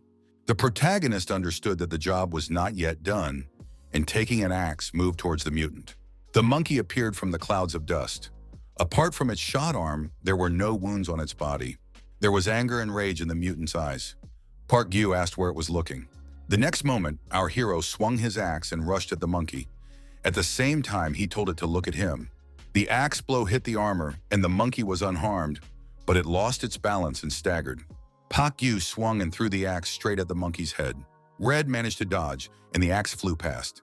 The huge mutant screamed loudly and attacked the man, trying to punch him. Park Yu noticed that the mutant really did not understand the meaning of a feint. Behind the monkey in close proximity was Sun Hyun with a sniper rifle. A hunter is not an individual, but only part of a team. On the battlefield, everyone is a pawn. Park Yu once said that he was no exception. A shot rang out. The cartridge case flew off to the side. The mutant stopped. Park Yu looked at the wall. There was a bullet hole there. However, before hitting the wall, the bullet had pierced the mutant's head. Blood spurted from the monkey's mouth. Park Gyu thought that at such a distance, if you didn't calculate the trajectory of an armor-piercing bullet precisely, the shooter was indeed a lousy hunter. Sun Hyun had successfully completed the task. Park Gyu looked at Yeonji and asked if he was still alive. Yeonji sincerely told the professor to go away for a long time. Park Gyu realized that he was alive and in good health. Park Gyu was surprised. Hadn't Yeonji said that he was like that? Yeonji gave him a thumbs up in approval. Park Gyu thought that this guy had a colorful personality. Sun Hyun took the radio and reported that the laser was on the line. He reported that the target had been eliminated and the mission accomplished. They had one wounded and were requesting support for their return. Yeonji pointed at the mutant and asked if it was even possible to put him in the car. Park Gyu said he had an idea. The truck was returning to its base. Rifles were fired from the van at the zombies chasing it. The mutant was tied to the truck by his legs with a rope. His body was dragged behind the vehicle. Each shot from the rifle blew the zombie's head off. Yeonji, watching the scene indifferently, said it looked like some kind of cartoon. Park Gyu thought that perhaps it was because of this surreal spectacle that he felt as if he were in a dream. After the operation, some hunters even posed next to the mutant's body. When Park Gyu returned to the city, it felt like he had woken up from a dream. Contempt and poverty, hunger, anxiety and fear, despair. All of this was reality. A representative of the local administration thanked the hunters for their hard work and gave them a small gift: food, meat, rice, soft drinks, and alcoholic beverages. The representative noted that this could be considered a bonus. The hunters would receive their main reward later, after the final calculations. The hunters were delighted when they saw real rice. Yeonji said that he had been dreaming of rice porridge for a long time. The fresh beef was especially welcome. Park Gyu announced that it was mutant meat. Those present did not like this information. Park Gyu explained, "They take a bull, inject it with a mutagenic factor, inflate it to enormous proportions, and then slaughter it. Such a bull yields more meat than a normal one." This information was ignored, and the hunters decided to eat the meat anyway. A representative of the administration told the protagonist that director Woo Min-hee would like to give him something personally. Could the hunter come to her? Yeonji announced that everyone present, including civilians, was invited to eat. Today there would be meat. A huge line formed to receive food. There was not only meat, but also kimchi made from spring greens and herbs. Sun Hyun, who was standing at the food distribution point, said that rice would be distributed to everyone later according to the norm. Park Gyu looked at his plate. It turned out that everyone got 3 pieces of beef. Park Gyu approached the child and gave him his portion. The boy liked it, and his mother was touched. At his mother's request, the boy bowed and thanked the adult uncle. In the midst of the feast, Park Gyu left the room to get some fresh air. Sun Hyun approached him. His friend asked why Park Gyu always preferred solitude. Had he always lived alone? The protagonist confirmed this. Park Gyu said that there were many children and elderly people here. They all stayed for the sake of their families. Sun Hyun agreed that there were indeed many such people here. Take Pan Chae-hyuk, for example. He shoots at the S-class level. He injured his leg, but with such talent, he could survive anywhere. However, he stayed here for his mother. You wouldn't know it by looking at him, but he is an exemplary son. Park Gyu asked if Sun Hyun was going to Jeonju Island. Sung Hyun replied that of course he should go there. Such an opportunity should not be missed. A place on the ship had already been reserved, and they provided accommodation there. Sun Hyun declared that life like this would finally come to an end. Park Gyu wondered what family life was. It was definitely something that had to be protected at all costs for the sake of a better future. At the very least, it was not something that could be used and then discarded. Park Gyu thought that he did not belong here. At least he was not some kind of noticeable detail. Park Gyu said that when he returned here after the battle, he suddenly realized that this place was also over. Looking into the mutant's eyes, our hero clearly saw his future. Legionnaires, Parliament, there's almost no difference. Wherever he goes, he will hunt such monsters everywhere. However, the more our hero thought about it, the more another thought arose. He even envied this monkey a little. It was smart, surely knowing that one day it would be destroyed. However, until the very last moment, it was happy. It lived where it wanted, how it wanted, and then it was gone. Our hero did not say that people here were wrong. However, how long can a fish live when taken out of the water? Even if it somehow adapts to the air, can it still be called a fish? Park Gyu understood that he needed others to survive. That was clear to him. But if it was a quantitative union, and a real qualitative connection was required. If it required something he had never done before, then what should he do in that case? Sun Hyun said that Park Gyu needed someone else who would listen to him well. Park Gyu must find someone for himself. Our hero often imagined the worst-case scenario and pondered it alone. Park Gyu himself understood how ridiculous his fears were. He understood that. However, the truth he had been avoiding all along hurt the most. Everything turned out to be harder than he thought. If he couldn't change, what would happen to him? He couldn't go on like this. He had to find a solution. The next day, the protagonist gathered himself and said he was leaving. Park Gyu told Yoonji that he would stay in touch through director Woo Min-hee. If anything serious came up, he would let her know. Yoonji admitted that she had enjoyed herself. Park Gyu decided that he needed to find a solution, but not necessarily here. Rushing headlong into a problem alone was not his style. Hong Tae-jun said that this was typical of INFPs. Yoonji said goodbye, saying that this guy was not called professor for nothing. He also promised to visit the professor when his leg healed. Park Gyu told him not to bother coming to see him. He didn't know where he lived anyway. Son Hyun came up and said he made it in time. It's good that Park Gyu hasn't left yet. The young man asked if he had any extra fuel. There was a motorcycle nearby. Park Gyu was surprised. What did this mean? Sun Hyun said that thanks to Park Gyu, he was going to Cheonju Island. He didn't want to let the professor leave empty-handed. He definitely wouldn't be taking this motorcycle to the island. Sun Hyun added that he had serviced the motorcycle completely and it ran fine on synthetic fuel, so there was no need to worry. Park Gyu thanked him for the gift. Sun Hyun replied that Park Gyu was a savior to their family and he was the one who should be thanked. Park Gyu thought this was an unexpected bonus, and he also decided to repay him in some way. The protagonist's gift was a suitcase with strange details. Sun Hyun asked what it was. Park Gyu explained that it was an apocalyptic satellite device. It was a gift from director Woo Min-hee so that he wouldn't get bored alone. Park Gyu didn't know what to do with it. Park Gyu decided that Woo Min-hee wanted to frame him, but he wasn't going to give up so easily. Besides, this device would be useful to Park Sung-hyun in the future. With a satellite signal, you can connect from anywhere. Park Gyu assumed that Sung-hyun could fit into their forum, "Long live the apocalypse," in the future. Sung-hyun noticed that when he was online, people hated him intensely. He didn't know why. They just say they want to destroy him. Thus, the protagonist's debut as a freelance hunter ended rather mundane. Park Gyu remembered that monkey again. After all, it was happy until the very end, wasn't it? It lived where it wanted and how it wanted. If you live where you want and die how you want, isn't that happiness? In this day and age, there is nothing more difficult than talking about happiness with confidence. Only one thing was certain for our hero. When choosing his home, he was more cautious than ever. And if he had to choose a place to die, it would only be here, in his bunker. Park Gyu wondered, what kind of death could be happy? Could the word happiness even be used before the word death? He was sure of one thing.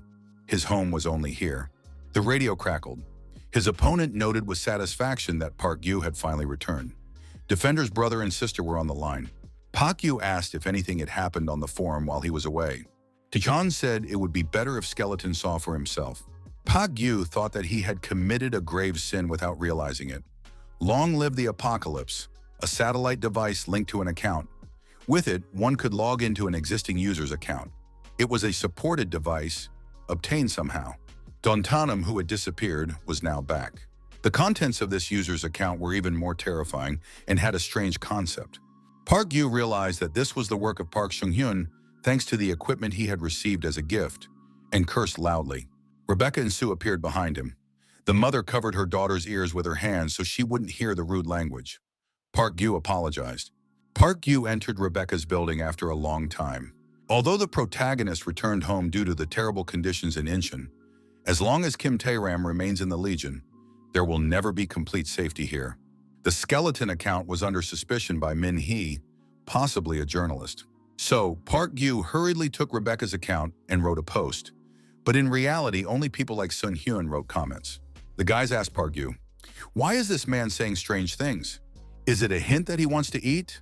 Park Gyu replied that the best cure for attention-seeking is to ignore it. It's just mental problems spilling out onto the internet. Sue asked Park Gyu, "Is it really dangerous there now? Is it because of the previous fight?" Sue suggested forming a team and added that she could already shoot. She had been talking about it with her mom for a long time. Park Yu thought that when they first met, this girl was just above his waist. Time had flown by unnoticed. Even if the world collapsed, children would still grow up. Sue would also grow up someday. Sue said she could protect Skeleton. One day the time would come when she would be taken seriously as a discussion partner. Park Yu apologized and said that time had not yet come. Sil admitted that she had actually been watching Skeleton use the internet through her mother's accounts. He uses a strange style of speech and constantly makes spelling mistakes. People do nothing but post articles that no one is interested in, copy popular posts, and beg for comments. Everyone ignores Skeleton. Sue added that her mother did the same thing. She said she didn't like that Skeleton was doing strange things and that he should stop using her account. The girl said with tears in her eyes that she didn't like it when Skeleton was insulted. Park Yu asked if Rebecca wanted to explain herself. Rebecca said that she had translated his posts and posted them on a North American forum. Park Yu became interested in the comments and leaned closer to the computer screen. Rebecca asked if there were any surprises in the content. The protagonist thanked Rebecca and added that he had found a way. He had to hide the bunker. Thanks to the comments, he remembered something. Now he understood how to escape from the clutches of the Legionnaires. The Defender brother and sister were riding their bikes along the set route. The protagonist used the Defender call right. Tajin, of course, was terribly surprised when she saw such a message. Hong Jong-ho asked if there would be a fight. Park Yu replied that it would not be a fight, but a request. Tajin asked if she could also appear on call. Park Yu said that was exactly what he wanted to talk about. Tajin must appear. Without her, the conversation would be impossible. Her sister was delighted. Without her, the young people would not be able to do anything. But what exactly was it about? Park Yu announced at the meeting that they would be building. Tajan was surprised. What did that mean? Park Yu repeated that it meant they were going to build. The entrance to the main bunker must be buried. After that, a fake bunker would be built nearby so that the invaders would confuse the entrance. Hong Jong-ho would take care of the construction, while Tajan would handle security and reconnaissance. If they were attacked while working, it would be a real disaster. The girl was surprised. Did Park Yu really call them for such a trifling matter? He explained that it was not a trifling matter. The protagonist added that Tajun was an outstanding drone pilot. Only she could do this. The brother and sister were shocked by this proposal. They certainly hadn't expected this. At first, they expressed doubts about the timing and scale of the construction, but agreed after seeing the equipment and materials that had been prepared. Hong Jong-ho said that there was no need to use the Defender call right for this. The young people were provided with housing and meals for the duration of the work. With the help of A-class workers, construction progressed faster than expected. A month of intensive work passed. Almost everything was ready. Park Yu said that everything looked good from the outside. However, the inside was still too empty. Overall, the bunker was complete. Park Yu installed a toilet in the center of the bunker and said that now it looked like a real one. They would definitely not be found. The only information known to the attackers was the approximate location and the presence of a toilet in the center. That was the technical value of the central toilet. Traps for escape had also been recreated, so the attackers would most likely be satisfied with this and leave. But if someone does not give up their suspicions and continues the investigation, explosive devices have been set up for such people. After the explosion, even reinforcements would not be able to find them. The bunker would be completely buried. Park Yu thought that this would prevent most problems, but the main ones still remain. Tajin asked, "So the last thing the attackers will see is the toilet?" Her brother replied that it would be a tragedy. The main problem was that Kim Taram, who had betrayed him, was still among the Legionnaires. However, if she came, the protagonist decided he would not hide. He would come out and meet her face to face to ask her personally why she had done such a thing. A man was playing golf on a large, well-maintained course. One of the migrants asked where Mr. Kim was. The column replied that no one knew. Another person suggested that Mr. Kim wanted to stay here. Did he really think it was all over because it had gotten a little warmer? Was he completely crazy? Did he want to freeze to death? A woman in the column said that before the war, he had been a professional athlete. Someone asked what sport he had played. There was no answer. The man continued to play golf. He took a long time to aim, trying to get the ball into the hole. The ball rolled slowly and finally went in. The man was very happy and even shed a tear. Then he took out a gun and with a smile on his face put the barrel to his temple. A shot rang out. The man fell onto the neatly trimmed lawn of the golf course. The long, drawn-out winter had come to an end. Park Yu spent a month with his brother and sister Defender, building a shelter. As usual, many events took place. The hero had his brother and sister by his side. The girl was especially helpful. Most problems were solved on their own, without the protagonist's intervention. Park Yu patrolled the perimeter every day on his own, armed with a firearm. The only thing that stood out was the departure of a guy nicknamed Gold. Although he cooperated for the sake of revenge, he remained a wolf nonetheless. A wolf has a wolf's nature. Demanding that he give it up is too cruel. Nevertheless, due to an inexplicable feeling of loss, Park Yu would occasionally check the old place while on patrol. Sometimes the hero would find small tokens of affection left by Gold at this place. One day, Park Yu heard a message on the radio. It was from Cheon Yunjai. He said he would visit soon. Park Yu thought it was an unexpected visit. Someone was going to enter his territory. He hadn't told anyone about his location, but shortly after Yunjai's call, he appeared on the surveillance cameras. He was moving toward the bunker at a steady pace. Park Yu decided that this meant he was confident in the route and knew where he was going. Perhaps this was an assignment from Woo Min-hee or an order from Kim Taram. In any case, the entrance to the main bunker was closed. Only a fake passage was visible from the outside. Even if they found it and tried to break in, it would be enough to blow up the entire bunker. Yunjai stopped and said he had found it. Park Yu was surprised. What exactly could this guy have found? The entrance to the disguised shelter or the main one? However, it turned out to be neither. Cheon Yunjai moved in a different direction. He asked if Park Yu was here now. Yunjai reminded him that he had said he would find the professor. The protagonist realized that this guy was awakened. Once inside the bunker, Yunjai noted that among the weapons Park Yu had brought with him were American ones. Then he guessed that this man lived near an American base. The land near the base had access to water, and only this hill controlled the surrounding area. The rest was easy to figure out for himself. Yunjai said that the bunker was very cozy, a real palace. The guest added that he liked it here, but he had some questions. Why was the toilet located in this particular place? Park Yu asked why Cheon Yunjai had come here. He could get straight to the point without unnecessary conversation. Yunjai noticed that the host was grumpy, so he decided to get straight to the point. He said he would like to live here for a while. The answer was no. Park Yu said that he would not allow it under any circumstances. Yunjai was surprised. Why not? The bunker was huge. Even if he settled in a corner, no one would notice. Park Yu replied that he had not even accepted the advances of a young and beautiful girl, so why would he let this guy stay with him? Then Park Yu asked why Yunjai hadn't told the academy. He added that Yunjai was apparently awakened, but had hidden it. The 18th issue was the last before the new school, so they had to treat them especially well. Yunjai said he had good intuition. It wasn't about the awakened ones. He just watched how things were going and understood where it would lead. Park Yu wondered what Yunjai could see from such a high position. He replied, food waste. He bought a lot because it looked appetizing, but in reality it was mediocre. He couldn't throw it away, so it remained as junk. If he were the same age as Park Yu, or at least close to him in terms of graduation, he could have pushed his way through the celebration. In reality, there were dozens of third-level and lower-level mediocrities between them. Park Yu asked if Yunjai knew anything about those at the lower levels. Yunjai replied that he wasn't there, so he couldn't say for sure. However, there was one girl he liked, but she died, and not on the battlefield, but somewhere inside the country. Park Yu agreed that it was sad, but maybe it was just a coincidence? Yunjai replied that it was not a coincidence. He had seen many such cases, and he remembered all the pretty girls. The young man added that now they were all dead or missing. Park Yu asked if Yunjai understood everything. Then why didn't he build a bunker himself? He replied that he had thought about it, but hoped that the old hunters would still be useful. There were still few awakened ones capable of influencing the waves.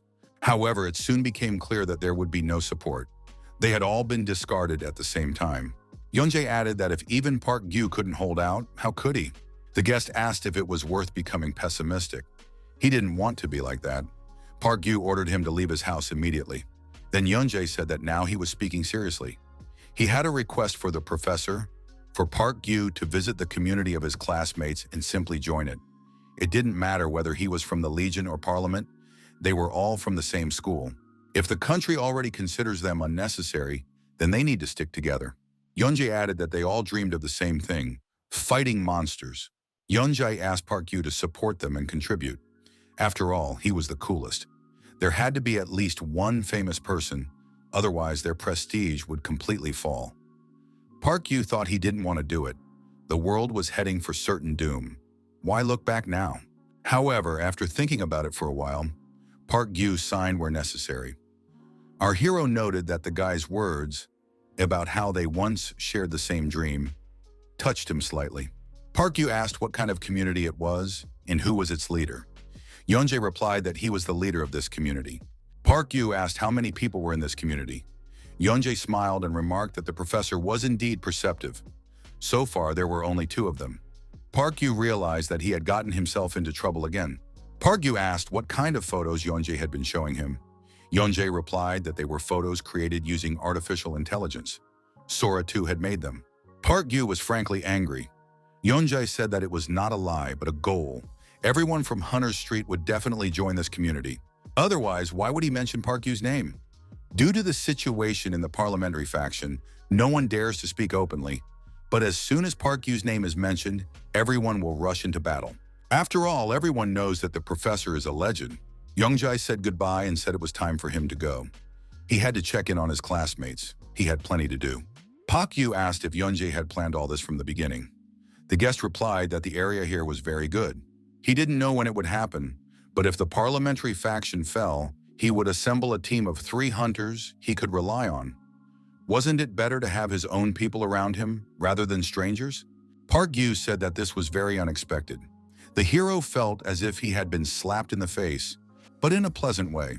Park Yu warned his guest not to say a word to his classmate who lives nearby, Yeonjae. The young man replied that he understood. Yeonjae remembered that there was once a guy who suggested creating a similar community. He wanted to found something like an alma mater. I wonder how his life turned out. They say he is now the most important person on Cheonju Island, an awakened one, and a classmate at that. It was the senior advisor to the Cheonju committee, Kyung Min Gon. Park Yu wondered, was this the same person he knew? The beginning of it all was, oddly enough, quite mundane. It was a normal, quiet day as usual. However, a small event stirred up the forum. Won got into an argument with Sun Hyun in a chat room. They even exchanged insults. Sun Hyun said that it was not worth wasting words and that it would be better to meet and fight. Sung Hyun, known as Dong Tan Mom, declared that he would drown his opponent in the sea. Park Yu was upset. What were they doing? 2 idiots on a forum decided to start a fight. It all started quite simply. When the departure date of the evacuation convoy to Jeonju was announced, as usual, Yeomgu started trolling. The argument escalated into a serious altercation, and then into a real fight. Except for the fact that both participants are dark stars of the internet, this is a typical online brawl. However, our hero took notice of them for a reason.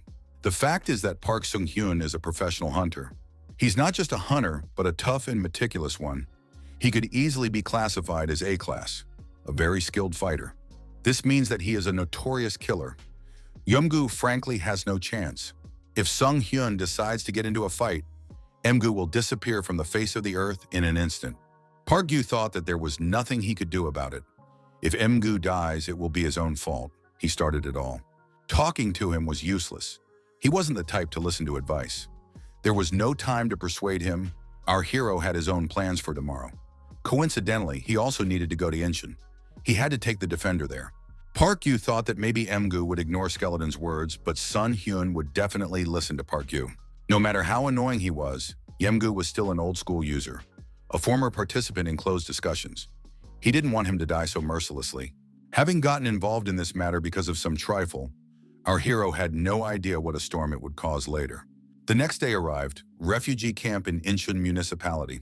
Looking around, Hong Jong-ho noted that many more people had survived than he had previously thought. Defender believed that everyone would freeze to death, unable to survive the past winter. Park Yu noted that survival rates in the camps varied. If the government had effectively abandoned them, everything depended on the skills of the camp leader. In some places, people survived by huddling together like penguins to keep warm. This was not a rumor, but the truth. Park Yu asked what exactly Hong Jong-ho wanted to find. He replied that he was looking for painkillers and other small items, and that it would also be good to find a good doctor. Hong Jung-ho suggested that they go their separate ways and do their own thing, and that they would meet later. Park Yu asked if everything was okay with Hong Jung-ho's sister. He replied that he didn't know. We can only hope that everything is fine. Until the appointed time, our hero did not expect anything special. He thought that the survivors were mostly stubborn types. You couldn't survive here without an iron will. Park Yu hoped he could convince Sun Hyun, since he had already helped his family, but his calculations proved naive.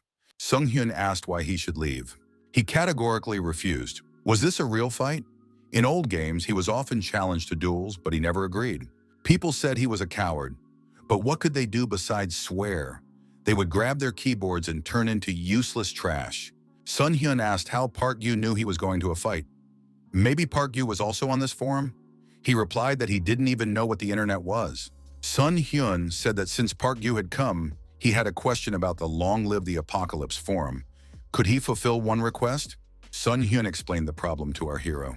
The list of items prohibited from being transported to Jeonju Island includes satellite internet modems. Sun Hyun wanted to continue using the forum on Cheonju and asked why it was banned, but they just waved him off, citing security reasons. They didn't give any coherent explanation. They mumbled something about Chinese submarines and signal tracking without really understanding what they were talking about. Even after receiving confirmation from a knowledgeable person, the young man still did not receive permission to transport the equipment. Sun Hyun realized that the fastest way to get approval was from their superiors. Park Yu was surprised. Did Sun Hyun really want him to ask Woo Min-hee? Park Yu replied that he couldn't do that. He noted that they would not even waste time meeting with him. Min-hee would definitely refuse. Sung Hyun disagreed. If Park Yu asked, she would definitely meet with him. The protagonist was surprised. Why? Sung Hyun exclaimed, "Didn't Park Yu know?" It was an open secret among the students. Park Yu replied dryly that he wasn't interested in gossip. Sun Hyun waved his hand and said it didn't matter. In any case, he asked Park Yu to simply pass on a message to Min-hee. If she refused, he would never ask her for anything again. Park Yu thought that he had given this guy a satellite modem not only as a token of gratitude, but also for another purpose. He hoped that Sun Hyun would become his informant on the island. There were many posts on Pale.net that were supposedly written from Jeonju, but there was almost no verified data. Having a reliable person there would help verify the information. Park Yu didn't understand why Sung Hyun was so confident, but decided that talking to Woo Min-hee wouldn't hurt. He promised to meet with the director. Park Yu told his interlocutor that in return he would ask him for a small favor. Park Yu showed up at the appointment and asked to be told that he was looking to meet with Woo Min-hee. Although he had promised Sung Hyun, he decided not to make a special effort. He knew Min-hee well as a hunter. This woman was unpredictable and irresponsible. Because of her striking appearance, she attracted attention everywhere she went and provoked conflicts. Her painful sensitivity and obsessive nature often stumped not only herself, but also those around her. Her combat skills were outstanding, but as a team leader, she was the worst option. No one wanted to deal with her.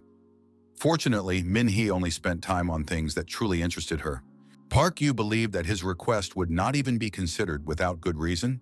He planned to sit for a while and then leave, citing failure. Woo Min-hee was surprised. For the first time ever, Park Yu had come to her himself. Park Yu was amazed that she had come out to meet him in person. Min-hee noticed that Senpai only sought people out when he needed something. What was it this time? Information or resources? She added that Park Yu had been avoiding her for so long. What made him come here in person? She was really curious. Park Yu asked if the director was free. Min-hee replied that she had some time before her next meeting. She had stopped by for a short while. What freedom could she possibly have? Park Yu understood that. The leadership of the parliament and the administration had almost completely moved to Cheongju, and in fact, only Woo Min-hee remained in charge of the mainland. Her work was extremely stressful. Woo Min-hee suddenly said that she understood everything. Could it be about the online community? This question caught Park Yu off guard. He didn't even know how to respond. Min-hee said that she could tell from his reaction that she had hit the nail on the head. Was that really his goal?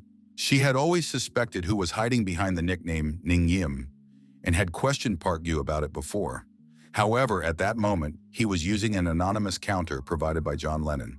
The reason Min-hee questioned him was most likely due to her irrational intuition. The satellite equipment she gave him only confirmed this. Min-hee never found any evidence linking Park Yu to Skeleton.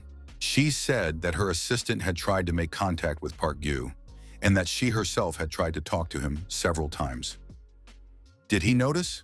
Min-hee added that he must have realized that she was the journalist. Park Gyu said that he had given the satellite equipment to Baek Sung-hyun. Min-hee was surprised. How could he do that? It was a valuable item.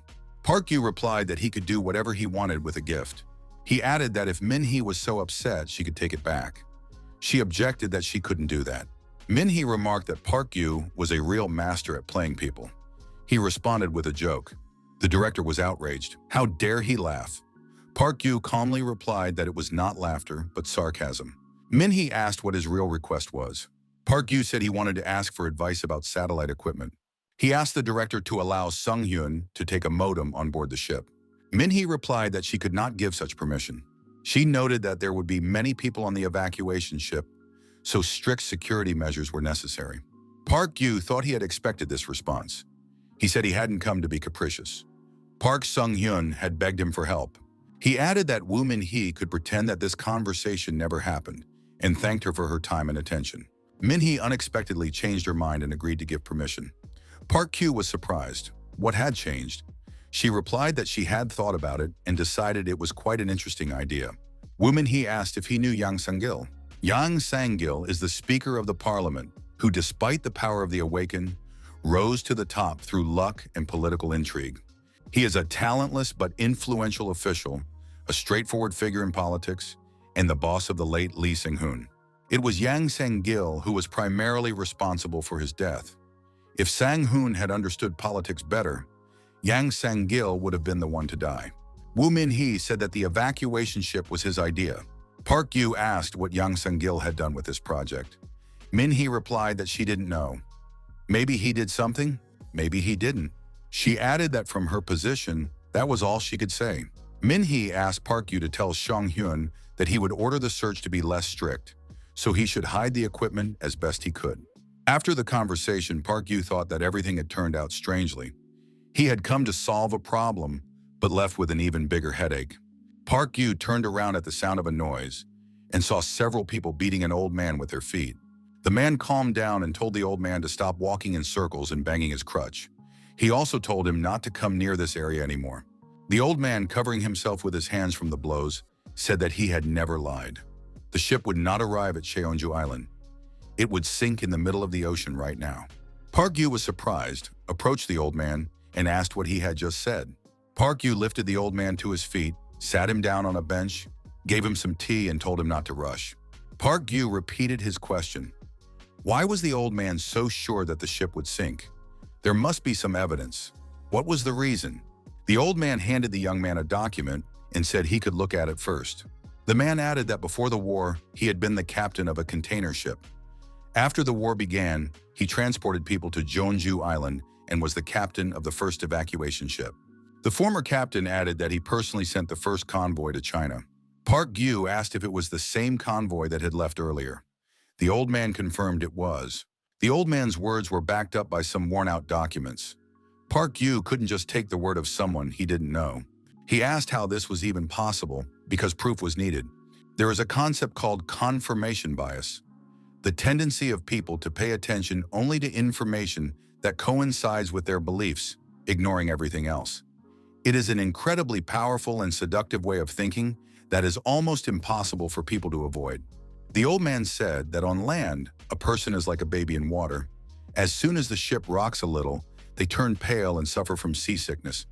An experienced captain can herd passengers like a flock of sheep, even on calm seas. It is a trifle to transfer key people to another boat, leaving behind those who cannot stand on their feet. Park Gyu wondered if the persuasiveness of these words was a manifestation of that very tendency. Park Gyu asked if the old man had any proof. The former captain replied that everything had been verbal, by agreement. He did not know what had happened to the other crew members. To leave after the job was done, that was the agreement. Park Gyu said, so the captain made a secret deal with the government, abandoned thousands of people in the middle of the ocean, and now claims that there is not a single clue or witness left except him? The captain admitted that it sounded implausible, but added that he remembered that the person in charge was a man named Yang. Park Gyu remembered Min-hee's words that the evacuation convoy to Jeonju Island was the work of Yang Sang-gil. He noted that it all sounded strange. Why send those who were going to be written off anyway to China? Wouldn't it have been easier to just drown them? The old man replied that his son was among the passengers. The government ordered him to sink the ship, but he couldn't do it because his son was on board. The captain convinced the officials that instead of risking sinking the ship, which could backfire on them, it would be better to simply send the people to China. Initially, they put in little fuel so that they would not be able to return. Park Gyu was surprised. How could they sail to China without a captain? The old man replied that if the currents helped, they could.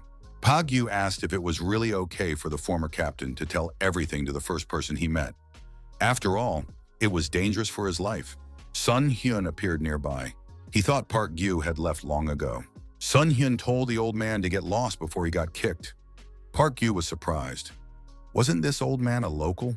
Sun Hyun replied that this man had recently appeared and was bothering everyone. He was talking nonsense and causing a lot of trouble. The old man's last words were, "Thank you for listening." Sun Hyun was surprised. Did Park Gyu really believe the words of this crazy man? Park Gyu replied that judging by his speech, he wasn't completely insane. Sun Hyun remarked that such people were even more dangerous. Park Gyu thought it was a well-known conspiracy theory from Pale.net. Sent to China, drowned. It was spread by people who like to take away other people's hope, like Yomgu. Sun Hyun added that sometimes this old man mistakes him for his son, thinking he is sane. The former captain told the protagonist that there was a man in the hunter's quarter who looked like his son. Park Gyu thought that the act of recognition implies interest in the object. As long as this assumption exists, objectivity may have been an illusion from the very beginning. Sun Hyun looked at his watch and said that Yomgu was late. Park Gyu asked Sun Hyun to respond to Yomgu's call for an offline meeting, teach him a lesson, and let him go. This time he would get off with a slight scare. But if he continued, he would get into big trouble. It would be better to give him a beating. It would be good for him. Park Gyu noted that being so late was too much. Sun Hyun told Park Gyu to look at his smartphone screen. Emgu wrote that only suckers abide by agreements on the internet. He had no intention of going anywhere. The confrontation ended in a crushing defeat for Park Gyu. Sometime later, Sun Hyun, along with his family and other passengers, boarded a ship bound for Jeonju Island. It was the same day our hero returned from Incheon. They said that the body of an unknown person had been found floating near one of the piers. The cause of death was unknown. The body, picked up by refugees, was thrown into a landfill, like other remains. The forum said that a senile old man who used to wander the streets had died. He had nothing on him. After a while, the ship with passengers arrived at Jeonju Island. Hyun's son posted a photo of the island's coastline. Emgu saw signs in Chinese in the photo. Park Gyu was surprised. Had the ship really arrived in China? He wondered whether the old man's story was true or just a plausible lie. Now no one would ever know. The passengers on the ship were frightened and surprised. Hyun's son posted a photo of his family and wrote that he would definitely return alive. This story is not over yet. Armed men broke into the bunker and were surprised to see a toilet in the middle of the room. Could some kind of pervert have been living here? The place seemed suspicious. Park Gyu, who was in a safe place, listened to the conversations in the fake bunker through a radio. Our hero wondered if there were two of them or if someone else was outside. They didn't look like legionnaires. Park Gyu held the detonator in his hands but decided that it wasn't worth wasting his energy on it yet. Contrary to expectations, Sung Hyun's trip to China did not cause much of a stir. Yang Sang-gil's supporters quickly launched a campaign to manipulate public opinion, and people, as always, believed what they wanted to believe. However, Sun Hyun's post had a major impact in another direction. It caused a mass exodus of refugees from Incheon and turned them into looters. The refugee camps were originally a gray area that the parliamentary faction controlled only nominally.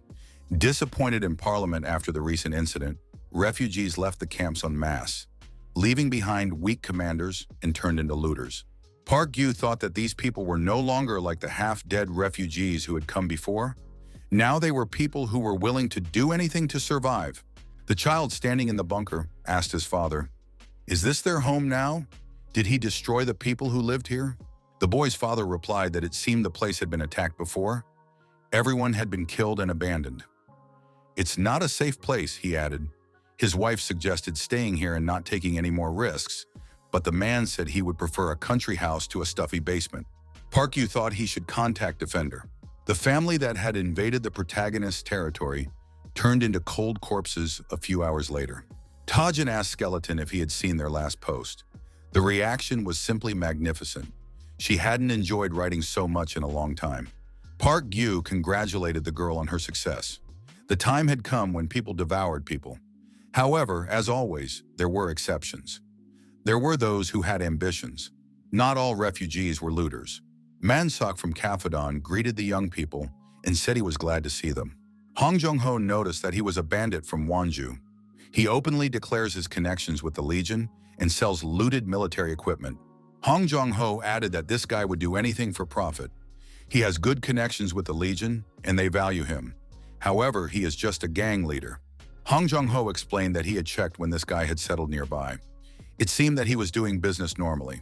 Unlike ammunition, which was in abundance after Park Yu took over an entire American base, diesel fuel supplies were almost zero. Mansak was willing to trade a barrel of synthetic oil for a magazine of 30 rounds. Park Yu asked if Hong Jong-ho would mind keeping him company. Park Yu thought that even if their views differed, the presence of a friend who came at the first call always inspired confidence. Park Yu contacted Mansak and said he would like to come in and look at the goods. Mansak from Kefadon greeted the customer and said he would be happy to see him. Mansak warned that the young man should not turn off his radio. If he started to misbehave, the customer would be able to immediately report it to everyone within a 20-kilometer radius. Mansak added that in such a case his reputation would suffer and he would not be able to do business. The first impression of Mansak from Kefadon turned out to be much more ordinary than expected. This man gave the impression of an ordinary guy you might meet anywhere, without the slightest hint of a gangster appearance. The owner said, "Welcome to Mansak's store." The employees bowed and greeted the guests. There were bars behind which people were held, which made Mansak seem even more diabolical. Mansak offered women for next to nothing. He also had weapons, fuel, and drugs. If something wasn't available, he promised to get it. Suddenly, Mansak swore obscenely and punched a thin man in the jaw, ordering him to stand still with the sign and not move. In contrast to the gloomy atmosphere inside, the deal went surprisingly smoothly. Hong Jong-ho got everything he needed. Mansak asked if the young men were selling ammunition. The ammunition could be exchanged for synthetic oil. However, there was not enough oil. Mansak offered to load everything they had and promised to deliver the rest tomorrow at their next meeting. Park Gyu told Hong Jong-ho that half of the ammunition boxes were a token of gratitude, and if he needed anything, he could feel free to buy it here. Park Gyu noticed the weapon standing in the corner. "What is it?" The protagonist asked the shop owner if it was hunting equipment. Mansak noted that the buyer seemed to know a lot about weapons. Was he a hunter by any chance? Park Gyu replied that he had been a hunter for a short time and asked how much the weapon cost. Mansak said it was not for sale. It was too difficult to obtain. One of the employees reported to the boss that all the synthetic oil had been loaded. Park Gyu noted that the workers had finished quickly, and Mansak offered to escort the buyers to the exit. Mansak suggested that the young men become his regular customers and promised to serve them in the best possible way. Park Gyu asked the shop owner, was the man with the sign his employee? Mansak replied that he was a judge. The protagonist was taken aback. You rarely hear that word in such circumstances. Mansak added that before the war, judges sat on their high thrones, playing with people's fates. Now before his death, this man would be a toy for a while. Mansak explained that this was retribution. Park Gyu sensed an incredibly deep hatred in his words. Was this hatred directed against judges as a class or against a specific person? Perhaps both. Since the hero wanted to conclude the deal peacefully, he decided not to interfere. But apparently his hopes were not destined to come true. In one of the rooms, there was a lot of blood on the floor. People were sitting there. It seemed that the owner's personal presence was required. Subsequent events began to unfold in such a way that the hero had no choice but to intervene. Mansak said he was very sorry that things had turned out this way. The attackers had forced the buyers to disturb their restless establishment. Park Gyu asked what had happened. Mansak explained that there had been an attack the previous night. It seemed that someone who had gone out to relieve themselves had been attacked and dragged away. Most likely it was the work of mutants. Park Gyu thought that if they were mutants, then everything made sense. Unless they were particularly intelligent individuals like Gold or Red, Such creatures often attacked multiple targets, forgetting their fear due to their inflated bodies. However, something seems strange. Why did they need to climb over the wall to attack here? Mansak said that he originally wanted to arrange delivery to the young man's property, but the staff were now frightened. He apologized for the inconvenience. Mansak added that he would give a generous bonus in return and hoped that Park Gyu would visit his store again. Park Gyu thought that this was not a special case. Fighting a mutant always came down to firepower. Park Gyu looked at the bandits and decided that their forces should not be a problem. However, the hero's expectations were shattered. Mansak convincingly asked the hunter to destroy the mutant and promised a generous reward. Park Gyu asked if the enemy could fly. One of the bandits confirmed this and said that the creature resembled an owl, with feathers that looked like ears and eyebrows. Park Gyu suggested that it was a nightjar, a serious problem. The barn owl is a large nocturnal bird of prey from the owl family, the top of the food chain in the Korean ecosystem. It is highly adaptable and undemanding in its diet, a long-standing and formidable enemy of hunters mentioned in textbooks. Park Gyu concluded that this area had now become its hunting grounds. If these people had become its target, it would be wiser to move. But Mansak said that was impossible. The shop owners said that they must hold on to these lands by any means necessary. Due to the influx of refugees, several camps held by former factions had fallen. People seeking refuge would soon begin to settle and gather around these places. Mansak added that this was a great opportunity and promised to make it a center for trade and entertainment. A new base, almost a whole city. He declared enthusiastically that he would create a Las Vegas of the decline era. Park Gyu wondered if all this would come at a high price. Mansak confirmed that he was ready for anything, as long as he could afford it. Park Gyu said that in that case he would take the hunting equipment, and as he said this, he looked closely at the weapons. Park Gyu added that he needed people to support him in battle. 3 people would be enough. Mansak replied that he agreed. Mansak ordered his assistant to contact headquarters to send reinforcements. Park Gyu thought that the mutant, the owl, was a formidable opponent. Even veterans would admit that. For ordinary people with no combat experience, their numbers were irrelevant. Park Gyu decided to use these people as cannon fodder to track down the mutant that had appeared in this area.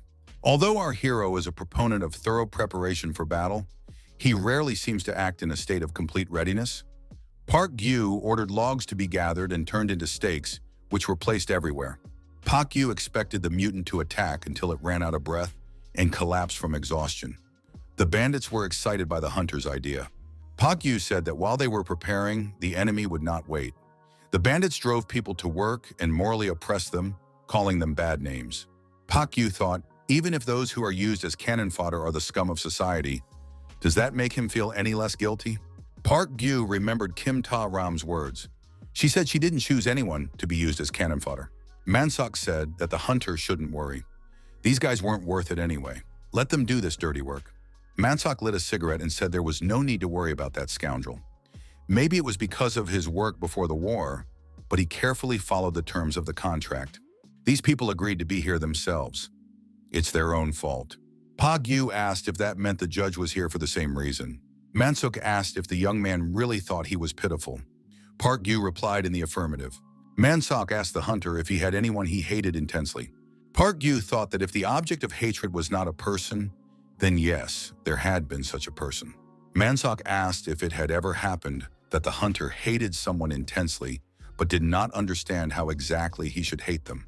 The man added that he had a daughter, a very kind and beautiful girl. However, the fact that his daughter was beautiful was not always a good thing. A stalker became attached to her. The family reported that the stalker had followed the girl home, and they caught him before anything bad happened. However, the judge decided to release the man. They say he had a respected profession and status, and judging by his statement of remorse, the risk of recidivism is low. Mansak added that he himself saw the stalker waving a knife. Park Gyu asked if the young man wanted to hear what happened next. Then the girl died. Mansak told the judge that he was responsible for the tragedy. The judge destroyed her through negligence. How is he going to answer for that? How could court security have allowed an outsider to get inside? The judge said that this man should be thrown out immediately. Mansak said he couldn't understand that. Even if there was no malicious intent, a person had died. Shouldn't that leave a bad taste in one's mouth? How could one act as if these were problems of another world and have nothing to do with them. Mansak admitted that he had done wrong. That is why he gives the judge a chance every day. Mansak puts the gun in the judge's hand and says that he is the man who turned him into a nobody. The judge likes to pass sentences, doesn't he? Mansak demands that the judge pass sentence. However, the judge does not shoot. Mansak told the hunter that the verdict was not guilty. The judge explained that there were insufficient grounds for detaining that man. Mansak is surprised. What did he just say? The judge adds that if people were imprisoned based solely on personal conviction, then what would be the point of having judges at all? It is better to let 10 criminals go free than to allow one innocent person to be unjustly convicted by the state. The judge added that if he were in the same situation again, he would make the same decision. That was his judgment as a judge. Mansak told the hunter that he had a great idea. He would use this judge as bait. The moment the owl's offspring tried to grab him, they would concentrate their fire and turn them both into a sieve. Mansak asked the hunter if he could do it. Pak Yu said he refused. The young man added that they didn't know when the mutant would attack. He didn't want to spend the whole day staring at this unpleasant creature. Besides, there was no guarantee that the mutant, driven by instinct, would take the bait. It would be much wiser to prepare a line of defense. Mansak agreed and added that the hunter could do as he saw fit, but he himself would also act at his own discretion. Pak Yu said that Mansak could do whatever he wanted, as long as he did not interfere with the preparations for defense. That same night, Mansak did what he thought was right. He said it wasn't too unfair. The judge was crucified on a cross and placed at the top of a makeshift tower. Mansak said that circumstances forced him to act this way. Mansak asked if the judge was at the top. What sentence would he give him? Execution or life imprisonment? The judge called Mansak an ignorant man. Did he really think that a judge was an official from the Joseon era? He could not ignore laws and regulations and do whatever he wanted. The judge added that it was because of people like Mansak, who immediately shouted execute, that the presumption of innocence and the three-tiered court system had come into being. He had struggled to get the stalker arrested. However, the stalker had been released because the reasons for his arrest were too obvious. Didn't Mansak know that this scoundrel would be released and deal with his daughter? If he had known, would he have stayed and protected her? Isn't that true? Mansak got angry and shouted that the hunt was canceled for today. The judge yelled that Mansak could destroy him right then and there. But did he really think that the rule of law would change? Mansak began to climb the stairs. He shouted that he would rip out the judge's tongue so that he could no longer speak. The next moment, special devices transmitted information about the probable approach of a mutant. Park Yu shouted for everyone to take their places. The mutant was approaching. Mansak asked in surprise, where was this mutant? Had anyone seen it? Was the hunter lying to save the judge? A huge bird did indeed appear behind Mansak. It extended its claws and prepared to grab the man. Park Yu did not lose his composure and opened fire with his automatic weapon. Park Yu continued to shoot and shouted for Mansak to come down immediately. Mansak fell down the stairs and landed on the ground. The shooting continued. Mansak thanked the protagonist for saving him and added that it was truly the accurate shooting of a hunter. Park Yu asked Mansak to be quiet and not interfere. The mutant flew towards another person and destroyed the barrier of stakes. Park Yu thought that the mutant was trying to attack the bandit on the container, but it froze for a moment because of the barricade. Even if the barricade could only stop its movement for a moment, that would be enough time. Park Yu fired a few more shots and the mutant, bleeding profusely, fell to the ground. The people celebrated their victory. They had finally dealt with this mutant. Was it really that easy to defeat him? The assistant reported to the boss that the bird had been destroyed and was no longer moving. Mansak spoke about the reward. Was the young man sure he agreed to it? The man added that he thought they should offer more. This mutant was smaller than the one they had encountered before, and there were no visible marks on its legs. Park Yu shouted for everyone to return to their places. There was another mutant. A huge bird was indeed circling above the head of one of the armed bandits. The bird grabbed the armed man with its claws and crushed him. The people were terrified. Everyone began to scatter in different directions. The armed squad succumbed to panic. The mutant continued to circle, flapping its wings and grabbing armed men with its claws, seriously injuring them. Park Yu suggested that the mutant understood that guns were dangerous. Now it was primarily targeting those who had weapons. Our hero lowered his machine gun to the ground. The bird flapped its wings and prepared to attack the bandit with the machine gun in his hands. Park Yu appeared between the bird and the man with an axe in his hand. He swung back and prepared to throw the axe. Pak Yu thought that the force of the throw was not enough for a powerful blow. He counted on the acceleration he would get from the fall. By adding the force of the throw to the acceleration, he could pierce the mutant through and through. And indeed, the thrown axe pierced the mutant's head through and through. Pak Yu thought that the mutant was beginning to glow. He needed to move away so as not to fall under its harmful influence. Tajon and Hong Jong-ho asked the protagonist what had happened to that bench. Park Yu replied that the survivors had returned later and evacuated. Tajon expressed regret that they had left. She wanted to buy something. Hong Jong-ho asked what happened to the judge. Are they still carrying him around? The protagonist couldn't easily answer that question. During the fight with the mutant, the platform with the judge fell and crushed the gang leader. Mansok screamed in pain and assumed that his leg might be injured. He dropped the gun from his hands. The free judge picked up the gun. Pak Yu watched as the judge approached the gangster and pointed the gun at him. Mansok shouted for no one to interfere. He turned to the judge and said that the establishment had been destroyed and his henchmen had almost all been killed. Even if the judge killed him, there would be no one left to take revenge. Mansok declared that the judge must finally pass sentence. The judge pointed the gun at the gangster's head and said, "Execute." At that moment, the judge and the gangster looked like twins.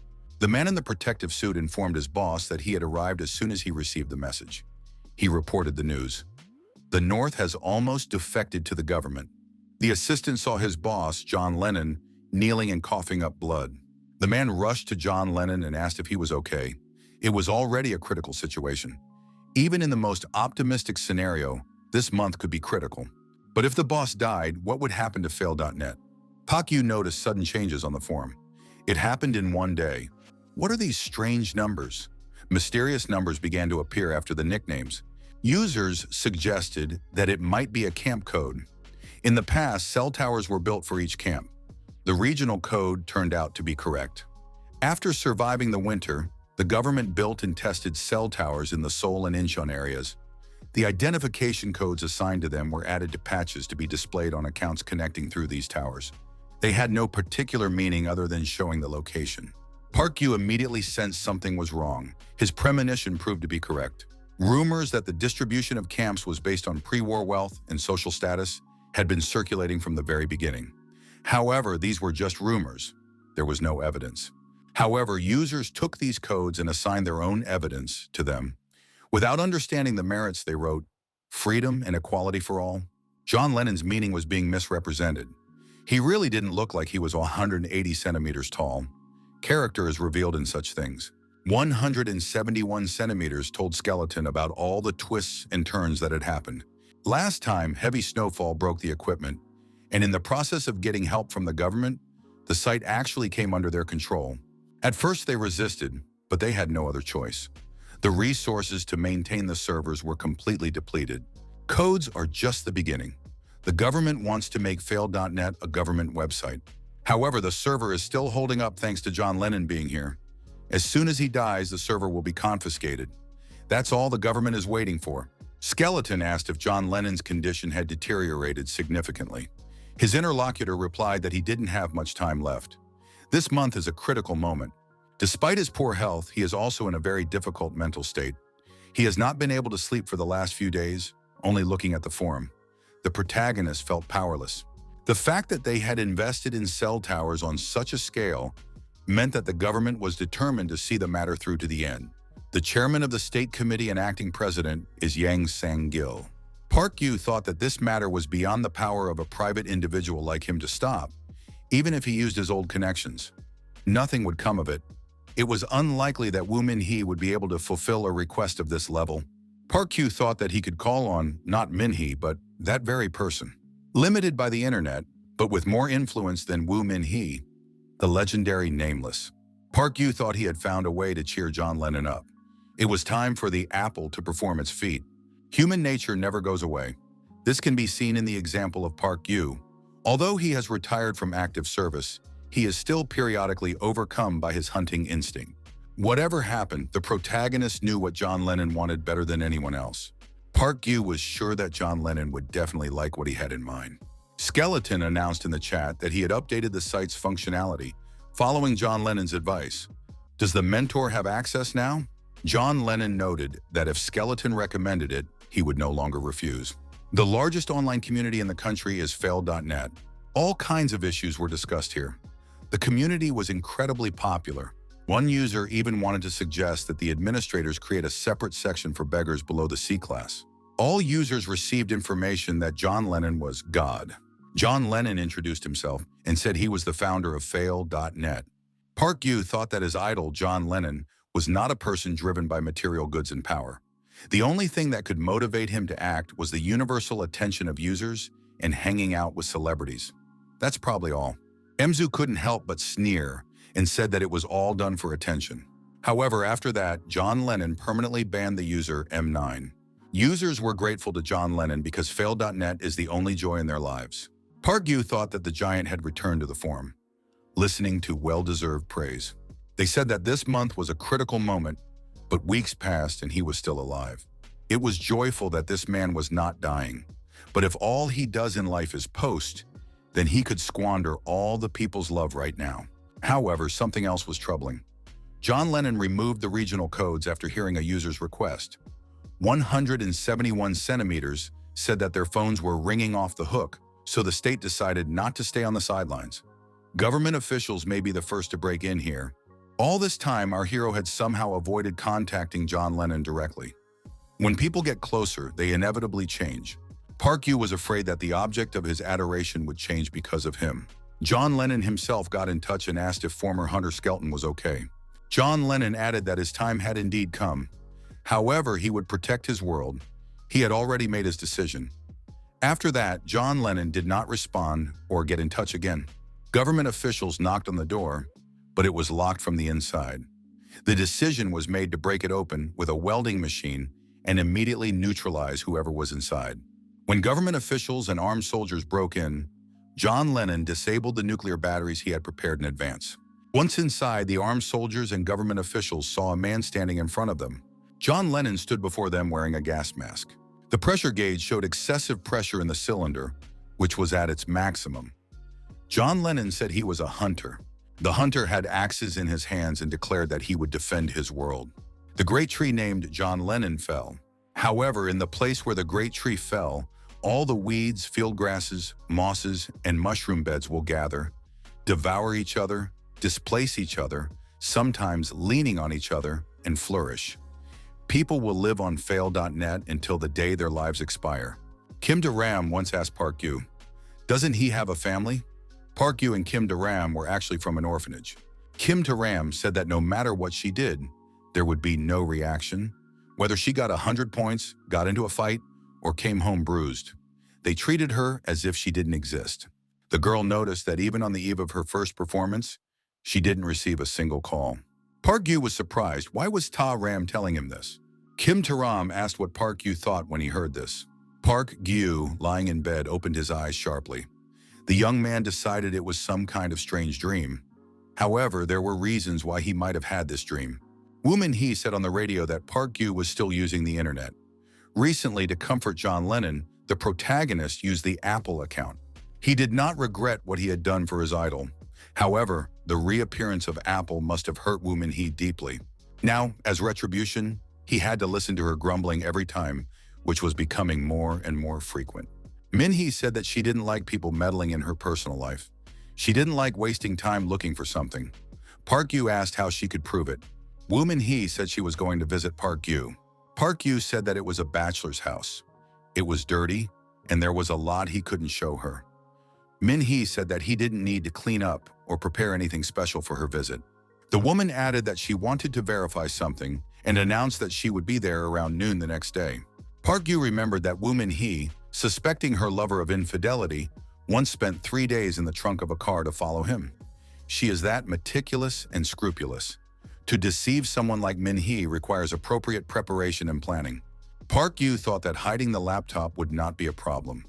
It would be enough to wrap it in a waterproof tarpaulin and stuff it into a suitable crevice. And that would be that. The young man was more concerned about the satellite dish installed on the bunker, an obsidian antenna. The protagonist camouflaged it so that even a careful inspection would make it difficult to find, but Min-hee would surely come up with something. Park Yu talked to the right people on the forum and followed all the instructions. Now the young man was calm. Everything necessary was hidden. It was time to fill the empty space. Initially, Park Yu had no particular hobbies other than the internet. If he removed all of that, the unnaturalness was inevitable. He had to completely fill this void with his imagination. You can leave the computer where it is and place a few photos nearby. If tactical manuals or reports are left in a prominent place on the desk, it will be possible to give a plausible answer to the question of what he does in his spare time. He thought that in this case, the enemy was a creature closer to a monster than a human being. If he didn't concentrate, he would lose. The next day, a military transport helicopter landed at the airbase. Two women got out of the aircraft. Minhee waved hello and said they had arrived. Park Yu said he was very happy to see them in his bachelor bunker. Did Minhee really come in such a huge limousine? Minhee was surprised. Had Park Yu personally come out to meet her? Park Yu saw that he had received synthetic oil as a gift. Minhee reminded him that she was not the type to visit empty-handed. Park Yu realized that the director had prepared thoroughly. Park Yu drove the guest to the bunker in his SUV. Minhee noted that the young man had a magnificent garage. Once inside the garage, the woman said that there was a lot of space and everything was well done. Park Yu wondered why the Legionnaires hadn't attacked yet. Park Yu opened the huge doors and said that this was his bunker. Upon entering the room, Minhee's first question was, "Is that really a toilet?" Minhee noted that in that case, Park Yu must have taken into account the location of the pipes and ventilation. It's grand. Eugene scanned the space and agreed that everything was well constructed. When asked what it was, our hero replied that it was a computer for backing up data. Minhee's professional eye immediately spotted the hidden laptop. She asked what it was. Park Yu thought that even though the laptop was packed away and hidden in the gap between the furniture, Minhee still found it. Minhee looked at the owner of the bunker and said, judging by his reaction, that it was what she was looking for. Park Yu, looking frightened, told Minhee to put it back immediately. The woman asked if she had found something she shouldn't have seen. Park Yu acted as if he had something to hide. If the sergeant was innocent, he had nothing to hide. The woman added that such a trifle could be shown. A photo of a girl in a bikini appeared on the laptop screen. Minhee was embarrassed. Park Yu repeated that she should put it back. Earlier, our hero thought that Minhee would definitely conduct a search, so it was unwise to keep compromising material at home. The real laptop was buried in a safe place. Park Yu thought that if Minhee found it, she would not be able to continue searching the bachelor's house. Minhee said she was ready to use the prepared trick. The director called out to Eugene. Could Eugene check the perimeter using her abilities? Park Yu understood that Eugene was an awakened with X-ray vision. Minhee said it was necessary to scan the ceiling. It seemed that the satellite equipment must be there. Eugene pointed at the ceiling and asked what was there. There was definitely something there. Minhee asked the homeowner if anything was becoming clear. Park Yu asked what they were talking about. What satellite equipment is Minhee talking about? Park Yu thought that Eugene was pointing at the ceiling and saying that there was something there. However, if you look at her fingertips in the direction of her gaze, you can see that they don't match. Her wandering gaze is also not consistent with the reaction of someone who has discovered something. She is unconsciously trying to avoid the guilt of lying. This woman probably does not have X-ray vision. After receiving instructions, she agreed to point to the right place and pretend she had found something. If she had really found something, she would not have asked questions, but would have run to get the evidence. Park Yu asked what kind of satellite equipment it was. Eugene said that, as expected of the professor, he didn't even bat an eye. Park Yu was surprised. Why did Minhee suspect him? Minhee replied that it was a woman's intuition. Minhee reported that Kim Taram, before running away to the Legion, said she saw a satellite dish cable in Park Yu's house. Park Yu thought about how many times she had repaid kindness with evil. Minhee suggested that Park Yu had disguised the weapon so that it would never be found. The director suggested that they stop the pointless argument and get to the point. Park Yu asked Minhee what she was sitting on. The director asked what the sergeant thought of Mr. Jong Sang-gil. Park Yu said that it was his toilet. Minhee remarked that when she was in China, she had sat on much more terrifying things. She thought she was sitting on a burnt tree, but it turned out to be a monster burned by napalm. Minhee noticed that Chung Sang-gil must die this winter. Park Yu was surprised. What does must mean? Has it already been decided? Minhee reminded him that the evacuation convoy was the work of Yang Sang-gil. Minhee added that the rate of awakened people tends to be directly proportional to the total population. That is why the parliamentary faction is trying by any means to take control of the refugee camps in Incheon. A stable supply of the awakened requires a sufficient population, and Incheon is now the only city of that size left. However, it is not only the probability of the awakened appearing that grows in proportion to the population. The intensity of the rifts also increases. This is enough to provide the awakened, but not enough to increase the intensity of the rifts. Regulating the optimal population was Yang Sang-gil's task. The director added that this man was a genius at thinning out the population. Yang Sang-gil primarily put those who did not have children capable of passing the aptitude test or who were deemed unfit on the ships. All these details were strictly classified. Unfortunately, however, someone smuggled satellite internet equipment onto the evacuation convoy. This was done in secret. The government of Jeonju Island raised a fuss. They put a lot of pressure on Yang Sang-gil to take control of the situation, even confiscating the entire server. Min-hee noticed that Yang Sang-gil was unable to do so. Not only did they fail to seize the equipment from one person, but they also lost the people assigned to him. Min-hee noted that this man himself was unawakened. However, he caused a scandal, declaring that no one who was not awakened should be allowed on Jeonju Island.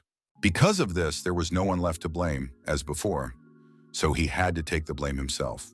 Having arranged such insurance for himself, he tripped over his own foot. Min-hee added that when the purge was scheduled, she would set up a zoo on the golf club grounds and throw Yang Sang-gil's family there. She would make those who enjoyed comfort and peace experience the life of those they had abandoned. Min-hee asked, "Isn't that interesting?" The woman continued, saying that if he lived to see spring, then Park Yu would have to deal with him himself. Park Yu thought that this was exactly what Min-hee was like. That was the reason why he had distanced himself from Woo Min-hee. Although the influence of family upbringing also plays a role, she naturally enjoys change. More precisely, she enjoys seeing how others change because of her. The object and direction of these changes are not important to her, as long as it is intense and irreversible. Probably, the reason she displaced Yang Sang-gil is also trivial. Whether she liked him or not, he caught her eye. Park Yu knew about her whims and avoided her all the time. It is necessary to keep your distance before it is too late. Park Yu agreed and added, if of course he lived that long. Min-hee noticed that sometimes it seemed to her that Park Yu's soul ached more than hers. Min-hee asked why Park Yu couldn't become awakened. The level of awakening is an indicator of how well he perceives mental impulses. Although it has not been proven, there are reports that mentally ill people have a higher chance of becoming awakened. In practice, this trend exists. Park Yu noted that in that case, he was normal. Min-hee added that becoming awakened is not necessarily a good thing. Park Yu asked what she meant. Min-hee asked Eugene to step out for a moment. They wanted to talk privately. Min-hee said she had heard rumors from the front lines, although nothing had been officially confirmed yet. They say that among the awakened of her level, there are those who have turned into monsters. Park Yu asked in surprise. Min-hee doesn't mean the monsters themselves, does she? Min-hee replied that the sergeant was almost right. Min-hee's eyes lit up unnaturally. The protagonist was affected by this glow. He was also thrown back by the shock wave that appeared. Park Yu knelt down in surprise. Min-hee said that the way they use their power is no different from monsters. If they want to, they can become monsters. Or monsters could devour them. It sounded like a speculative conclusion. Min-hee asked if she suddenly turned into a monster. Would Park Yu be able to destroy her?